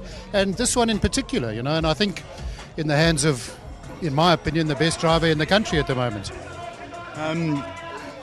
The motor, all I know is that it's a Cosworth V8. Which version of it is it? It's a Cosworth DFR, which is in essence the ultimate development of the DFV range. 3.5 litre. 3.5 litre. So the big difference, this car was built with a Yamaha V12, which was an expedient move on Jordan's part because I think they were pretty much broke after their first year and they had to go with the Yamaha engine, which was free. This car was actually designed around the Ford HB, which the 91 Jordan ran, which was a slightly narrower V8. It was the development of this engine. So it was a bit of a challenge to get this one to fit, but it seems to be behaving itself. The important bits of bringing a Formula One car, even a 1992 Formula One car, which is, I'm just doing that, 32-year-old car, it's a work of art. In terms of running it, what are the important things that you go through in your startup? Yeah. Colin, they're all the same, aren't they? I mean, they need air in the tyres, fuel in the tank, and the wheels must be tight. And I suppose, without being facetious, I mean, it's a very highly strung engine, albeit an old level engine. So you've got to make sure it's preheated and that you've got oil pressure and, all of the basics. There's no magic, but, just do what you do on any racing car. And don't miss any of the steps, well, otherwise sure. the oil becomes outside. Yeah, indeed. So you're having fun with this? It's a bit fraught, I must say, but yeah, it is. It certainly is fun. And it's certainly much less stress than a current race weekend, So from that point of view, it's great. Stuart, thank you very, very much. They're going to get going on this thing. Yeah, 5 minutes we're out again. So 5 minutes away from getting ready to go up. I'm just going to check the tire warmers here, and I'll see 40 something, which is not ideal in terms of temperature, but they'll get it going. The cramped blooming pit lane, so I'm going to come round here and see who else we can chat. Let's chat to some of the... You're getting really excited about all the stuff that's going on there. What makes you excited about SIMOLA? Probably the cars' engines. They sound very nice. The electric cars? No, the petrol cars. Nothing beats the electric cars. Did you hear the Formula 1 car? Yeah, it sounds very nice. Apparently it's a Yamaha V12. No, it was a Yamaha V10, but now it's a Cosworth DFR V8. Ooh, that's nice. It's beautiful. Hey, you even know your engine. Yeah. Did this car race with Senna? No. This was a 1992 car. Yeah. I was quite keen to see the GTR, with the wing. With the massive wing. What's your favorite car? Who do you think's going to win? Probably either the GTR or one of the open wheel cars. Good man. Thanks for chatting. What's your name? My name's Connor. Connor? Yeah. Where are you from, Connor? Port Elizabeth. Big shout out to the PE boys. To all the GTR drivers, I say hello. Thanks, Connor from PE. Nice to meet you. Be well. It's absolutely fantastic. You meet the most amazing. Let's meet somebody else. Hello. Where are you from? Cape Town. And what's your name? My name is Ernest Page. Ernest Page. Yes. I believe you know a little bit about motor racing, Ernest Page. I've been learning and studying, but I'm getting there. And I believe you know a little bit about microphones, Ernest Page. Yeah, a little bit. I've held a couple in my life. Not as well as you, though, but I'm learning. What's the coolest part about this event for you? The fact that we can be in the pit lane like this, in and amongst things. It's a little chaotic, but I love this event for the fact that people can get up close and personal with cars. I mean, how often does one get this? How often does one get to stand close to a Formula 1 car like this? It's incredible. I'm going to go and we're going to... Patrick, let's film the cockpit and talk people through what they're doing. Ernest, cool. Great seeing you. Thanks a lot. Eh? Let me just zip over here. So see if Patrick can get into the cockpit. 10-4 about my movements, and I've just got to be very careful. Yes, Stuart. Can we get in? Camera's a little bit big, so Stuart, strap him. 6-point belt that put in, and that 6 points is one over each shoulder, around the hip, and then through the crotch that attach to the hard points of the body, so that if anything happens, he doesn't submarine, which means going forward. If you're ever racing, always put a 6-point belt in, nothing less than that. It's stupid, irresponsible, and should not be allowed in any racing car. But that's my personal opinion. The belts go onto the hands device, which head and neck support, so that if anything should happen, it prevents his head from moving forward and sorting out. I'm going to go to another place so that we can hear it absolutely properly.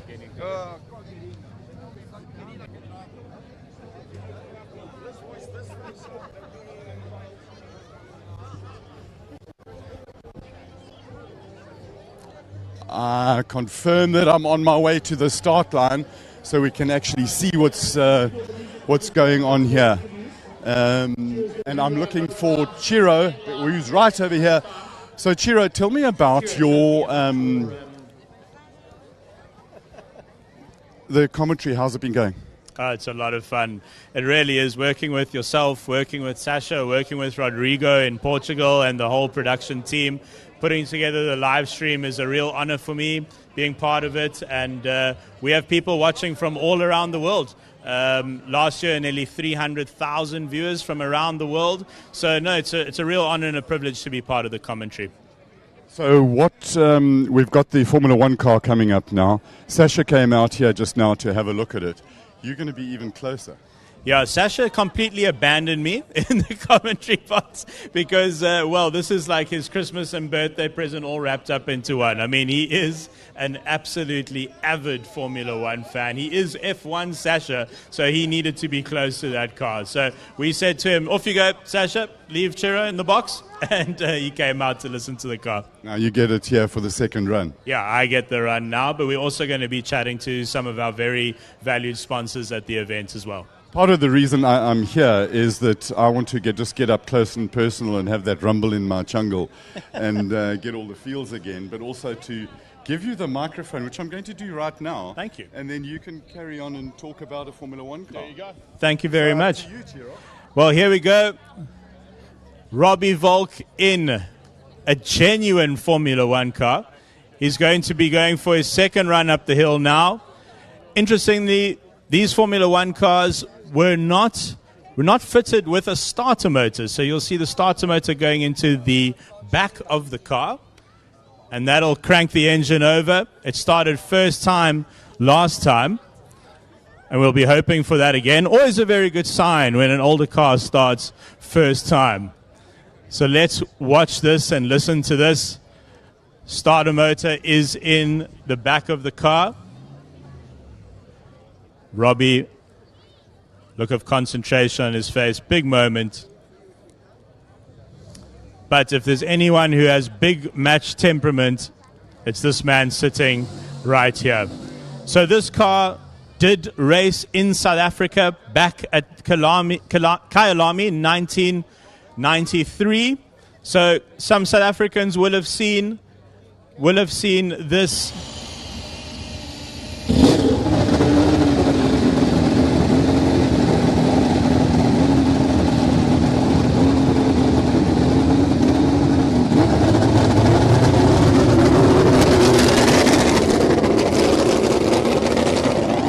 Listen to that.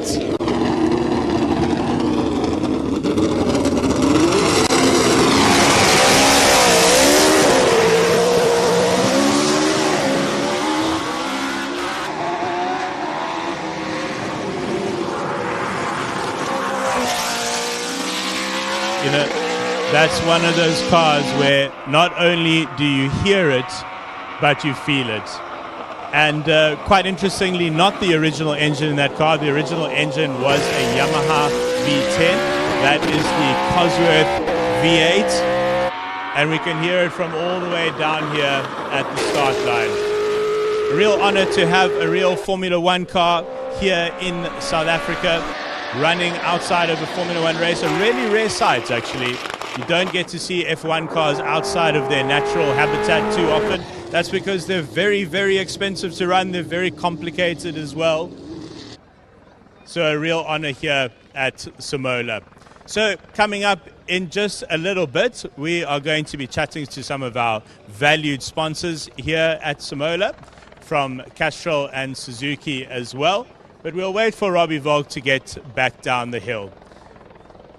Fantastic vibe here at SIMOLA. Ladies and gentlemen, how are you all doing up there in the stands? Give us a wave. How's it going up there? I think everyone enjoying the show. Sold out crowd here at SIMOLA 2024, the 14th running of SIMOLA. Next year will be definitely one to attend. It'll be the 15th running of SIMOLA. Definitely one to attend.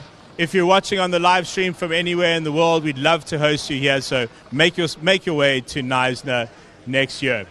We've had a very, very interesting running of SIMOLA so far. So last year, the record was set by Franco Scribante at a 38.646, and we've already seen faster times than that just in the practice.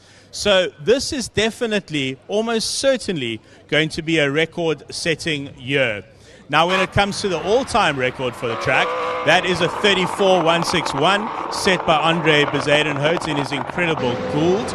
And Andre Bezuidenhout, unfortunately, not here or not competing this year. He is here. He's running around somewhere.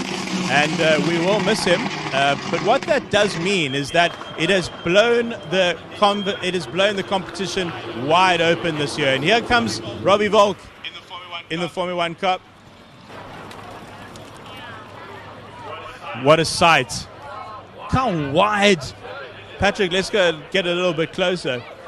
How wide those rear tires are. So he killed the engine just before he came in, so nothing much to listen to at this stage.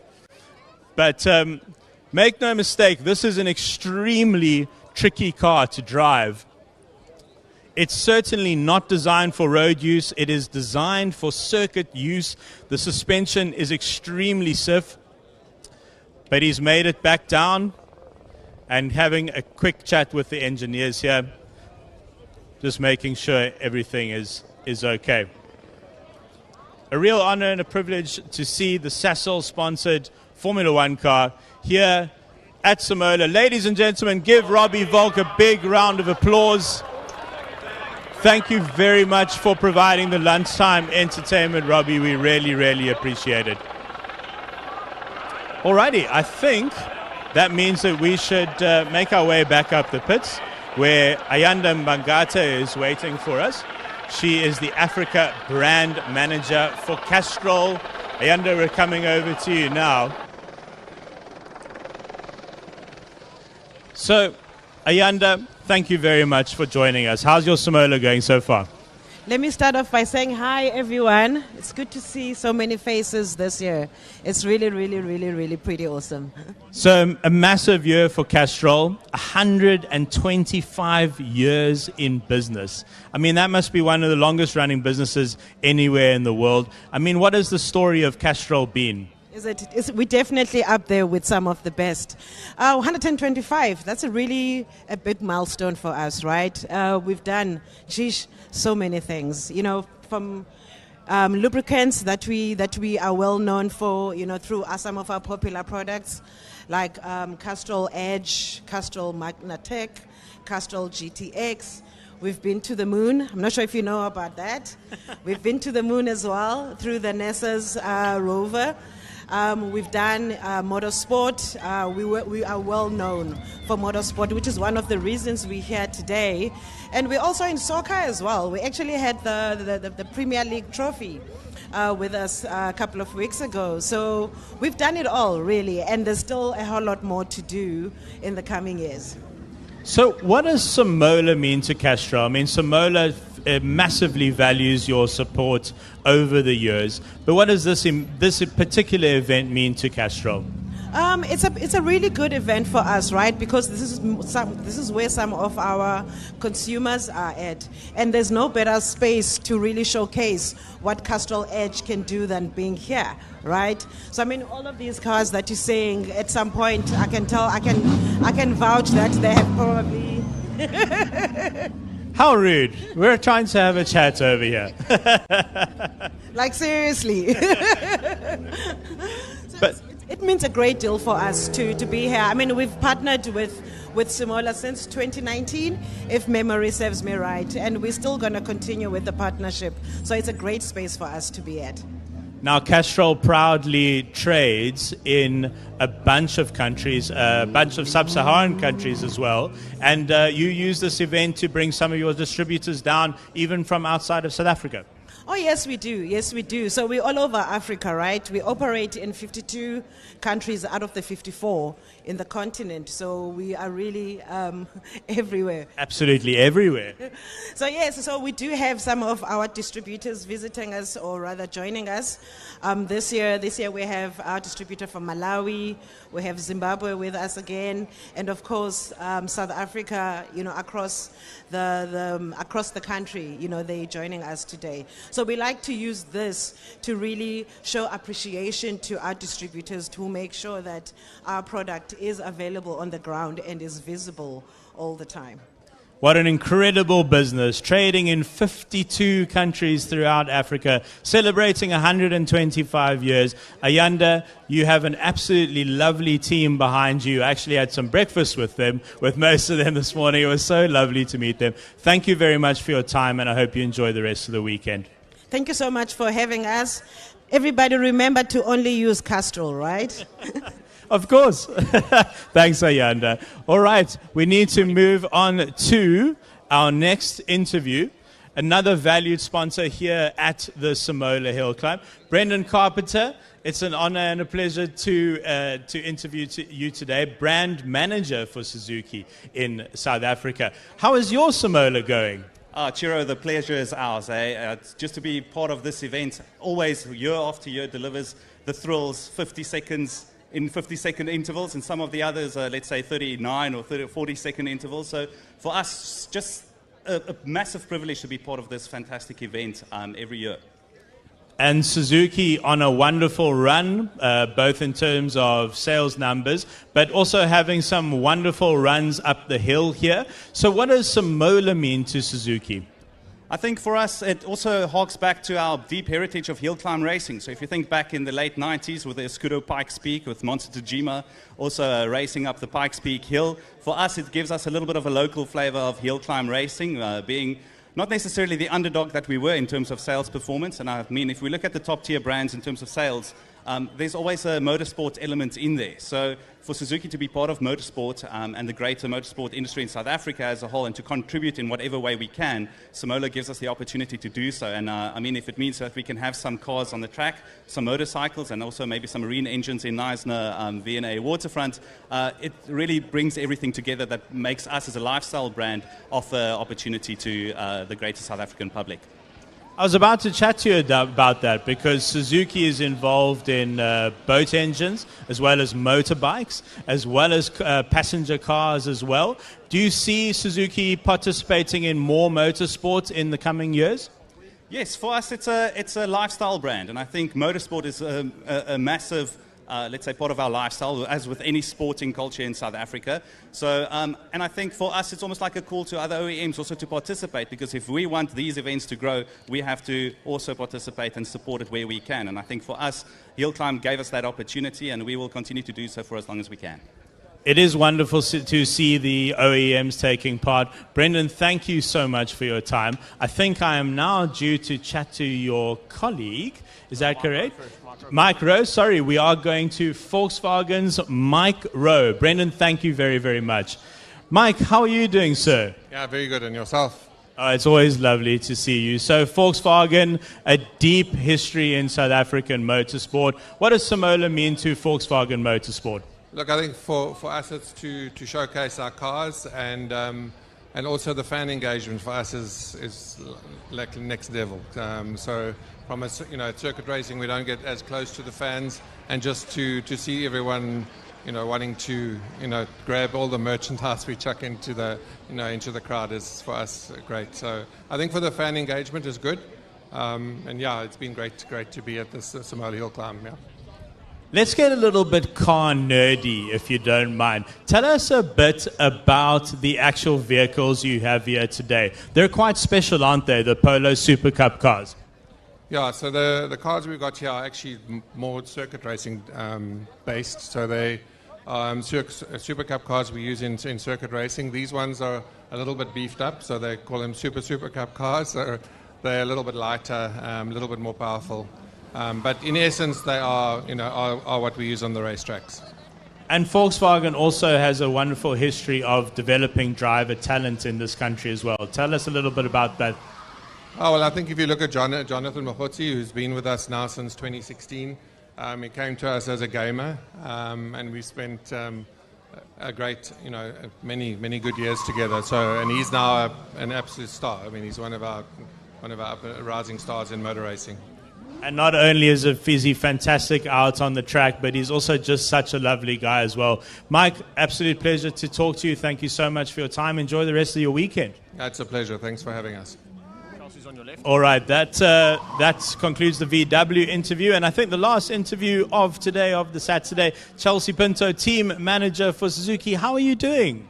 Good, thank you. We can see we're just going off for qualifying now, and very positive so far. We are already reaching our times from 2022, so looking very good at the moment. So tell us about the Suzuki Challenge here. It's a media challenge. Where did the idea come from? What are you hoping to get out of the media challenge? So basically, we want to show the South African consumer that you do not need to buy a vehicle that is excessively expensive, excessively high-powered, with a lot of maintenance required. You can actually take a vehicle that is fun to drive, affordable, drive it down to Knysna, put it on the track over the weekend, and take her home on the Monday. I've been lucky to spend some time in a Suzuki Swift Sport, one of the most fun cars I have ever driven. So what's the feedback been like from the drivers this year? Oh, they're loving it. So what's really cool is, of course, Wesley has been driving it with us for 3 years now, so he knows the Swiss sport. Brendan, it's his first time on the hill climb, but Thomas has been on the hill previously a few times, and in fact last year drove a BMW i4, and he says that he's really enjoying the Swiss sport and being able to push it through the corners and have fun with the car. He doesn't feel like the car. He doesn't feel like the car is driving him. He's actually driving the car. You know what I'm loving about the Suzuki Challenge is it's less about the machine because the cars are identical. So it's more of a driver challenge. That's exactly it. The cars are stock standard. All of them are our Swiss Sport automatic. They're all automatic, so everyone has the same transmission, and there's no modifications that have been done with the vehicles. And it really comes down to the boundaries of the driver at the end of the day. We want to see how the drivers drive these vehicles and take it through their capabilities. It's lovely to chat to you as always. Thank you so much for your time. Hope you have a wonderful SIMOLA. Say hi to all the guys from me. And that concludes my time in the pit lane. Thank you very, very much to everyone for listening and watching around the world. It has been so much fun bringing SIMOLA to everyone. And right now, we're going to go back to Sasha in the studio. Thank you, Chino, and an outstanding interviews. And I tell you, none of this would be available without the sponsors. So thank you very much to Castrol, Suzuki, VW, and all of the other small sponsors as well. We're into qualifying one. This is what it's all about. I've been chatting to a lot of the drivers in the pit lane. Some of them going to go out maybe for one run, depending on the kind of marker that they put down. Having a look at the weather, we also think that it's going to bypass us, but there could be showers this evening, which will definitely make the track a little bit more slippery tomorrow. But it's all about saving the tyres that they have and also saving the car as well. So this is what it's all about. The great thing is we seem to have our fabulous speed cam coming up there as well. Rodrigo de Oliveira from HillClimb Monster still with us this afternoon. I hope you had a good lunch break. Rodrigo, this is where everyone has to put down at least one marker. You know, these qualifying sessions are very, very important now. Now there's one layer added of seriousness, so I'm sure that between using new tires, some just tightening up their setup, just clicking that little bit of boost more, we'll start seeing and even a bit more commitment behind the wheel, so times will start to fall, and hopefully the weather also holds up. So I really don't want to see any rain at all, just cloudy skies. Let's keep it at that. Yeah, I do agree with you. The news has come in. I didn't speak to him, but I spoke to his brother, Silvio Scribante. Unfortunately, the whole gearbox is gone, which is desperately unfortunate for him. So he won't be taking part in any more of this weekend's events. Brand new car, but the gearbox actually let itself go. I was also chatting to JP van der Walt. And as we all saw in his last run, he was pretty slow and basically just came out and said no, just saving tires, and just wanted to, just have a little bit more of a run up the hill, but more than likely going to be doing one run, maybe two runs this afternoon. We've got 3 qualifying sessions today, and then of course we've got 3 qualifying sessions tomorrow. So this is where it all counts. All of the cars going out there at the moment. Garth McIntosh in the magnificent McLaren of 46 dead in Class A7, and that is 2.8 seconds quicker than anybody else in his category. Car number 65, Martin Wild, the BMW, the 240i, very underrated car going up the hill. Richard Rutz, you'll remember Rodrigo was a little bit squirrely on his last run going up the hill, or second last run going up the hill, and I looked at him and he just went, just having a little bit of fun. We expect that from Richard. Well, that's a hardcore type of fun, let's say. Got all the Mustangs. Yeah, carry on, sorry. It was a bit of a squirrely moment, and throwing around a 1,000 horsepower plus GTR. Serious stuff. Yeah, listen, we'll get to Clint Weston when he comes out onto the track. He's driving this GT63S, 1,400 Newton meters, 600 kilowatts of power, and about 10 tons. And I'll tell you his comments when we get to his car coming up on the road in a short while. But he's hustling that car around. Eugene Herbert goes around in a 49.9 in the Mustang. Got a couple of Porsches out on track at the moment. Faraz Ibrahim going out car 61. He just drives this is his daily car, 991 Turbo S. So that should be a lot of fun. 47.1 for Enzo Kuhn in the Ferrari. The Supra, look at that getting off the line. Well, just getting into his markers. Car number 62, his 10th run at the SIMOLA HillClimb. Farad Ibrahim in that Supra.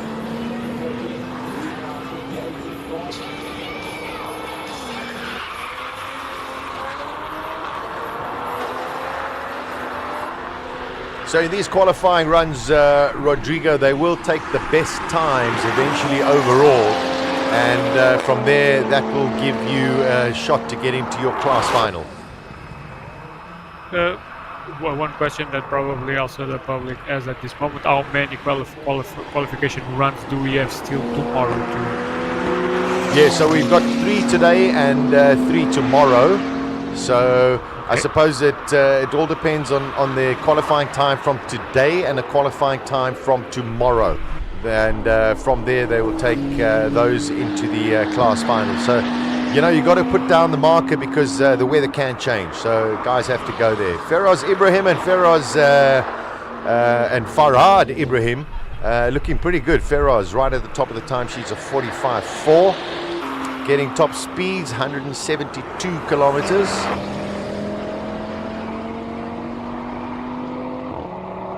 Claire Vale 207. JP van der Walt, there we go, puts the marker down with a 42.7. So super lap from JP van der Walt. He's really on it. Just says the car just feels fantastic. And you know, that might be his only run for this afternoon. We'll have to wait and see. Yeah, he can save the car from this moment on. The thing is, at the 42, he is fast even among the race cars. Yeah, very much so. An incredibly fast time from JP van der Walt. Oh, going very, very wide. That's the BMW diesel.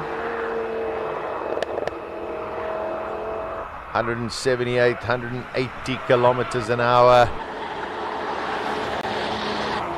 Should we encourage some betting among the live stream viewers to see who can guess the top speed on the speed cam this weekend? I think it's a great idea. Here we go. We're getting into the 191s. That's the brand new C63, which hasn't actually officially been launched in South Africa. So 191 at the moment. Let's see on the channels. You put in what you think is going to be the fastest through the speed cam. I think it's a great idea. What is your prediction? My prediction is going to be 235. Oh, sideways for Clint Weston just again. He says this car is unbelievable, but it is so heavy. He's turning off all of the driver aids in the car, and he's just hustling it as best as he can. And he's doing an extraordinary job. So let's see what Clint Weston does when he goes across. Whoa! 44.3. That is frighteningly fast. By the way, my bet is 246. 246. All right, 246 for Rodrigo. What did I say? 230 something. 2:35, 2:46 for Rodrigo. We'll get Chiro's as well. Wow. I tell you, that time by Clint Weston, I mean, he's just remarkable in that car. Phenomenal. All right, so if you're watching on the live, you are watching on the live stream, post on the channels what you think is going to be the fastest through the the speed trap this afternoon. Are we doing just this afternoon? Because we can also count for tomorrow. No, we got to say for the weekend. For the weekend. No, but we'll run it again tomorrow. Either way. Yeah, we'll see what the weather throws up for us tomorrow. Chiro is just going to be coming to join us, and we'll ask him the same question. What he thinks is going to be the fastest through the speed trap. 181 at the moment. 190 is where we got to with the C63 so far. This is... I lost his name. Ooh, Farouk having a moment there. There's a couple of moments. Chiro, welcome back. Rodrigo has said, what do we think? There's 195 on the speed cam. What do you think is going to be the fastest time through the speed cam for the weekend? I said 2:35. Rodrigo went with 2:46. One of the Lotuses, I would say, has the best chance of being up there. Okay. Of course, always can't write off Scribante and Richard Ritz as well. So Rodrigo said... Whoa, that's incredibly wide through the over the top. Sorry there. No, I'm gonna go. Let me split you guys in the middle. I'll go 240. 240. Okay, I've written it down so I don't forget.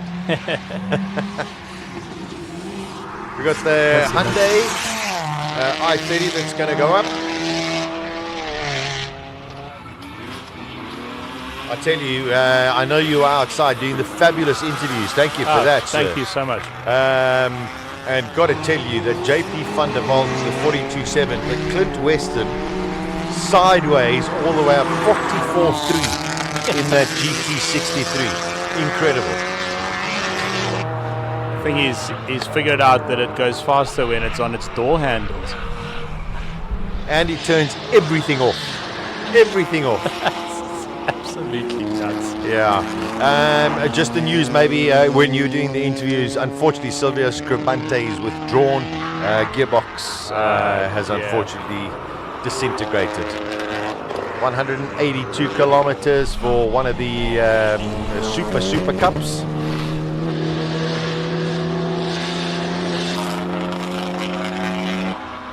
Yeah, interesting to hear Mike Rowe chat about Jonathan Mokgotsi. Came to them as a gamer, and they developed him into the racing driver that he is today. And I just saw him now out by the start line. He is such a wonderful young man. He really is. Fabulous guy. Really, really fabulous guy. And here he is, driving up in anger.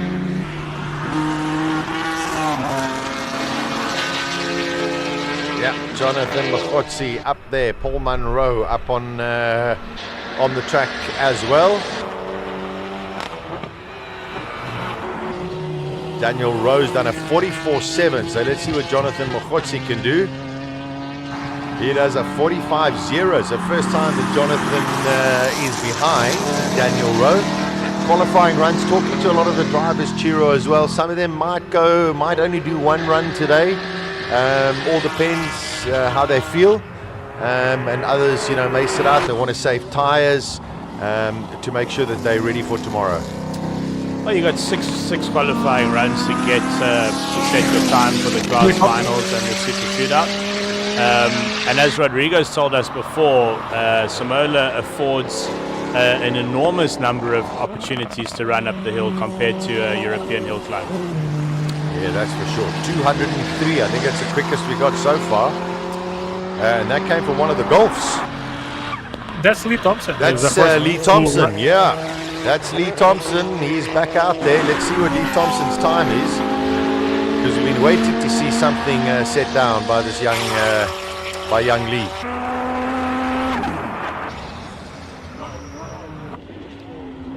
.48.1. Not. I was expecting more. I'll be honest. Rodrigo. Run to sleep. Yeah, maybe something not right? One would expect that car to be quite a lot quicker than a 48.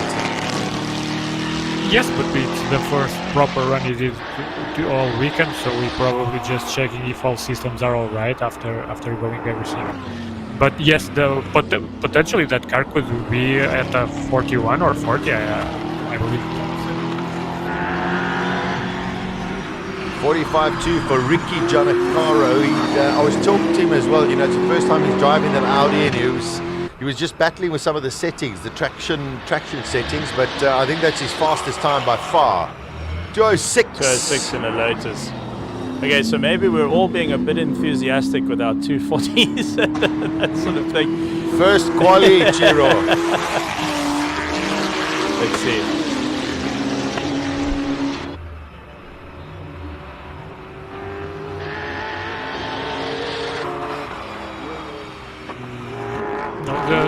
Something's up with the speed sensor, either the positioning or something like that, because the way that the speed is evolving as cars go through the straight is not really. Yeah, I will sort of agree with that. Savgatieri coming up in that monster BMW. Yeah, that's weird. You know, 206 and then to 191. Maybe it needs some calibration.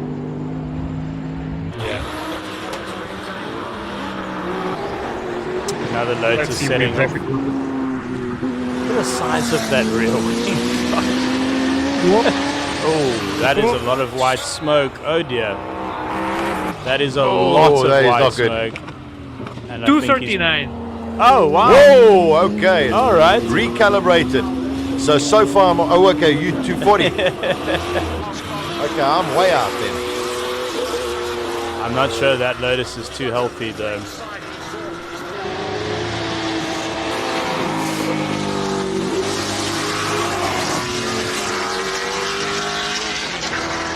$39. Devin Robertson, what a time. Unbelievable. Fantastic. That's in the Lotus with the Nissan engine. The Exige. Peter Hubert. Oh, the Noble again. Oh, goodness. Shot massive flames out the back and he's parked. Yeah, that's it. That's down. Oh, that's a pity. A lovely car, that.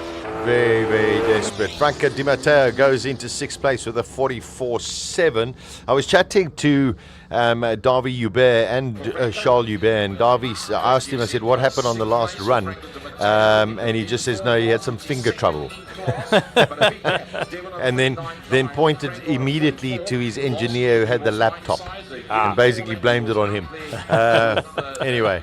Desperate to see the Noble. It was having problems. It managed to go up the hill in its last qualifying, but at present, not very good. So they're just going to have to get that out of the way. We got a yellow flag. They'll move it out, and then, of course, we'll continue with the action. We've got this qualifying session, 2 more qualifying sessions. Rodrigo, as you know, we have a lot more running at SIMOLA than we do have at probably the European hill climbs. But maybe that's also because there are slightly less competitors. But it's so important to get out there and put a banker lap in first.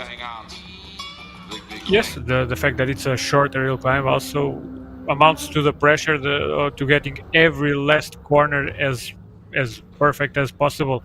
And we're seeing. Okay, now we have some Lotus. Let's check the top speed here, because let's see the speed gun. This is a Lotus 488 Ferrari engine in it. It is Davy Hubert, 225.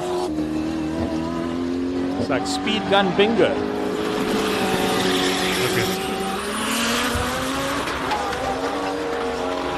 Oh, Davy Hubert fully committed going through that first set of S's.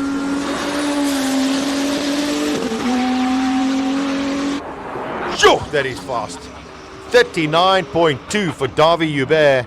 No finger trouble this time.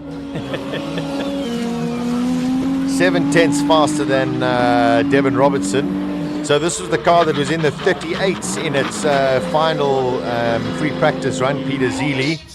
I was talking to Freddie, his engineer, just setting the car up. I think it's going to be quick.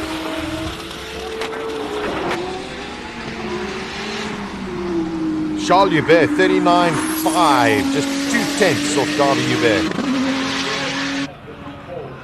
I do love seeing this MR2 go up the hill because it just has this kind of underdog vibe to it, but just so fast, and Peter's so focused on the development of the car as well.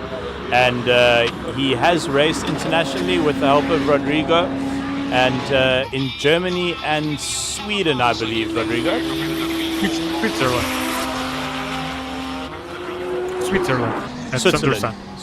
Ooh, a 40.3 for Zili. That's 2 seconds off where he was. And I think they're running new tyres, so maybe those tyres need to be a little bit scrubbed. We've got Jan van der Merwe going up in the 240 BMW. And here we go. The Van Zoomerens are in town. Wade Van Zoomeren in the R34 with the biggest amount of noise. Go!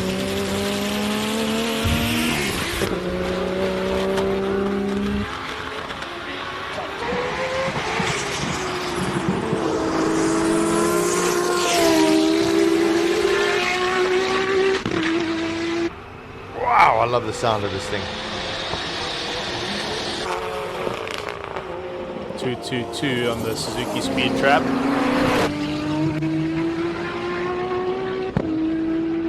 Oh, that is one of the best. Just the engine noise there alone. You got engine noise, induction noise, exhaust noise, all the noises coming from Van Zimmeren's car. Just listen to it. Unbelievable. 5th place, 41.6 for Wade Van Zoomeren. This car has got one of the best launches off the line ever. Watch this thing. Oh, it's incredible. Prepared by Michael Steven. And I'd love to see Michael Steven do this. Because, man, he's an unbelievable racing driver. But maybe HillClimb's not his thing. Let's see what Aldo can do. 43.0 for George Evans in the GTR. So Aldo going up there. Unfortunately, no Silvio Scribante. On the bottom screen, you can see Franco Scribante's Sheriff getting ready. Oh, Aldo Scribante right on it. 42.1 for Aldo Scribante.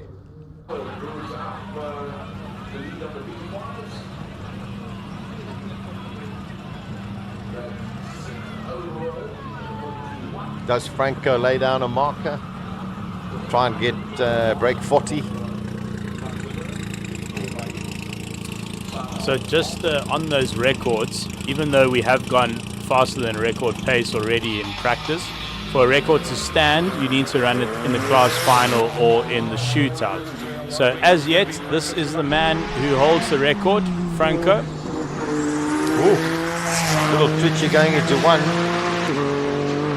Cousins of Silvio and Aldo, Franco Scribante, sharing that legendary motorsport name in South Africa.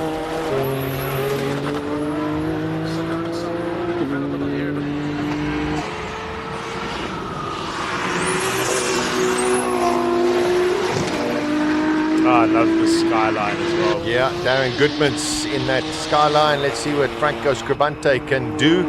He's coming up to the finish line now. Does a 40.2, puts him into a 4th position. And at the bottom of your screen, Richard Roots.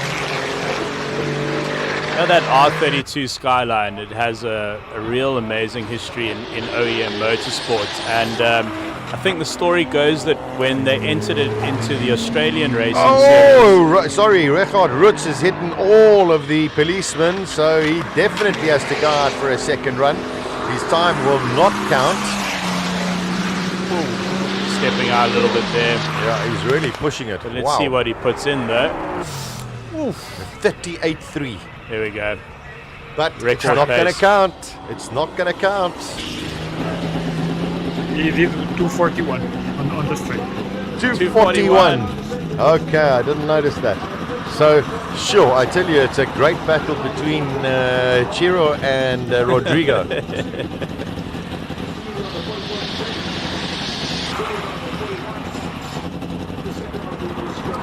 actually a nice thing to get our live stream watchers involved in. Put your guess. Let's see who can get the closest to the top speed, the Suzuki speed trap for the weekend. Let's see who gets it. Yeah, we have asked that. I don't know if any of them... oh, I've got one at 260. 260. Somebody's saying bit ambitious. 260.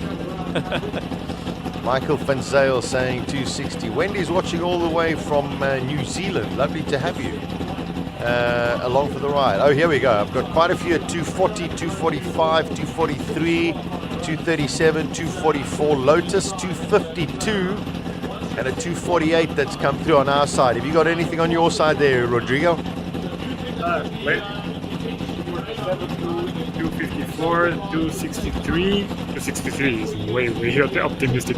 253, 240, 243, 234, 245. One of my camera guys here in Europe saying 209. No, that's too pessimistic. 242. 242 is probably the winner. This aftermarket username. The person is close for now. If you noticed you would have seen that Rui Campos was actually throwing up his hands in frustration because his car has come out of tyre warmers, and now he's got to sit as they fix up the course with the pool noodles. So yeah, he's going to have to definitely try and find some heat on his way up there. But Reggie Roots definitely going to have to do another run, as that time won't be classified as he did hit the cones.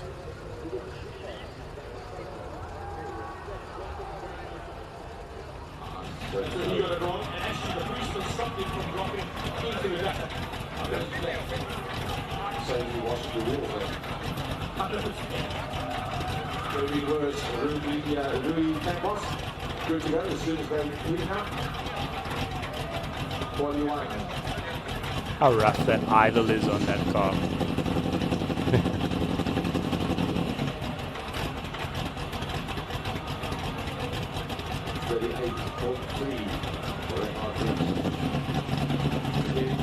All right, looks like we're set to go. Helmet is down, still on yellow flag, waiting for the starter to give the go-ahead. 58 cars have gone. We've got 3 qualifying sessions this afternoon. Good start.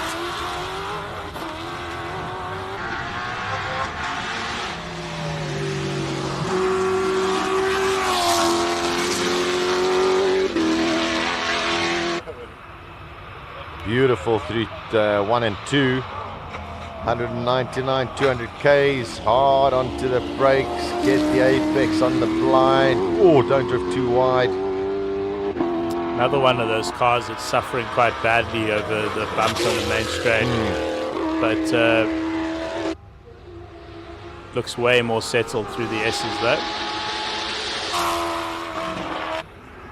Maybe getting the right amount of heat. Oh, it's good. We've got the Cobra that is back out, 42.7. For Rui Campos, I think you'll be quite happy with that. It's Cobra having a difficult weekend, I think. Only recorded 100 k's an hour, so... Yeah, it's a big problem, yeah. Yeah, the last run also, unfortunately, not successful. So the mechanics will be busy there this afternoon. Sounds like it's only running on about 3 cylinders.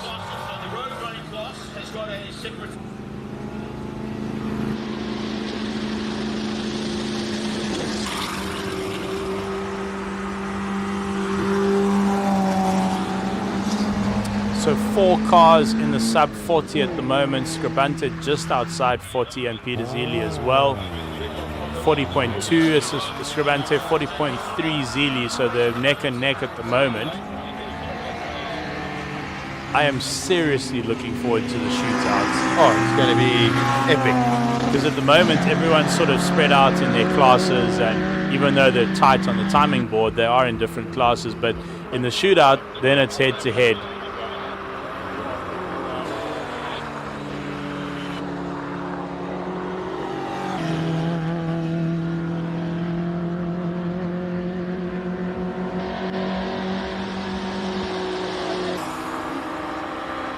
Lay down the marker. Not everyone going out in this first run, maybe waiting or hoping that the track rubbers in a little bit more and then go out in qualifying 2.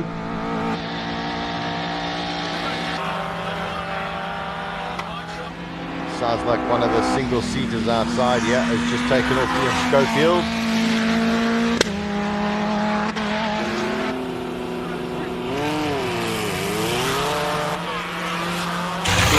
Hey man, how's it going? Theo Mark in the VW Formula V.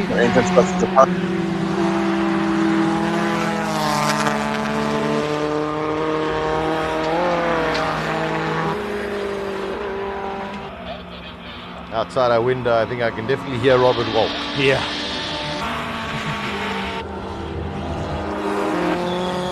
Over the line for Ian Schofield, 42.696.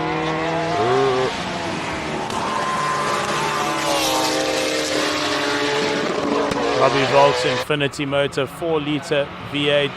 Doesn't sound like it has any exhaust on it, actually. Just sounds like the explosions are coming out the side of the block when he's standing on the start line. Only 223 for him, but that's not what this car's about. It's all about the grip and aero. Can he put it in the 39s now?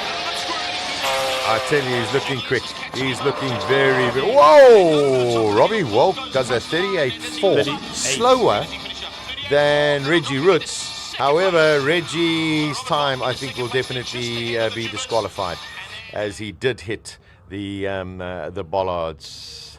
So, Sasha, tell us about your F1 experience out there. Yes. Well, I mean, I was there for both of them.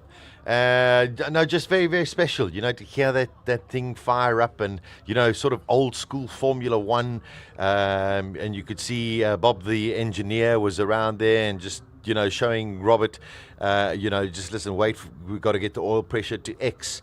We've got to get water pressures, water temperature to X, and then he, give him the go ahead and said, okay, go for it. And yeah, I mean, they are very, very special cars. They are very, very special. I've been fortunate enough to, go around the world and see so many of these Formula One cars, and I just marvel every time that I see them or hear them.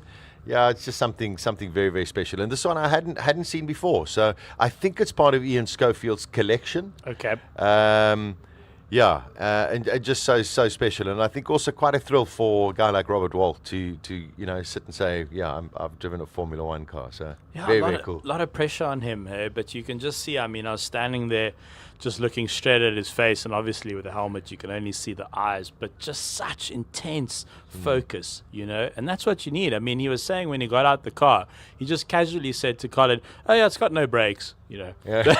Well, just work around it. Well, that's the thing is with a Formula One car, they have to have incredible temperature in the brakes.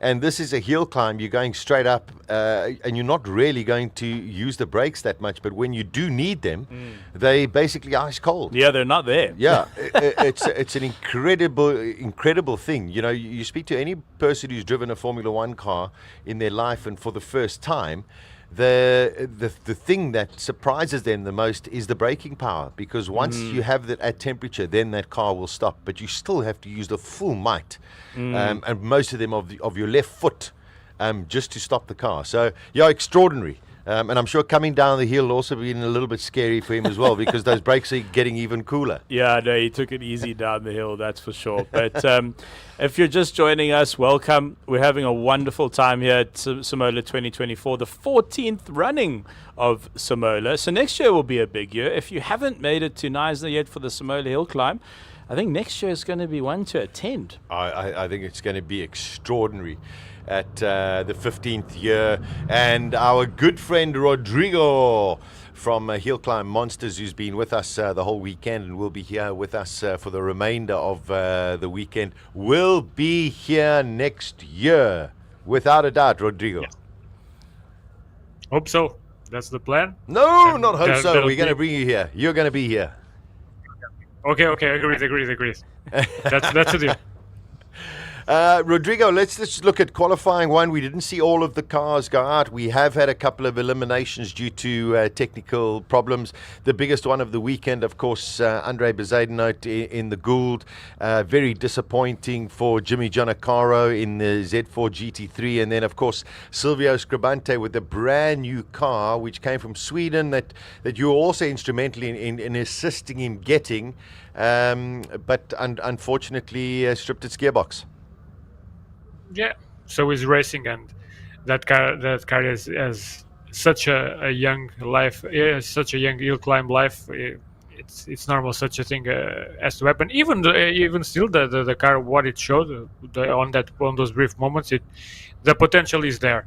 Bezuidenhout, well, he was out even before the race began. Sure. Giannacaro with a Z4, we didn't see that much of him, but other than that, people are getting faster. We are only other blip in this is it's Zumran in the yellow R34. Yeah. But hopefully he will return. We are seeing the Polo back again, and at the very top we are seeing that the 40 barrier, it's commonly beaten by now. I guess we run a race to see where the first 37 will come from. We're taking bets on that one too. Yeah, that's a good idea. Without a doubt. I'm going to say the first 37 will come in the next run from Davy Hubert. You've got it on Davy, hey? Yeah. I'm going to go with Reggie. I think Regards. Reggie's going to put in a 37, yeah. Rodrigo? I'm going Reggie too. I wanted to be different, but I'm going Reggie too. What do you think of Peter? Yep. You go ahead. What do you think of Peter Zeele's chances of getting into a 37?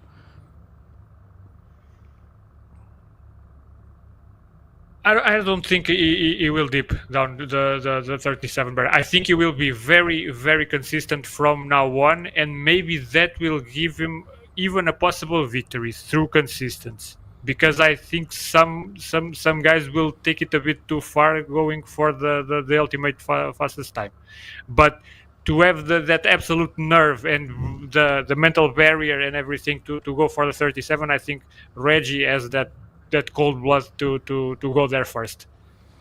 Well, I'm just going for Davy because he's got a Ferrari 488 engine in the back. But no, I think Reggie's going to be super, super fast as we've seen. The only thing is these are qualifying times, and everyone else has put a mark on the board, those who ran in qualifying one, but Richard Roots did a 38.3, but it counts for nothing. So, yes, he's got another 5 qualifyings, 2 today and 3 tomorrow, but the pressure's got to be there. Maybe none of you remember, but last year Reggie went through pretty much the same thing. He did a 38.1. And that time, because it was outside the qualifying and everything, it did not count in the end for the books. Yeah, and correct me if I'm wrong, gents. I'm getting old, but did we not have a 3809 today? Was there a 3809 somewhere, one of the Lotuses, or am I making that up? Didn't see one. In the qualifying. Yeah.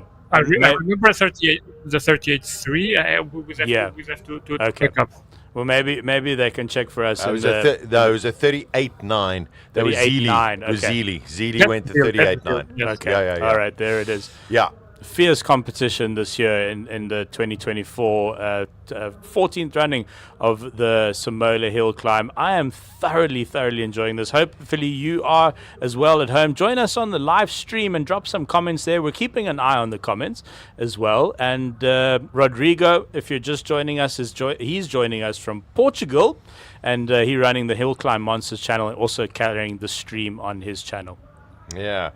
Kyle Jakestra, it says 249 kilometers an hour, watching in Bristol. So I think we're going to cross over to Colin. He's in the pits, and he's got some more information about maybe some of the non-runners and people like Richard Roots, who, put in an unbelievable time, but unfortunately not going to count for one of his runs.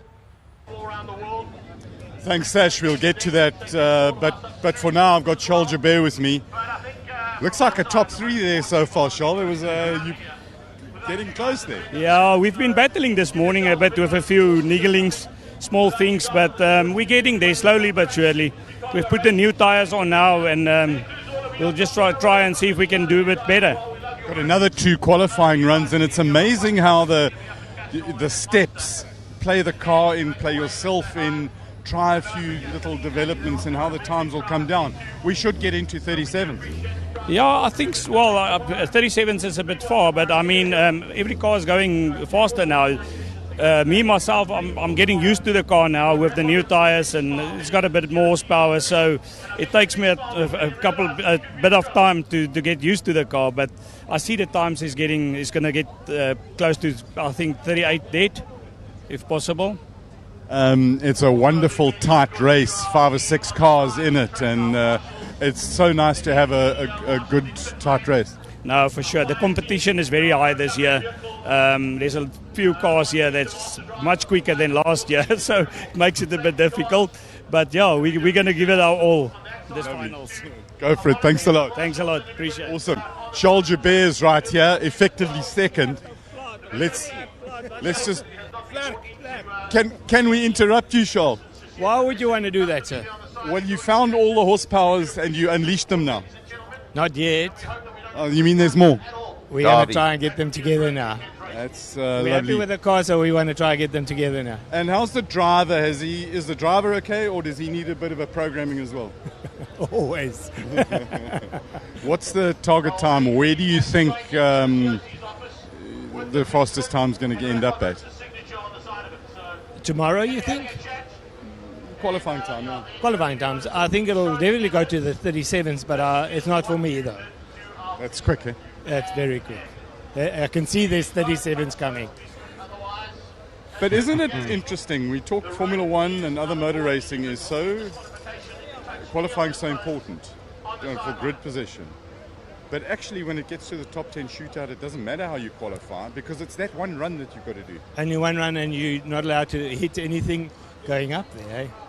Well, we're going to go and have a look at Reggie's car because he clapped a whole lot of, like about 23 of them.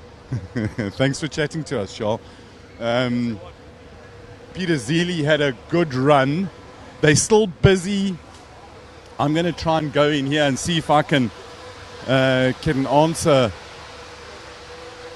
on Martin's car. They're still busy with the pulley. No, they're still busy with trying to sort out the pulley on the car. Let's talk to Wade quickly. Wade, the pace is quick at the front, eh? Yeah, it is. We have to push a little bit now and try and improve. Update on the yellow car? Still trying. Carry on until tomorrow? Yeah, no, for sure. Never give up? Never. Love the East London boys. Thank you very much, Wade. We want to go and have a look at the bumper from Reggie's car because he hit all of those policemen. The Scribanti pits, if we just go down here. The news on the Scribantis is that Silvio has withdrawn. The issue was not a drive shaft as we first heard about, but it was the gearbox that went crunch. We do have some onboard footage, which when it's queued up I'll get to, and we'll talk to it. But for now, let's talk to Aldo. Aldo, good news and bad news on the Scribanti camp. Sad about Silvio's car, but you've got your launch dialed in and it's really looking good. Yeah, it's two different kind of fortunes today. I feel sorry for Silvio. He really put a lot of effort in, but unfortunately his gearbox has broken. This one, however, we're still building the boost. We got a little bit of an issue with the air intake on the turbo. We're down 10 kilometers from last year on the top speed, so we're just making some changes now. We need to find that 10, 12 Ks, and then I think we'll be able to be challenged a bit harder. It's that the tightness at the top of the modified saloons. It's a serious proper race. Yeah, I think I've lost a little bit of my banter at this stage. I'm dialing in myself, so it is getting to the serious end now. So these are the qualifiers, and we just want to put some good ones down. Maybe the rain comes later, get a good time in before the rain comes. And we don't know what tomorrow's weather is going to be either.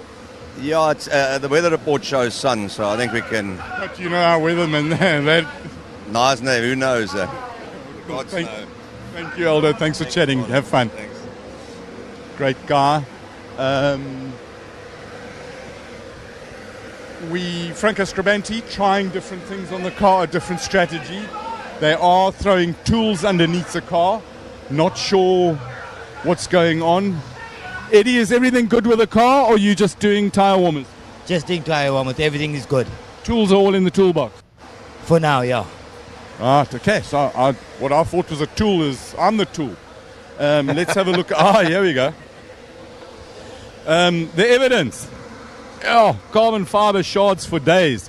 So that's one corner. Let's go and have a look at the other corner. And let's go and have a look at the back. The roof looks all right. You're clever, eh? I know you very well, Reggie. Colin, it wasn't my fault. That policeman was drinking. He walked straight in front of me. I did a hell of a job to avoid most of him. Most of them. But at least you know where the limit is. Yeah, no, the car's good. It had a bit of oversteer, so obviously... we noticed. When the back goes right, the nose goes left, so the policeman goes up. So it happens. Puckering becomes. No, it was lekker. That one was fun. Okay, so you haven't got a time in qualifying.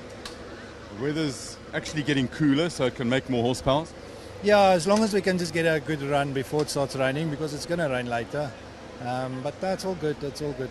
So there's a lot of talk about top speeds. I think at the moment that the quickest speed is 243 that we've got up the hill, this BB Motorsport car. Excuse me. What do you think a good qualifying time is going to be at the front end? I think qualifying, low 38. Low 38 probably. But in the final 37s is on, like donkey. Yeah, high 37s, yeah. Always find a bit in the final, you know. A bit of boost, a bit of balls, you go. Boost, balls and brains. Boost, balls and no brains. We've got Reggie's sayings. So if for those of you watching, put in the comments your favorite Reggie sayings. So it's boost, balls and no brains for this year's. That's the winner. But more will come out. Yeah, more will come out. We know he can't control it. That just happens. It just happens, you know. It was last year we were puckering pooples, and I suppose that evolves into pinching peanuts. But yeah, no, it's balls. You're going to get me into trouble, you know that. That's your idea. I'm trying hard. Thank you, my I'm friend. in trouble, so you need to be in trouble. Avoid the PG thingies. Yeah, I told you, it was his fault. Yeah. Always good value, old Reggie Roots. I wanted to find Rui Campos because he was really upset going into qualifying. He's got a good chance of getting into the top 10. And then when Reggie broke all the pylons, you've got a delay or policeman to replace them. And the tyre temperature, it's cool today, and the tyre temperature drops off a lot. And once the tyres go out of their window, that level, that edge of confidence is gone. And this thing is super critical on the tyre pressure. So, you know, that's the luck of the draw. That's why we've got 6 qualifying sessions, 3 more today. It's getting cooler with the super soft compounds that they're running and the tyre warmers, assuming you can get out onto the track quickly. This ambient temperature is not bad for it. The ambient is really good for power. Air gets a little bit denser. You can put a little bit more fuel in it, and the more fuel you put into the thing, the more that you can burn. And let's go back up to Robert. I want to get his impression on... Oh, and the cool thing about walking around the pit lane is you see cool people. Craig Zank? Yeah. It's starting to get reels now. We see you cranked it up a bit, zanked it up a bit. Yeah, we zanked it up a bit. Track got a bit cold. Yeah. And obviously between the last run and then lunch, the track changed and tyres got a bit cold. So, yeah, we cranked it up and ended up going more sideways than forward. The Lotus, we turned up just a smidgen, and the track's very cold, so we're leaving black stripes, so we've got to turn it down again and try and figure out what the track's going to do for the rest of the afternoon. I thought Devon had put in a good time. 39 is a good time, not what we're aiming for. We got a bit in hand, so we just got to be able to put it together. You've got to put the run together, yeah. Let's not be subtle. Let's go to the whole thing. Was it say efficiency staffing solutions? Yeah. That's I mean, all you had to do is say hello. There we go. Yeah, you see. So, I mean, it's just simple. When okay, so you want to get Devon into the 38s, low 38s? We want to run 38 today, check the data, and then have a look and see what we can do tomorrow. If there's some temperature in the track and the track can hold it, then obviously we're going to turn it up. Are you on the super soft hill climb tires? We are on super soft now. That was the first run on them. That's why we turned it up a bit, but it didn't work on the cold track. We were just talking now to some of the other guys, and they were saying to them the temperature of the track is not that critical. I don't know. But that's other guys. Maybe this is part of the disinformation campaign. I don't know. If I have a look at what Reggie did, he had the same issue. Car sliding around, moving around a lot. Times weren't great on that run. And the only difference is temperatures dropped. So super softs on cold tracks are not normally great. So you don't run tire warmers on them. So that makes it a bit more difficult. They've got operating. I've learned something. Thank you. The operating temperature on them is between 35 and 40 degrees. And when the track drops that much, by the time you get first corner and that, you don't have temperature to 35, 40 degrees. And that causes a problem. So, yeah, it's not as sensitive, but it is sensitive when you're trying to, push the edge. Can I interrupt you? Yeah. I heard a Porsche. So now let's stop talking and let the cars do the talking. I like that. Thank you, brother. Thank you, Craig. Be well. Let's the cars talk.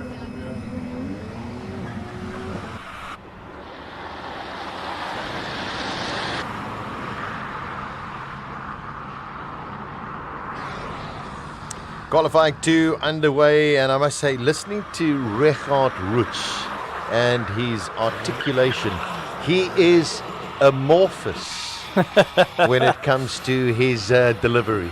Also, I think he's a stand-up comedian. Yeah, no, he's phenomenal. We got the 4 Suzuki Swifts, of course, one of our big sponsors here at the SIMOLA HillClimb 2024.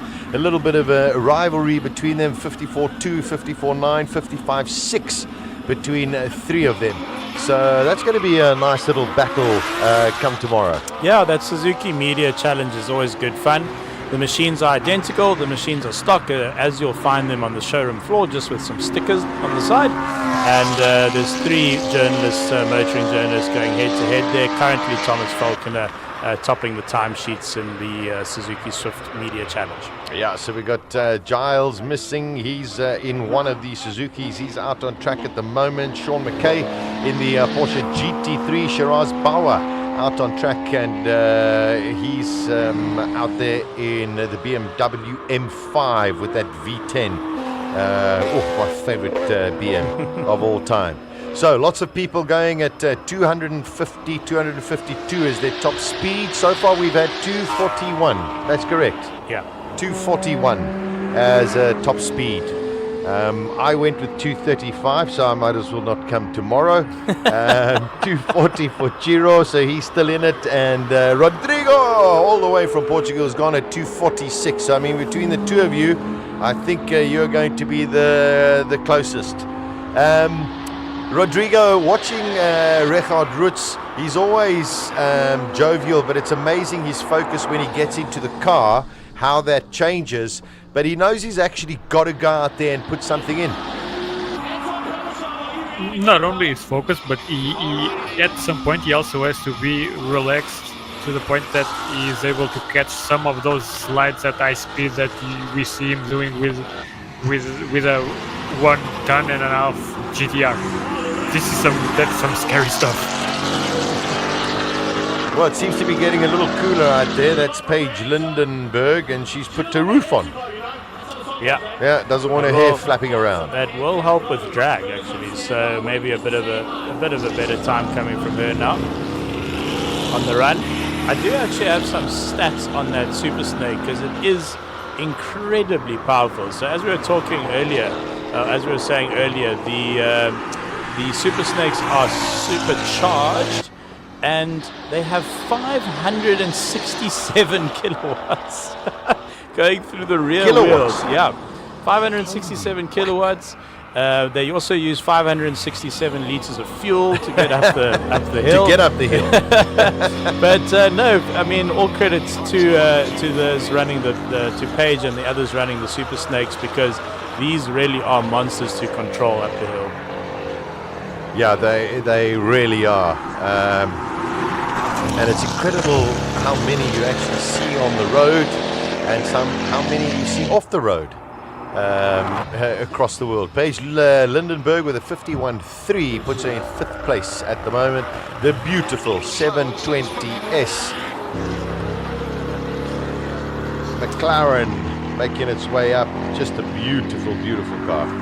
Really cool active aero on the 720S. So you'll see the rear spoiler is now down, so it reduces drag. And then you'll probably catch it on this camera angle, but as he goes into the braking zone, that spoiler pops up to increase braking force and some downforce as well. So cool tech there on the McLaren. Yeah, Garth McIntosh making his way.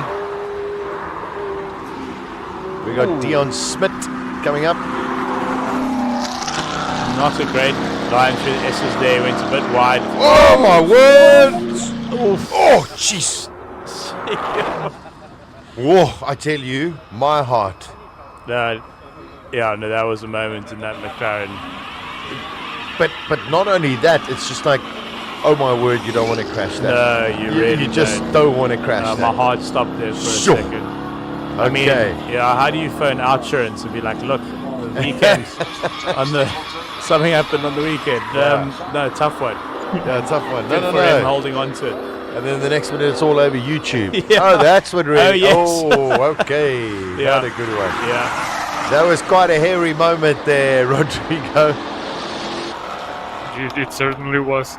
And those 70Ss, those are great cars. But at some point, I was in one and I thought to myself, well, as a road car, do we really need to go this fast? Yeah, I agree.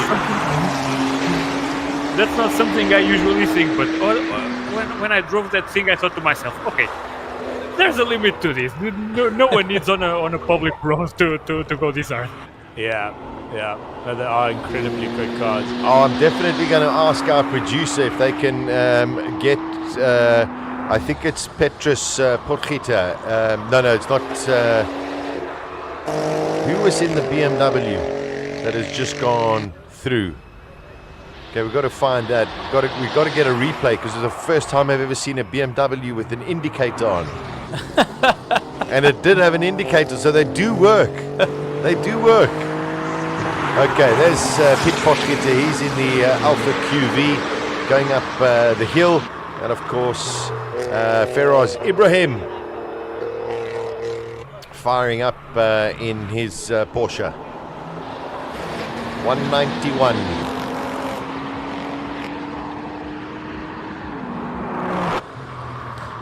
It's been interesting to see JP van der Walt didn't have a fantastic run as last practice.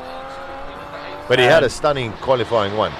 Yes, yeah. So he's seems like he's back on.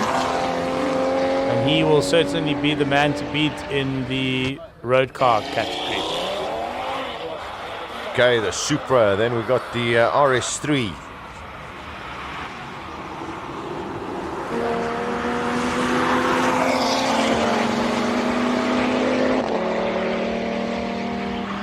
Graham King on the RS3 Quattro S-Tronic, 167, 176.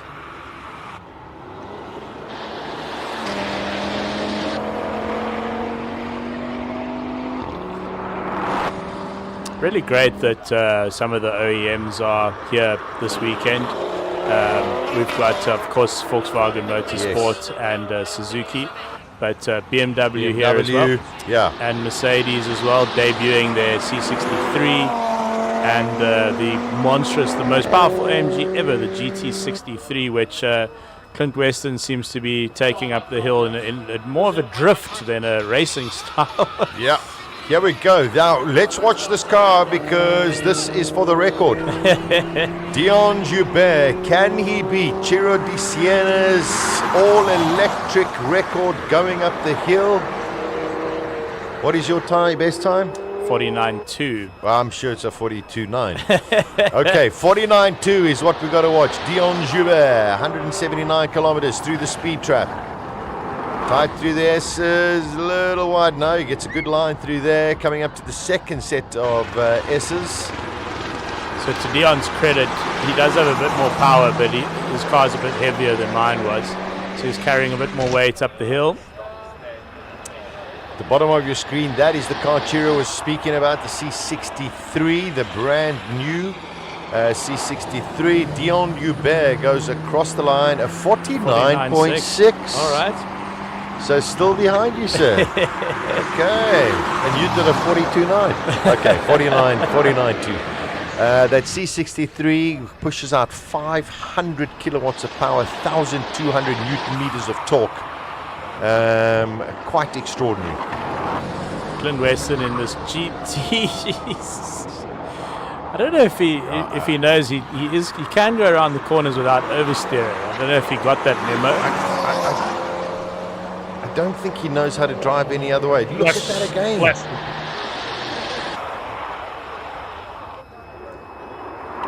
Oh, sideways. 44.2. I think that's the maximum out of the car. I think he's done two runs at 44s. The way he crossed the finish line there, I mean, it made me like recoil from the screen. It scared me how he went across the finish line. Incredible driver skill, really. But he's consistent. He's always finishing like that. Yeah. Oh, amazing. All right, so this is the first time we're seeing at the top of your screen Shuaib Danzai in the Ford Fiesta. We haven't seen it go out for anything. I think this is part of a development program, if I'm not mistaken. Yeah, it's a young driver development program, and part of the program is to come and send the car up the hill at Neisner. I'll definitely get a bit more info on that. And I think that, like you say, first run, so just bedding in. Yeah, and fantastic, a category all on his own.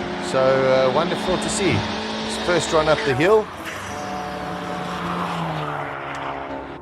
Yeah, we'd love to see another South African in Formula One or in Le Mans, and this is where it all starts.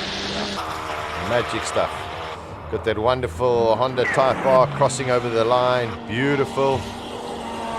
Jeez, that Audi was quick too, 13. Very, very fast. Through the trap. That's Giovanni Fantin. Here comes Farouk. He had a little moment over the finish line on his last run.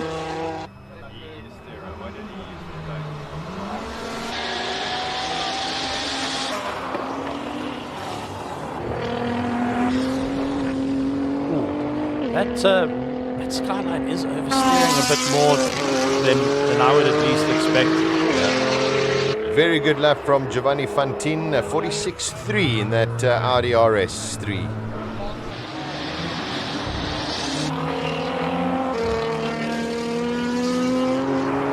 Oh, there again, a little bit of oversteer.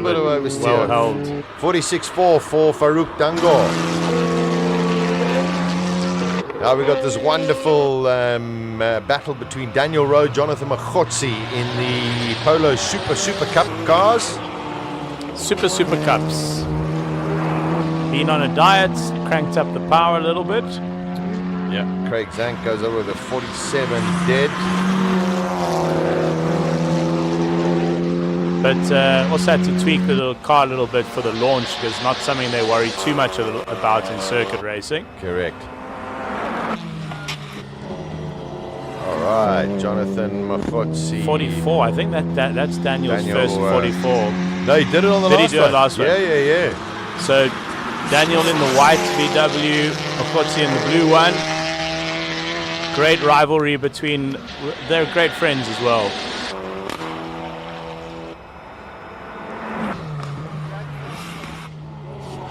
.44.458. That is, so they super are. Fast. So Rowe got him that time, but only by a tenth of a second.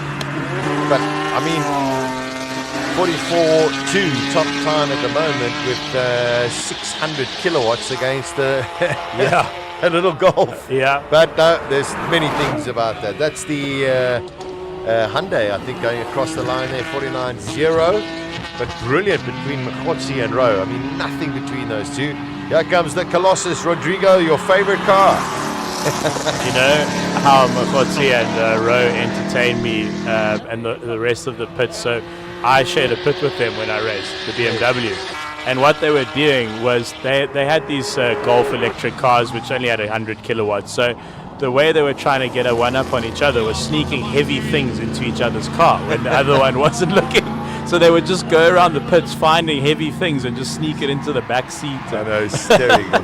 It was really entertaining. Ricky Giannacara in the Audi R8. That's the top of your screen. The Colossus Nissan Patrol at the bottom of your screen. 192 Ks for Ricky Giannacara. Still topping the time sheets. Clint Weston with a 44.2. JP van der Walt didn't go out. No, he didn't. Yeah, so I don't know if he'll go out again today. It's going to be interesting to watch.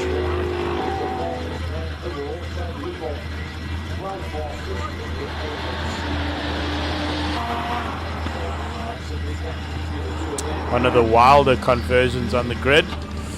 Yeah, Mike Verrier he's got a Chevy IS7, 7 litre in the back of that, which clearly must sit right next to his head.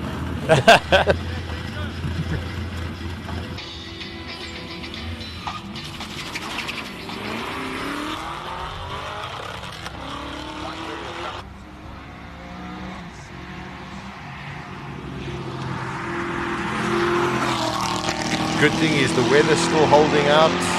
There's time for everyone to get a dry run in. And, you know, one doesn't know what the weather's going to do. 189 kilometers an hour. Fastest still through the speed trap that we've recorded is a 241.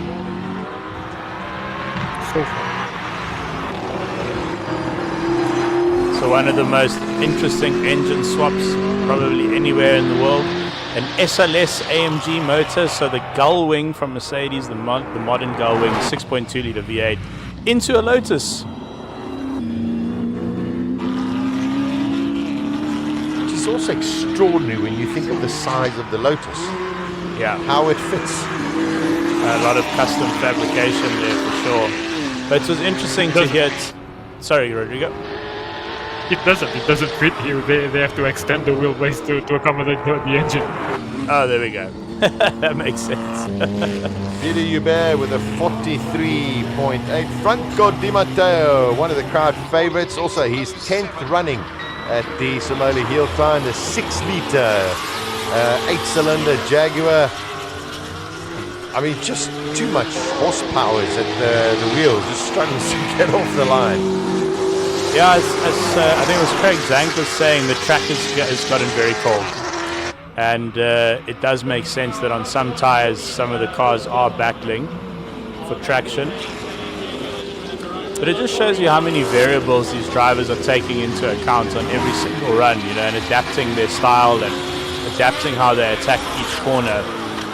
Davy Hubert in another one of the Lotus. One had a SLS Mercedes engine. This one has got a Ferrari 488 engine. There is another with a Honda J35 engine. Just magnificent. I swear that Lotus is getting air on those bumps. You can see under the car. Incredible. Love to see just hint in the production box. Love to see a slow motion replay of that, of the Lotus going over the main straight bumps. Let's see if anybody can break the 40 barrier. Oh, Darby Hubert 38.8. Quick. Here we go. And here, Peter Zeely. He's done a 38.8 as well during the course of his qualifyings. Let's see what he can post here. This is going to be such a battle tomorrow between all of these cars. Another. Oh, Darby Hubert, 247. Okay, Chiro, you and I are staying at home. Yeah. All right, Rodrigo, tomorrow it's just you on your own. Another 38.8. Navi and Charles Hubert split by 0.03 of a second. This is Jan van der Merwe, and a very interesting, it's a 240 with the BMW B58 engine in there. What was quite interesting between Zeele's run and the Hubert's runs is Zeele's about 20 k's an hour slower on the main straight, which means that, to my eye anyway, he's quicker through the corners slightly than the Lotuses are. Well, there we go. Rodrigo Zeele has hit a 39 now. He went 40 to 38. Now he's in the 39s. Finally.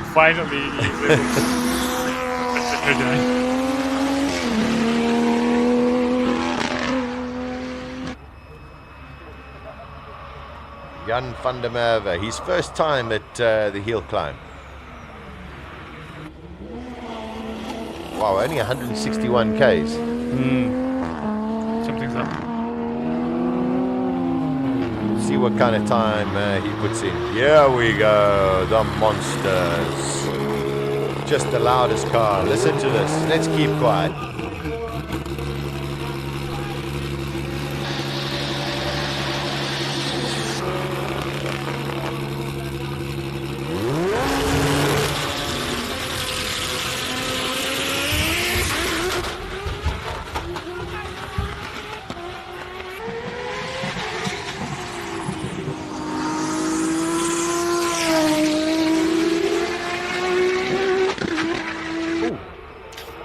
Love it.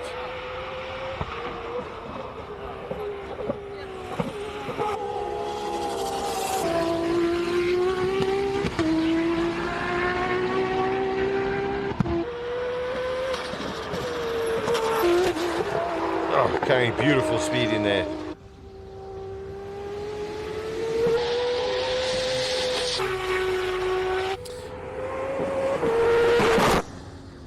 Rodrigo, I think you'll understand these things better than I will as well, but that car's sitting so close to the ground. Is that trying to make use of a sort of ground effect?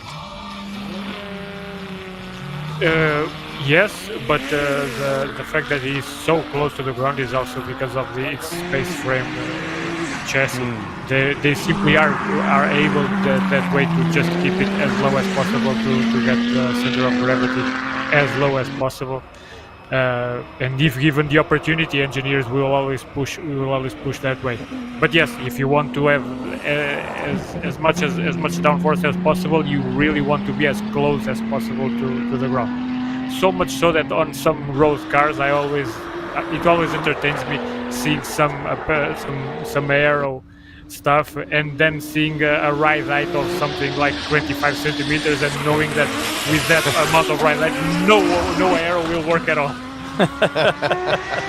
So true. Okay, listen, that was a fantastic lap from Wade van Zoomeren.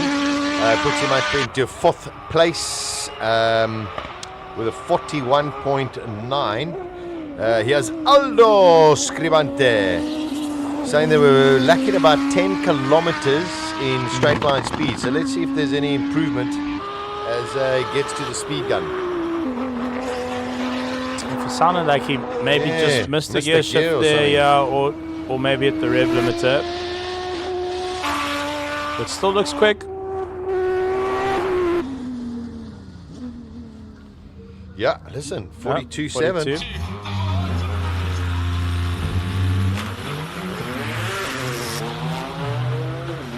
Franco Scribante chasing 38.8.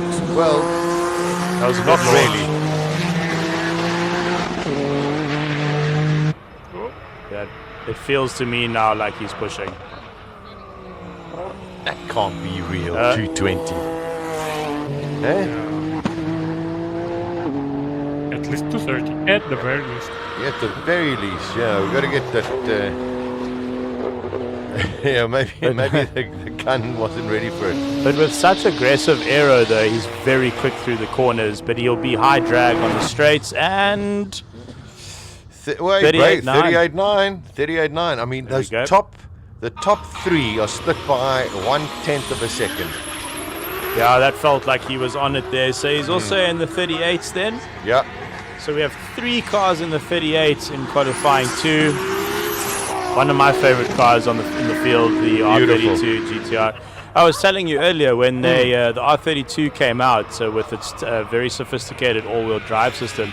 I think in Australia, the story goes that the regulators in Australia of the racing just found a way to ban the car, basically, because it just kept winning. No one could keep up with it. So that's Australia. There we go. If it's not a Holden or a Ford, I don't want to know. All right, let's see what happens here. Darren Gutzman with a 43.2. Here we go. This is an important one for Regardt. Not the fastest getaway, but I don't think he'll be too concerned about that. Get the time in, Regardt.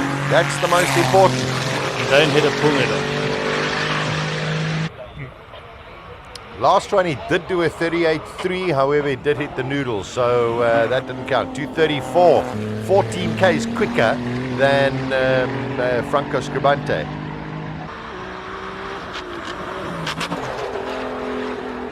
Wow, that's commitment. That is commitment. Oh no! He hit it again. 38.6. Did he hit it again? I think he did. I think I saw a policeman flying through the air there. Rodrigo, did you see it as well? Not only flying, exploding. Yeah. Well, yeah, a GTR hits you at pace. That's it's going to be the result. Oh dear. So Reggie's challenge this year is to just stay away from the apex, really. Wow.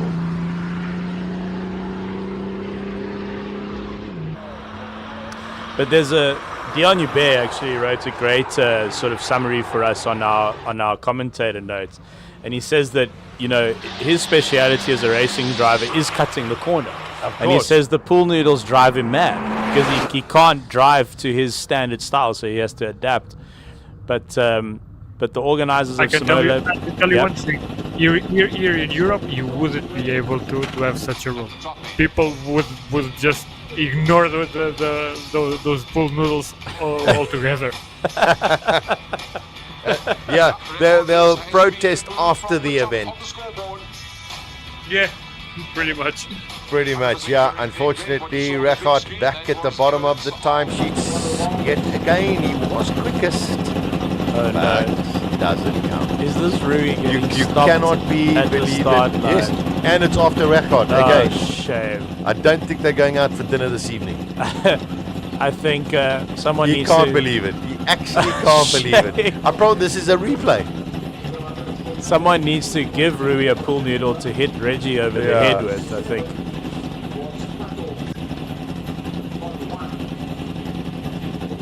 Oh, shame. The track is really cold now. It's cool now. He's he's not going to be a happy bunny at the end of these sessions.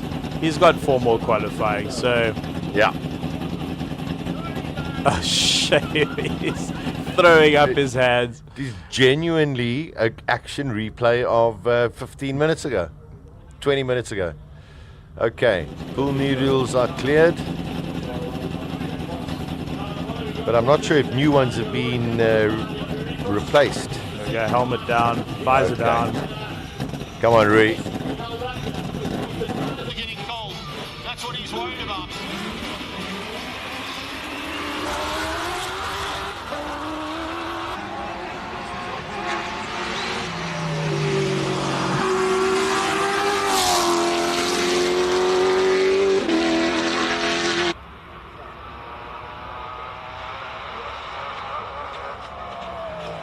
.205 with the speed gun.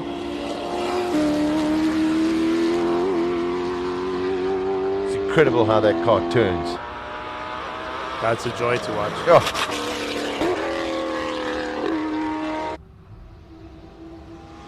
One would think, I mean, with a car like that, to go through that top S, you should be able to go flat.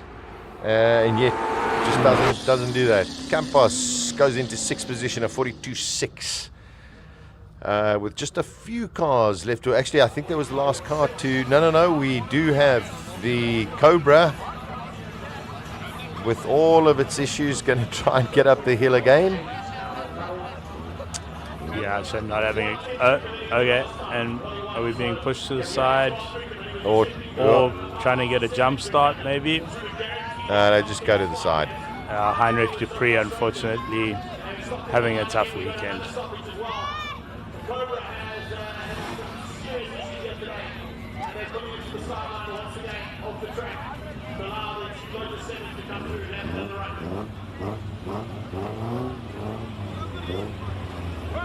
Couple more cars still to go. Whoa, what is that spraying out? Just water, okay. And is that meant to be normal? He's installed a water feature on the water fountain on the bonnet of the car. I think I would have aborted that run. You don't want to run short of coolants up the hill.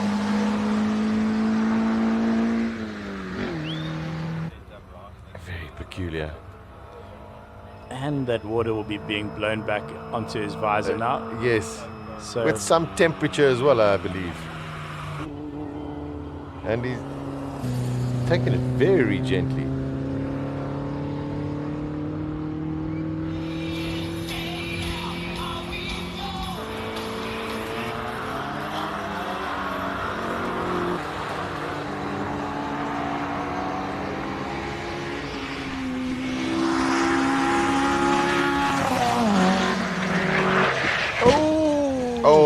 Goodness, that's a nasty crash. Very, very nasty crash. Everything looks okay, but yeah, that's definitely going to be a red flag. Shame. Yep, that's what the roll cage is there for, but Thank goodness. That was quite violent. It did look to me like, no, don't do that. There's a big rock there. You're stuck on a rock. Oh dear. He's beached now. Yeah. He didn't know the rock was there, but he'll have to be pulled out of that position. Bit of sweeping needs to happen on the track there. He's well, looking here, his right front wheel looks a little bit sideways. Sure, Rodrigo, never nice to see accidents, but always grateful when you can see that everyone is okay. And this is pretty much the first true accident of the weekend. So on that front, and not a huge accident in the end, and everything seems to be okay. And even mechanically, the car, well, some stuff bent, but it was almost going to leave the site on its own accord. Well, hopefully he can get everything back together for tomorrow and enjoy the Sunday of racing. Yeah, also strange accident, but also because the track has got so much colder, you don't have the grip. You think that you can go through. Turn one is very, very deceptive, Shiro. It's fast as well. It's fast, it's long, and today it's cold, unfortunately. So, and we do have an ambulance arriving on the scene, so we do hope he's okay. I think it's precautionary. One knows that it's quite a violent accident, but it seems okay. Let's hope everything is all right, and they'll try and clear the track. We'll get into our qualifying, our final qualifying session once this is all being cleared. It doesn't look very easy to get out of that car. Well, he is out now, but it has taken a while. A Caterham with a roll cage. Just needs a little bit of practice. Yeah. All right. He's everything's okay, which is important. Whether the car can actually go on its own wheels back up the track or need a flatbed, I'm not sure. Looked like that right front, as we look at it, seemed a little bit bent inside, but it was quite a big crash, going up onto the hill. So I think there will be some kind of damage to the bottom of the car. He's actually climbed back in, so maybe they're going to see if he can take himself up the track. Let's see. Or down the track. Although quite a lot of mud on his tires, which he will drop on the track surface. Not ideal. Yeah, for everybody. For everyone coming after him. Listen, all of the cars have to come back down. So, yeah, let's see. Guys, man, that is... What I'm afraid of, what I'm afraid of is if this accident was caused by the liquid that was being dropped by the catch that was running. Very good point, Rodrigo. Yeah, very good point. Okay, cars are coming back down at the moment. So let's go and see. I think we're going to cross over to Colin in the pits. Just go and find out. He's got some more information for us. Well, the issue with the Cobra is, as you can see here, it's got a flat battery. Somehow waiting in the pits ran the battery down, so they're just going to jump start it and keep it. Hopefully they don't have to switch it off and carry on. But hey, Rui Campos, what bad luck. 2 goes, I was standing next to the car, 2 runs in a row. And there was some really, really choice Portuguese words coming out there. At the moment, he is, it was, he's in the top 10 from a qualifying point of view. I've just got the combined results, and I've got to do some serious maths here because there's some single-seaters in amongst the supercars. But the Charles Jabet, Franco Scribanti, Peter Zili, that lot, 0.4 of a second. No, it's very, very close. And what this does, they're in the top 10 for the shootout, but it just shows us what a close race we leading up to on Sunday afternoon for King of the Hill in the modified saloons. It's going to be absolutely magnificent. Peter Jabet is just outed. I thought that we could go and talk to Davy and Charles. And I also want to talk to Franco and see what he says. Excuse me for interrupting, guys. Franco, it's starting to get real now. We're dialing things in. You happy so far? Yeah, look, we've been taking it easy until now. That's our strategy. You don't win today, you win tomorrow. So slowly catch a monkey. Yeah. Okay, cool. Thanks a lot. Which monkey he's going to catch, we don't know yet. But a monkey will be taught. Aldo Scribanti, they've got the launch of this thing dialed in like really, really proper. He's sitting in about, and I say about because there's some maths to do. It says 8, but there's 2 single-seaters ahead of him, so that makes him 6. I want to see on the Van Zimmeren car whether they've managed to get the pulley sorted out. So we'll just zip in here and ask. Wade was over there, but I'm going to just see if we can get there. Does it look like we're getting the pulley all right? Yes, we're running slowly. We'll hopefully get it run. Tomorrow we should be running again. Will you get it out for qualifying today? I don't think so. I doubt it. But tomorrow we should be up and running. Good news. Thank you very much. Right, there, straight from the horse's mouth. We go from horses to monkeys. It's a colossal jump again. Thankfully, my favorite car, the yellow Skyline, the yellow GDR, is going to be up and running and getting out for tomorrow. The other just surprise, we spoke to Clint Weston a little bit earlier in 15th position on a 44.2, quicker than Franco Di Matteo in a standard road car with electrics in it. That thing is unbelievably fast. Daniel Rowe is leading Jonathan Mkhotsi, so that's a really, really cool battle that's going on. Let's go back up to the front here so that we can... Franco Di Matteo should be coming down here. Rui Campos should be coming down here shortly. And the guys from the Lotus, they've got a lot of spares here on the 7, the small flatty. They should be able to fix that. But now we'll shut up and let the cars talk. All right, thank you, Colin. Ian Schofield going up the track. It's just about the end of qualifying 2 for this afternoon. Certain cars haven't put in any kinds of times. Richard Roots being one of them. Although, Chirui still has got 3 chances tomorrow. He's lucky. And another one today, actually. So I wonder what his strategy will be. Maybe just leave it for tomorrow. Although, he looks like he's having fun, as usual. Yeah. So Ian Schofield comes across the line, and a 42.885 puts him in 8th position. It's Class C2. Robbie Walk in the pull beam. That was a fabulous launch.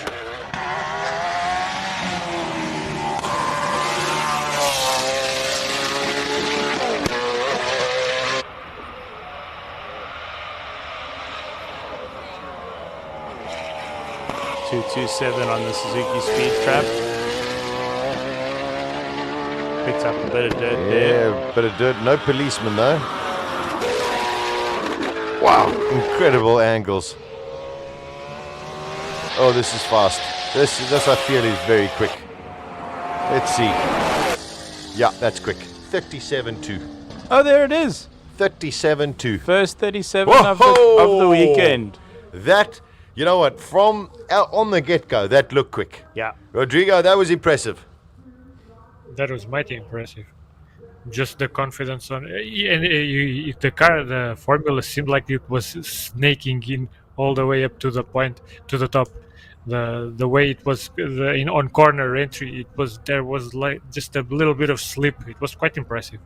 Sure, that you could just see. I mean, that full commitment. Wow, unbelievable lap there from Robbie Walk in the pull beam. So that is the standard 37.2. That's where you want to go. They got one more session. Who's going to go out? You know, there could be a few that sit and say, you know, I'm here. I have 6 chances for qualifying. I might as well go. I'm probably not going to make it into my top 10 knockouts. So I'm going to have a go. The others, JP van der Walt, does he want to go and you know, put a little bit more rubber down from his tires? And Richard Rutz, does he sit there and say, you know what, regroup, forget today, maybe come back tomorrow? However, track conditions can change. I think tomorrow the forecast is for a bit more sun. So I think ideally what you want is cold air and a bit of a warmer track. And those are the conditions we might get tomorrow. Neisner, of course, world renowned for being very temperamental in terms of the weather. So it remains to be seen. I think around the country, weather forecasters just throw darts at a board when it comes to Neisner. But tomorrow, I think if we stick to the forecast, should be really good conditions for all the drivers. And in terms of overall King of the Hill, Robbie Volk looking like he's got a fantastic chance tomorrow. Yeah, that's for sure. According to one of the 474 million weather sites across the world, this evening, 60% chance of rain. Tomorrow, no rain predicted whatsoever, although the temperatures are quite a bit lower. Rodrigo, those who haven't set times so far, do you think a guy like Reggie Rich is going to go out in the session? Depends on how confident he is on his ability to pull it all in a single or in a couple of runs tomorrow, given that we still have a bit of qualification in the morning, Sunday. But this is not his first rodeo. No, I wouldn't be too bothered about him. But some of the cars that had issues during the day and I have now just a couple qualifying runs, well, that's a bigger problem for them.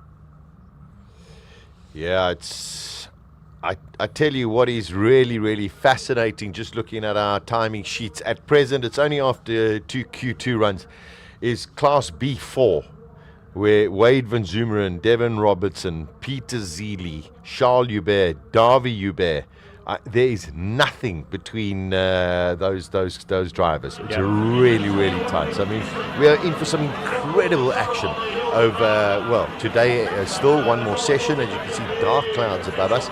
And then, of course, tomorrow, the level last year was phenomenal. But I tell you, this year, it just seems as though that level of more professionalism into the cars, trying to find more speed, more fine-tuning, Chiro seems to be quite a step up. The competition is phenomenal this year. And I think one of the reasons really why the track could be a little bit faster. But I think what we're seeing here is real engineering success. Yes. The cars are just faster. And I suppose every time you come out to SIMOLA, you learn as a driver, you learn as a team, you learn as a mechanic as well. And the engineers who work on setting up the cars, I think, are the unsung heroes perhaps of this weekend, because all of these cars we've seen before, most of them, and all of them are quicker this year. Yeah, it's just wonderful to see.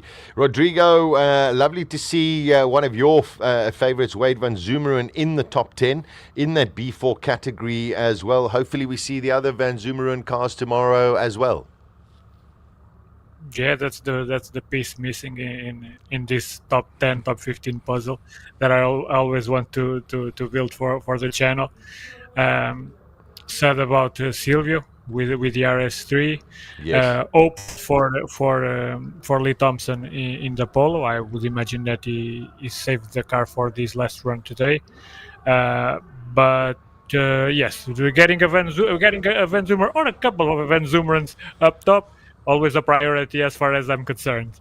After that, given that all this it's grouped by families, we want the Scribantas, then we want the Joubers.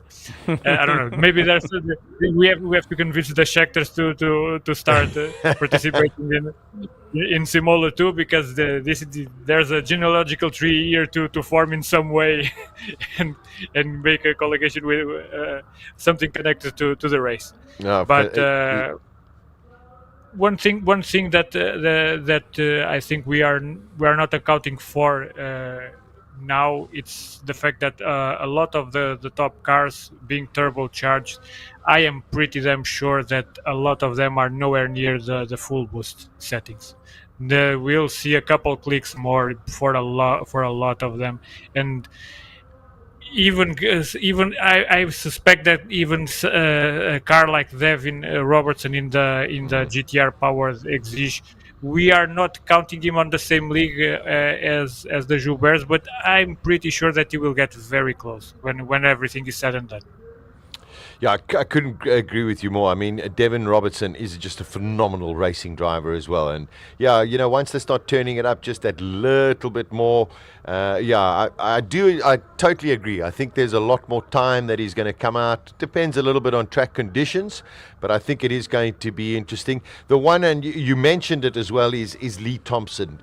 Somewhere along the line, yes. if he can find out whatever little gremlin they have at the moment, if they can figure that one out, you've got to believe that, number one, his ability, and also the car that he's got there, that thing should be shooting up the timesheets over the next 4 sessions.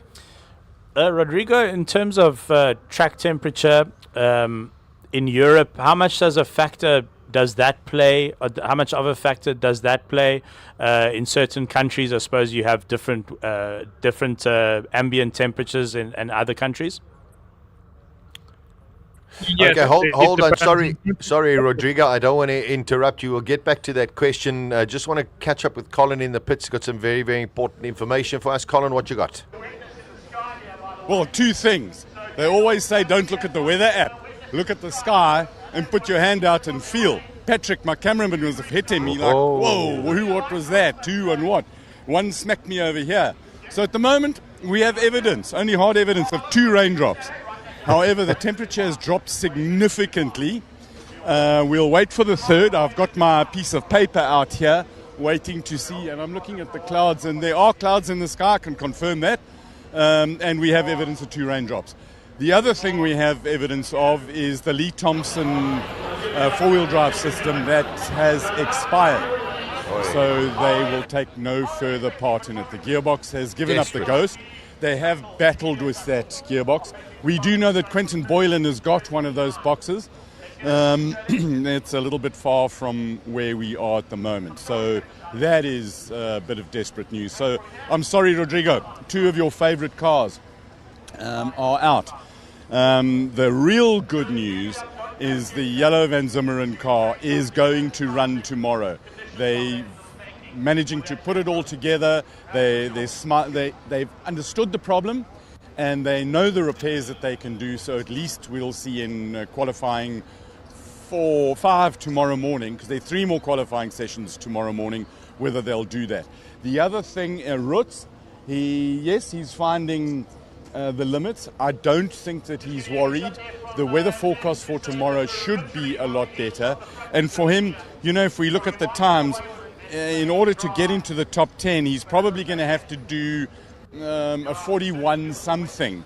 We know that he's capable of low 38. So he's got 3 seconds to play with, and with the 3 raindrops that we've got on the ground, that shouldn't be much of a problem. Desperate news for the Silvio Scribante and another one of Rodrigo's favourite cars. Lee Thompson. Silvio's gutted. He spoke to me. So it's Lee Thompson and Silvio. We need to find Rui to do some Portuguese translation, because we'll find out exactly what he said. Maybe he can just talk to Rodrigo straight away. I'm going to talk to Noodle. Hello. What happened? No, same thing. The car just oversteered, but on the next left-hander. So I just need to fix this oversteer. So as it oversteers, then it obviously just brings the nose in and just clip. But you've also dialed the motor back a little bit, I think, because your top speed's down 10 odd Ks? No, on the logging it's identical. That's why I'm checking. Because so what was it? 243.6? 241.2 on the logger. Okay, that's fair enough. Thank you for being honest with us. Thank you. Appreciate it. I love it. Because most of these guys, when you ask them something, hey, what does the figures say? They talk not quite the truth. And we know the Scribante's okay. I want to talk to Aldo. In fact, we're going to talk to Michael Stevens and see if he can give us, there's a funny noise in the background. I don't know what it's all about. He's got his logger open. Michael, we're testing the straightforwardness of engineers. You've got the logging open. What was your top speed on that last run? 208. 208 versus 241 for Reggie. That's a massive difference. Yeah, we're actually looking into it now. There's a few changes that were made since last year. I think last year in the qualifying runs we did 218. We've made a few improvements, so we should be up on that. So we're having a look at the data just to see what we can find. Other than that, we're going to try some hardware changes and see if we can get back to at least 220, 225. Then we're sort of there. Because, the extra 10, 15 Ks an hour up that hill makes a huge difference in time. Yeah, it's massive, and we're actually exiting turn 1 6 Ks an hour faster than last year. But what's your exit speed? Depends where you look, but it was 6 Ks an hour faster than last year. So so there's something that we need to sort out. Maybe not for the next run, but overnight we'll have a look and see what we can do. Got a late night ahead of you. No. Because you're clever. No, it's just we know what to do, but there's not enough time in between runs now, so we'll get it done for tomorrow. Hardware change. Just the position of the air filter. It's something simple, but we'll have a look and just see if that's maybe causing some issues. Awesome. Thanks for talking to us. Oh, I love the way these guys talk. So when they talk about the position of the air filter, we saw during the run the air filter was sticking up here like a cone, and it might be that the speed of the air coming in is disrupting the flow of the air into the inlet side of the turbo. So even though it might be drinking a little bit more hotter air, the fact you'll get more of the air in means you can burn more fuel, make more horsepower, go faster, win, get glory, and have some absolute fun. So they're busy with that at the moment. They'll try that. And the other good news is, I've just got to give you another weather report, and I'll hold my hand out.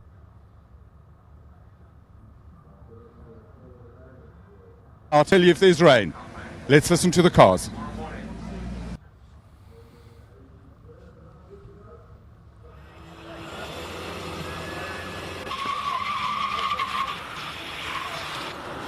That is a lot of braking from that Suzuki Swift. Thank you, Colin, for all of the updates. Desperate news about Lee Thompson.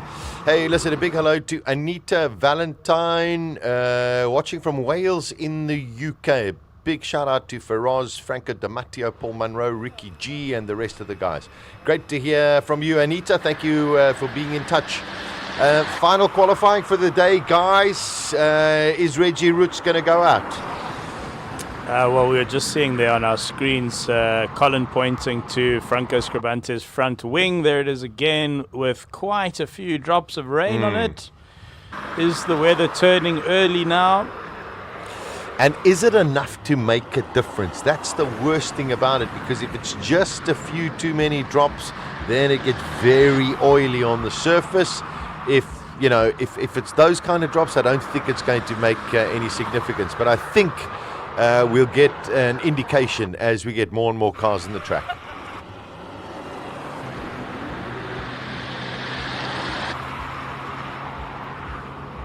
Rodrigo driving in these kind of conditions, a bit of uncertainty, not easy for the drivers.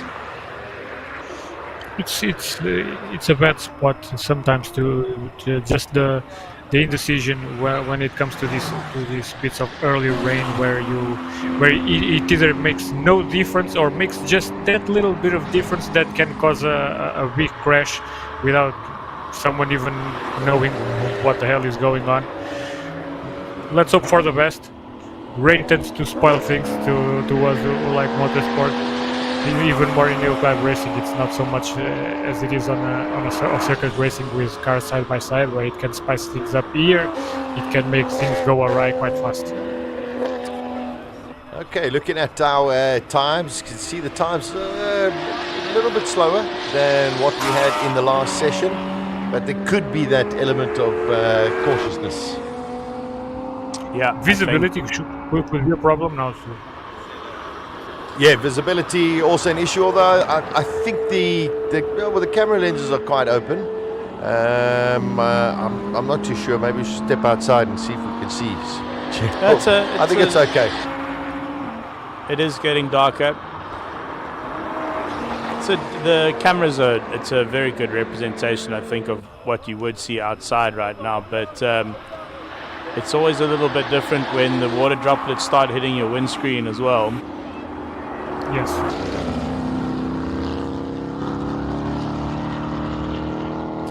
On track, Anton Pommersheim and Paige Lindenberg, both in Mustangs.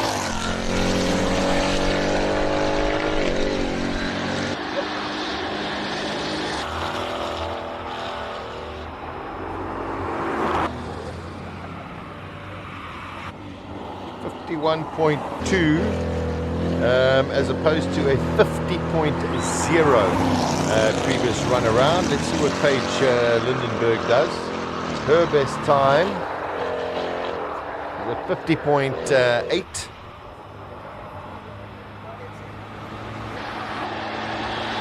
.170 through the Suzuki speed trap there.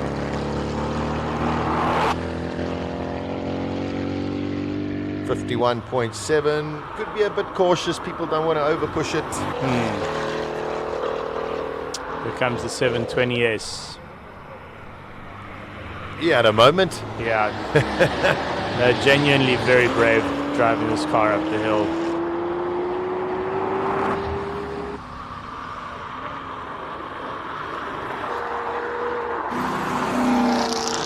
We're starting to see some wind too right now.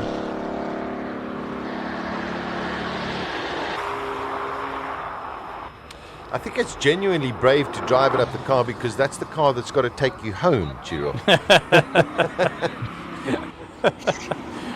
Well, worst comes to worst, you can catch a flight, but no, you definitely don't want that option. You want to take your car home, that's for sure. Times are one could say significantly slower than they were in the last run. Track temperature right down. And perhaps a little bit of drizzle on the track. You can see the Mustang going very slowly.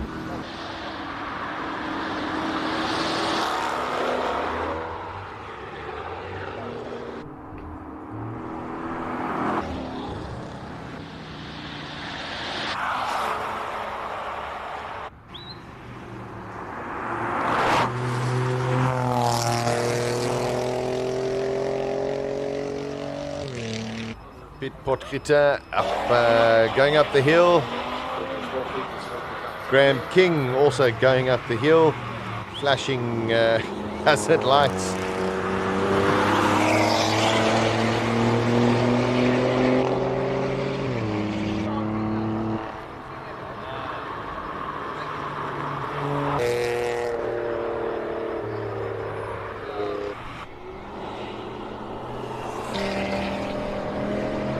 The speed trap must not like the wet.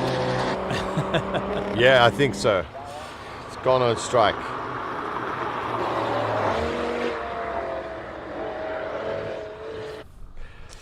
Might be too dark for the speed trap, we're being told. Well, how come they catch me when it's nighttime? The government has access to some very good technology. Oh, okay. Yeah. All right. We need some government people to help us with our speed gun. There's D.R.D. Bear in that I-5. I mean, that's pretty much a luxury limousine. I mean, he could turn on the massage seats if he wants. Oh, it's a pity it's not that I-7 where you can sit in the back and watch on a 20-inch screen. Yeah, definitely everyone taking a little bit cooler, a little bit safer on this this run. So this is the first hydrogen-powered car ever to go up the hill. One of the only hydrogen-powered cars in the country. Quite interestingly, South Africa has been selected by BMW to run a test fleet of hydrogen cars. We're one of the only countries in the world where they're doing so, and Sasol is making the hydrogen. Chad, look off. That is the brand new C63, which is about to be launched in South Africa. Mercedes have graciously brought it down here to the HillClimb. And a magnificent car, brand new C63, running with 500 kilowatts, 1200 Newton meters of torque. Oh, the speed gun woke up. Is back. 189 k's an hour. You know, all credit to Chad. Before today, he'd never been up the hill, ever. Wow, so, super. And in his first run, I think he went sub 50. So, no, he's got a good handle on that car. He's dialed in. He does have all-wheel drive, which does help.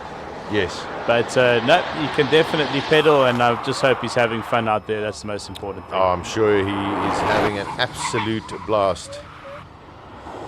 Here comes sideways Clint. Yeah, 46.4 for Chad. 46, oh, there we go. That's wow. A fantastic time. Really fantastic time. Yo, okay, that was, I think that went from a drift to a moment. It was classified as a moment. I think that was a moment. So Chad Lukoff actually topping the timesheets until Clint Weston goes into the 43s. 43. He was even faster this year. It's unbelievable. Eddie, that was the first S there. I mean, just absolutely inches from the wrong grass. Yeah. There's the grass you want to cut, and there's a grass you don't want to cut. And he was going for the latter. I'll tell you this. Before this stream, I wasn't even thinking about ever buying a Mercedes like that. After this is the best advertisement I've ever seen for an EMP. I think the only thing is with that GTA 63S, you're going to have Clint as the driver. Yo. Because, man, wow, he's hustling that car. It's unbelievably controlled. Well, not controlled, but just skill. Jeez, that's fantastic. I'm okay. I'll take an Uber, thanks, Clint. I'll meet him there. Yeah. Don't know if I really want to be in the car with him. Yeah. Especially in the backseat. Here's our development driver going over the finish line in the Ford Fiesta. What I like is that we're talking about the track temperatures going down and a bit of drizzle and all that. And the guy, no, I'm going sideways and faster. 100%. And listen, the development driver, just by the way, went 4 seconds quicker. Oh, good Although for him. it was only his second run of the day. But clearly not frightened by the temperatures. Here's one of our super polos. Mokotsi and Rowe, one after the other.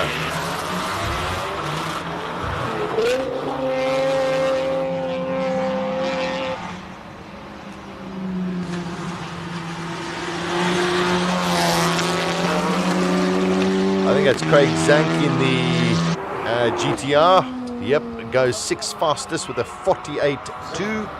Sixth position, second in the blue teams behind them. Makotsi didn't follow Rowe there, actually. Decided not to go. Rowe is taking it easy. Something seems to be a little bit of missteps with the Super Polo.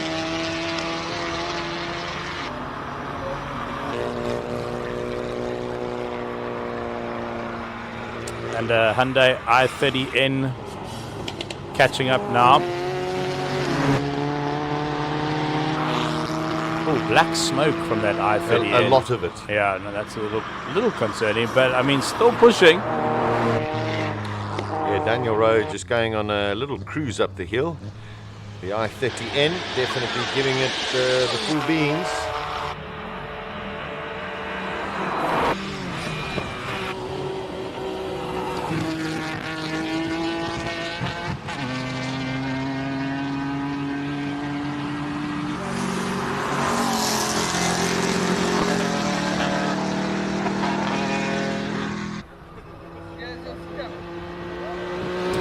Patrol Black Hawk 155.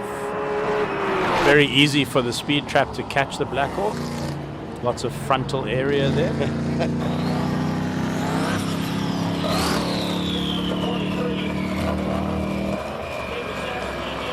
Sav Galtieri in, well, just craziness. That's all you can say. That's a wicked car. That you can see the size of the rear diffuser swirling all the way up to the first corner. Oh no, pool needle, I think.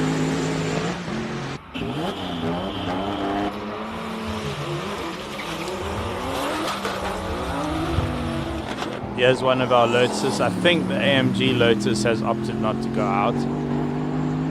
Normally comes ahead of this one. Oh no, something's gone. That doesn't sound good. Oh, gearbox. Oh, that would be a huge pity if that car, if they can't get that right. Still crawling up the hill though, and no, pulling off. Oh dear. That is disappointing. That's a pity. Going to be a lot of mechanics who thought maybe they could go out for a quiet evening, a few beverages. Nope, it's not going to happen, boys or girls. I'm starting to think that I'm cursing some of these cars. Why would you do that? Or why would you think that, Rodrigo? All the cars that I said, okay, I'm curious to see how this one will do. Next run, boom. I just, as the picture came back to us, I was going to thank God that's not a recamp. I think he would be furious if that happened again. Yeah, or they're just rolling that car down the hill or into a safe space until they can remove it. And that was Devon Robertson. And that is desperately unlucky because this driver in this car really could make a serious difference. But hopefully it's something they can repair.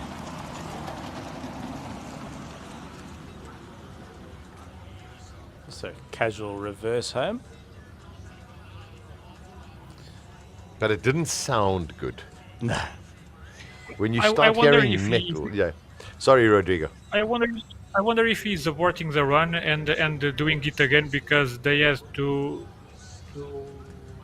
cancel it because of the pool noodle that was left on the track from the BMW. Yeah, maybe.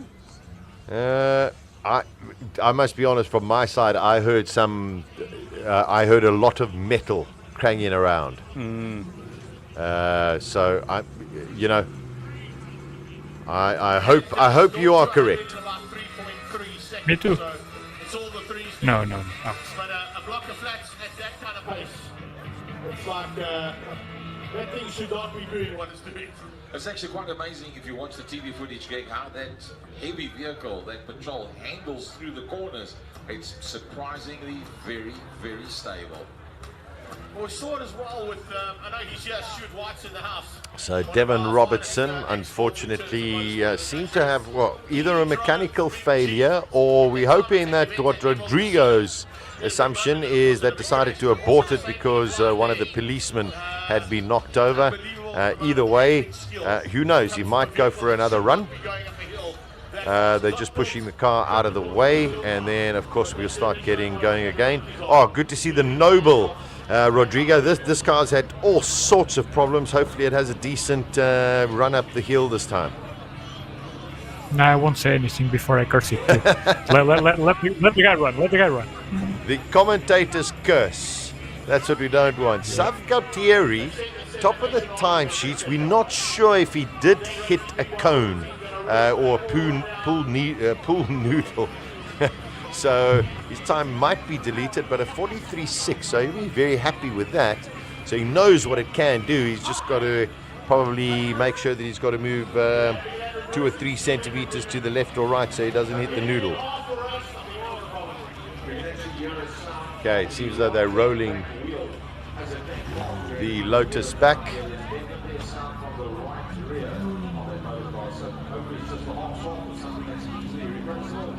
And then of course Butter Kraus, who's also in his 10th year at SIMOLA. So he'll be going out in the Noble. That of course with a 3-litre 6-cylinder Ford motor, the M400. Action about to get underway. We're into final qualifying for the day on this Saturday, and of course tomorrow 3 more qualifying sessions, and then of course the shootouts, and of course the King of the Hill. Noble on its way.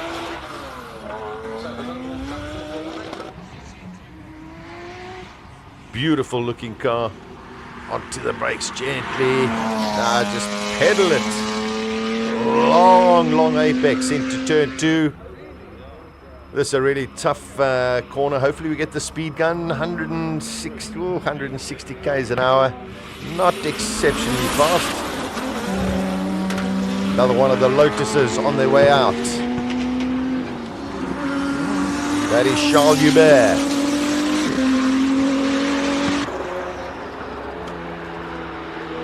He's got the Honda J35 engine in the back of that Lotus.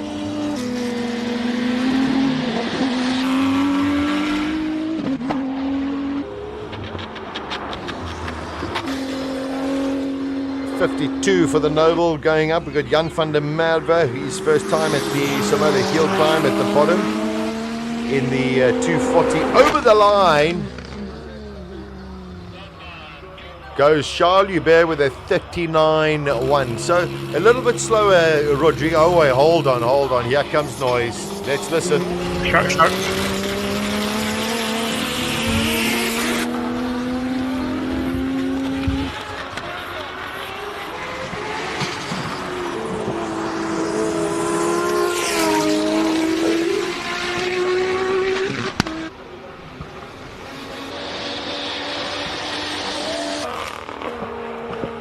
Going to say that Charles' time either way will not be legal. He hit a pool noodle. Yeah. Let me tell you, Wade van Zumeren and the sound of that car is just music. Listen to it. Whoa, unbelievable. Wade van Zumeren goes second with a 41.7. Beautiful, brilliant time from Wade. I tell you, if you can keep this up, definitely going to be in that top 10 tomorrow. George Evans is going to be going up. Charles Hubert with a 39.1. A little bit slower than his previous run, but it doesn't seem that the track conditions have changed that much. If anything, sort of improved since the first runners that went out. Maybe they were a little overcautious, thinking that there was a little bit more rain on the track. What you're going to need overall to be in the top 10. Then after 23, only 2 tenths between. Not sure what the delay is for, but George Evans will be the next to go out. Skyline, ready to go. Just waiting to see what hole they'll be left north. So at the moment, Charles Hubert, Wade van Zumeren, South Galtieri. Haven't seen his time being deleted as yet. Clint Weston with a 43.8. Remarkable lap from him in that car. Chad Lookoff, you also got to say, 46 in that car, also stunning. Paul Munro, 46.7. Owen Bridger, 46.9. Garth McIntosh, George Nicholson, Craig Zank.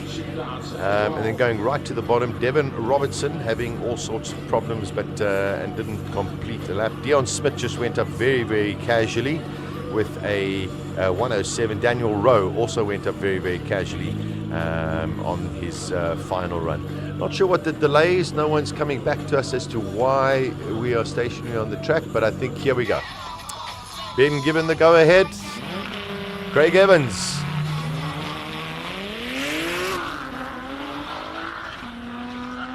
Another immaculately prepared GTR. Was this not the one that had the off? No, It wasn't this one. No, it wasn't this one. Similar color scheme, I think. Yes. So that car did retire then after that off, unfortunately. Yeah.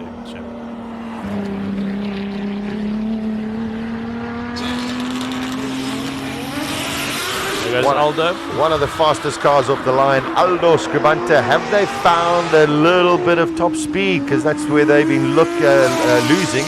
They say they're pretty good to turn one. But down the long straight here, this is let's see what he does. 208. They're hoping for 220. Yeah, they'll fiddle with the setup over those just shooting flames out the side of the car. They'll fiddle with the setup. There's the Rosper Imports R34. Yeah, Steve Clark. These guys are doing some interesting stuff. They go over to Japan, they go to the car auctions, they get the good stuff and they bring it home. And they've built a business out of that. Incredible. And that's why we're seeing cars like this on our roads, or more and more of them.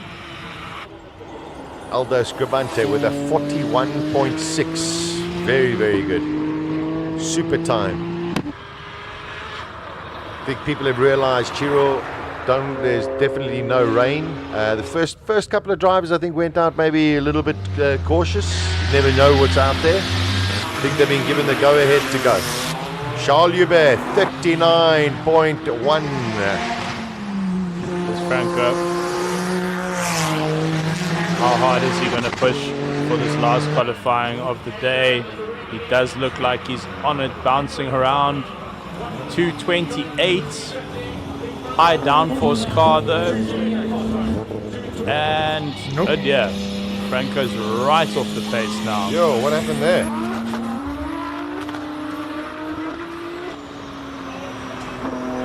No, he's just cruising to the top now. You know, with Franco, he might have sat there and said, I want to get sector 1 and sector 2. However, he maps it out and said, that's what I want to do. And get that right. 224 on the speed cam. Franco knows he's got a very fast time in the bag as it is. So, listen, let's hope nothing went wrong with the car. Look, Franco's car is also at the extreme end of what is possible with internal combustion. So, you know, something might go at some point, but he's got a fantastic team behind him and next to him, and I'm sure they'll sort it out. Okay, here goes Reggie. Wow, that is a tremendous amount of wheel spin. Four-wheel wheel spin. Wow.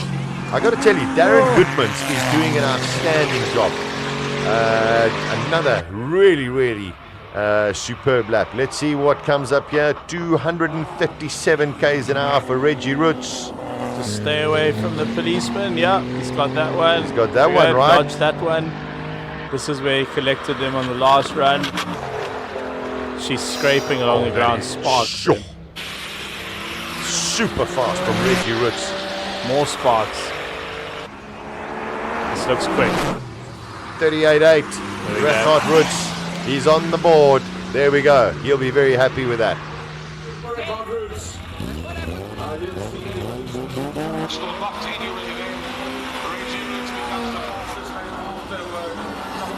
Gary Martin's in his diesel M2. The if you want to hear more about this car, actually, we have an interview with him on our channel, and he takes us through the development of the car. It's fascinating. Triple turbo diesel engine. Ooh, using all of the track there for a 44. And a lot of smoke at the end.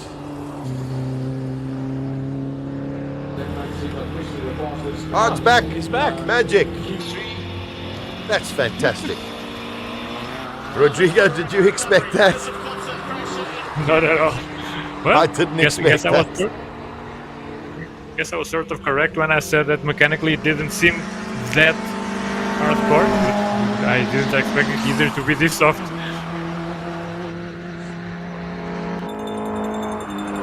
Made of strong stuff, that Birkin, because it got properly thrown around in that accident. Took out a Castrol board in the process. Yeah, fabulous job. Get back on the horse. Super stuff. Ian Schofield getting ready. The second fastest will be a 38.8 of Reinhard Roos.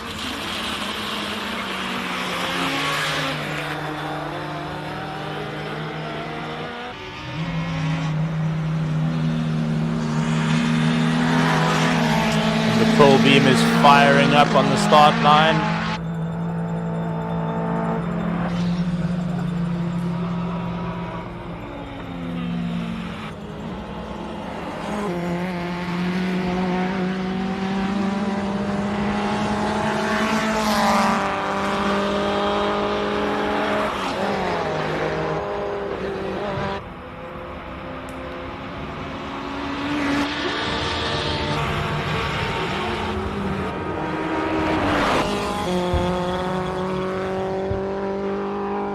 I tell you, we didn't see the launch, but from our commentary booth over here, it sounded pretty good from Robbie Walk. Yeah, it really did. So he is currently the fastest man out there for today, for the Saturday of King of the Hill. He slowed right down. He's totally off the pace. Totally off the pace. I hope. Oh dear. Goodness, that is not good. He seems to have lost all drive. Ooh, whoa, I tell you. That's a pity. It's one of those where you gamble. Yeah, that is not, well, we hope it's nothing major, but it's definitely terminal for this run from Robert Walk. Fastest time of the day, that was set to 37.2 from Robbie Walk. And then it's fascinating. We have got, time-wise, Rodrigo, fastest of the day so far. Robbie Walk, 37.2. Davy Hubert, 38.801. Reinhard Roos, 38.828. Charles Hubert, 38.837. Franco Scribante, 38.932. So between those four, yeah, like a tenth of a second. Oh, yeah, unbelievable. Sure. Well, Rodrigo, fun and games, but amazingly in this last qualifying session, quite a lot of mechanical issue. Yeah, to finish the day, sort of strange, but it can happen. Still, one car we haven't seen still on this last qualifying run was Martin van Zumeren.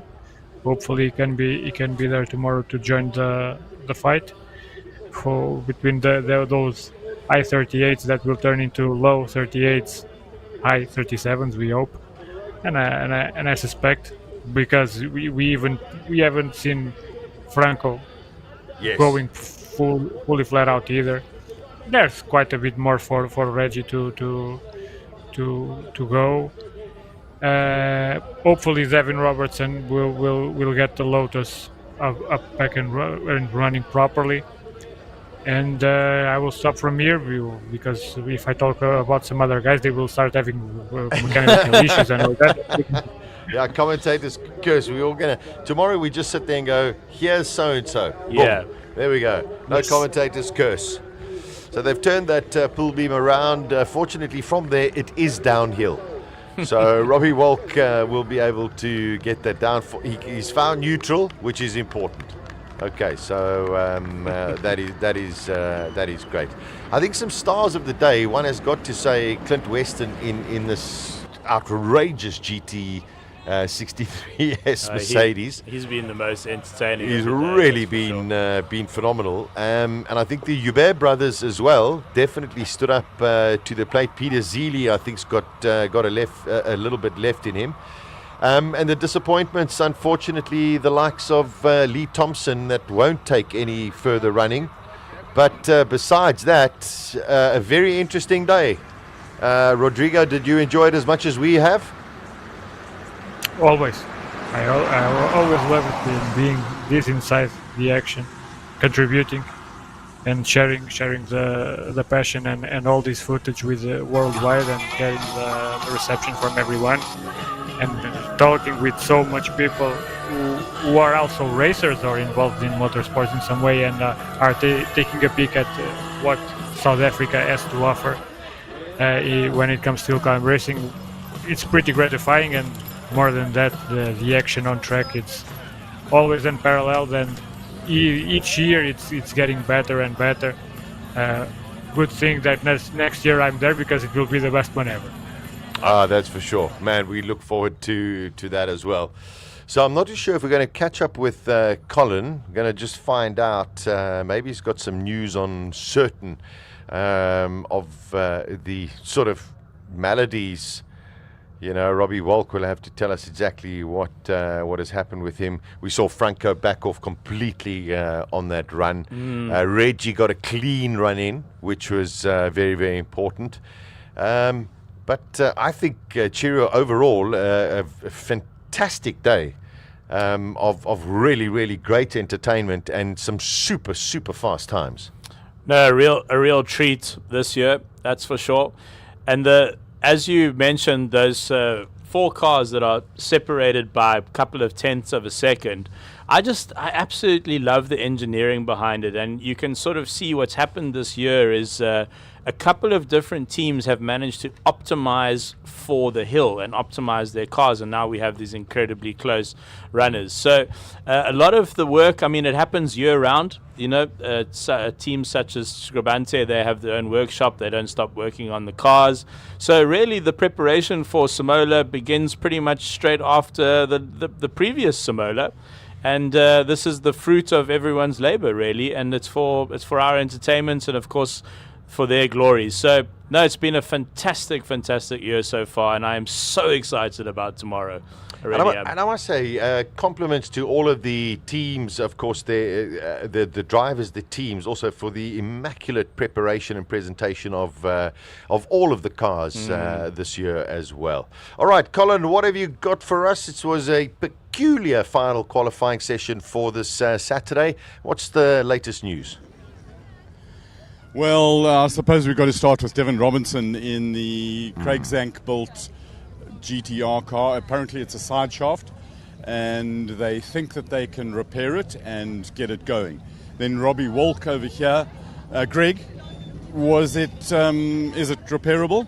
We don't know yet. What was the symptom? It's just stopped. Yeah, we're downloading, see if it's fuel pressure or something else happened. We're not sure yet. Just stopped, cut out. It stopped. It didn't make strange noises? No. Okay, well, that's always a good thing.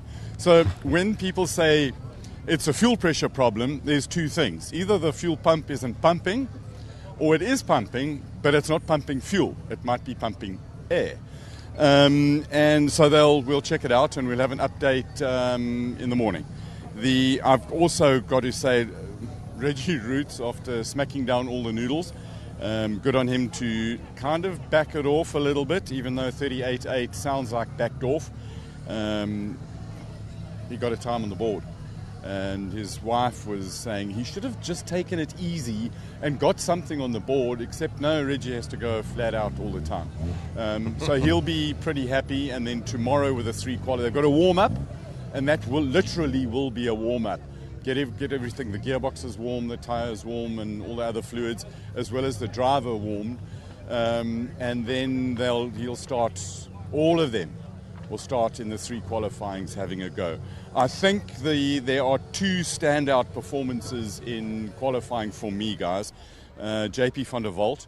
And talking to him earlier, remember last year they had a misfire problem. They had an earth strap that was loose, and it turned the car into a semi-limp mode. Not quite a full-on limp.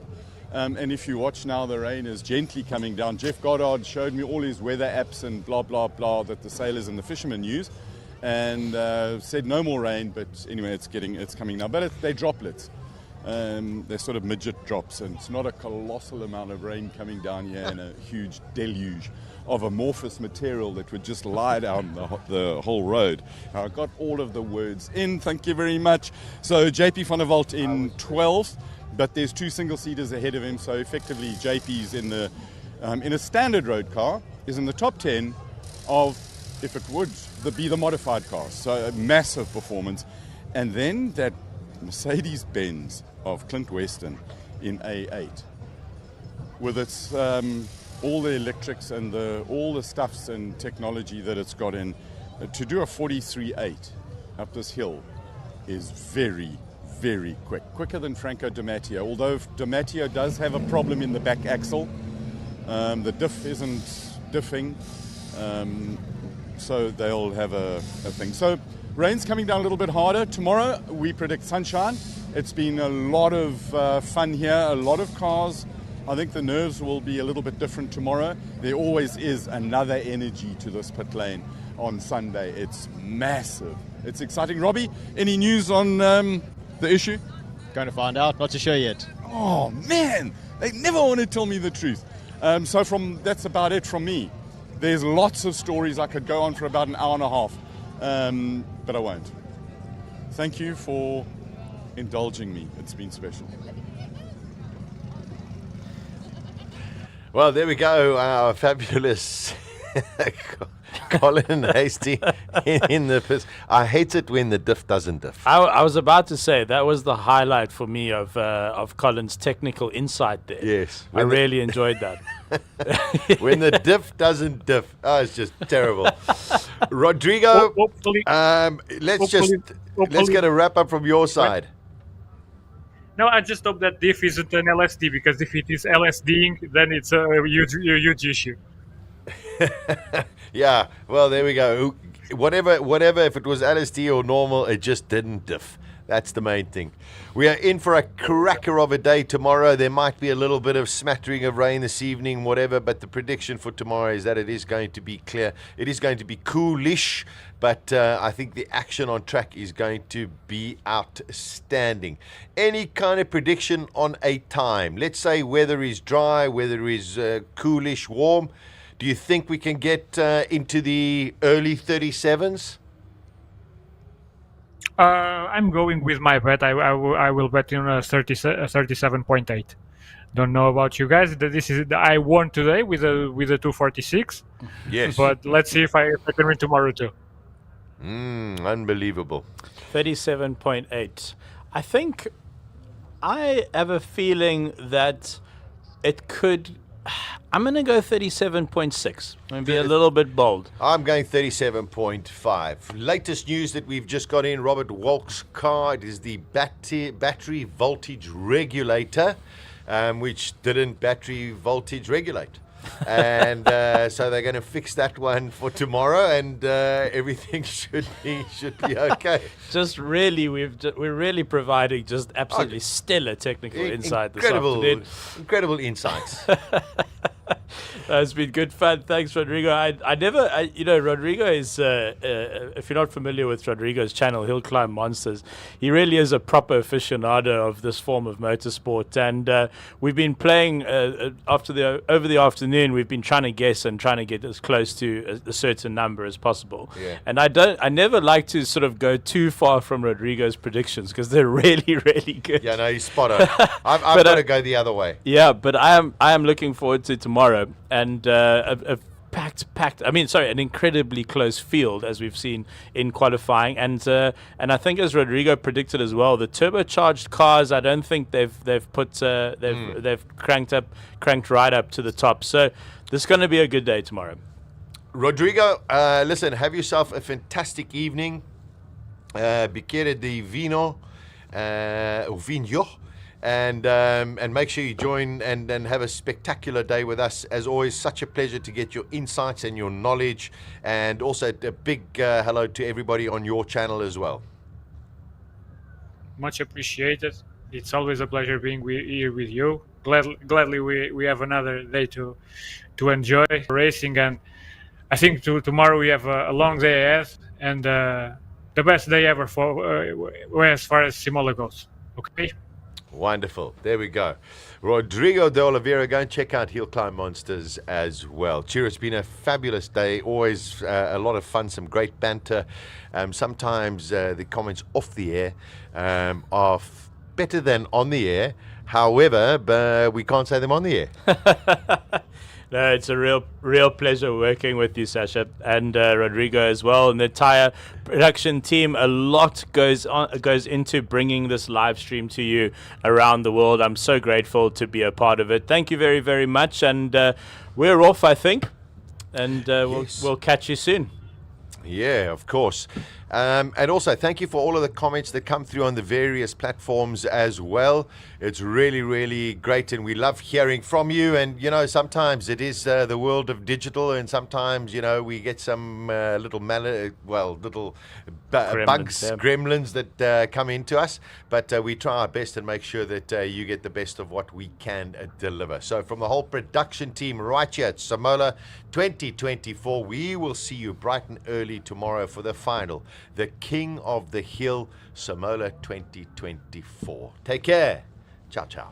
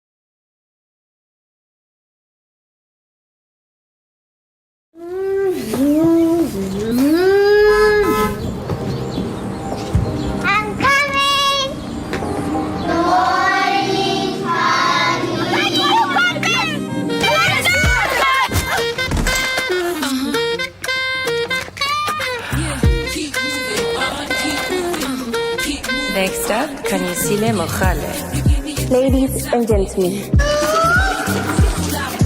Yes! Everybody turn to page 6. Kanye, we love it. You're going ahead. Congratulations.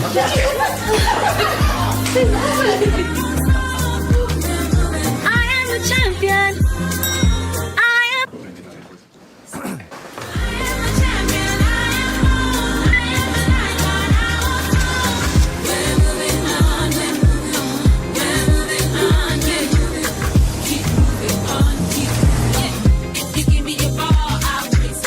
If you give me a room, I'll shake it.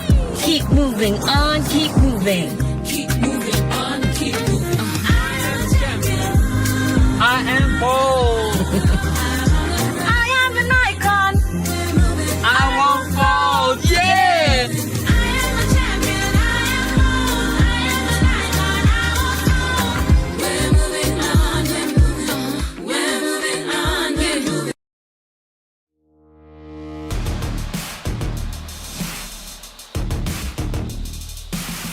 in our DNA to explore, to search for more. We push, we seek, we forge roads where there weren't any. We search for more. Look at the stars. Find your more. We weren't born to stand still. We were born for more. More adventure, more freedom.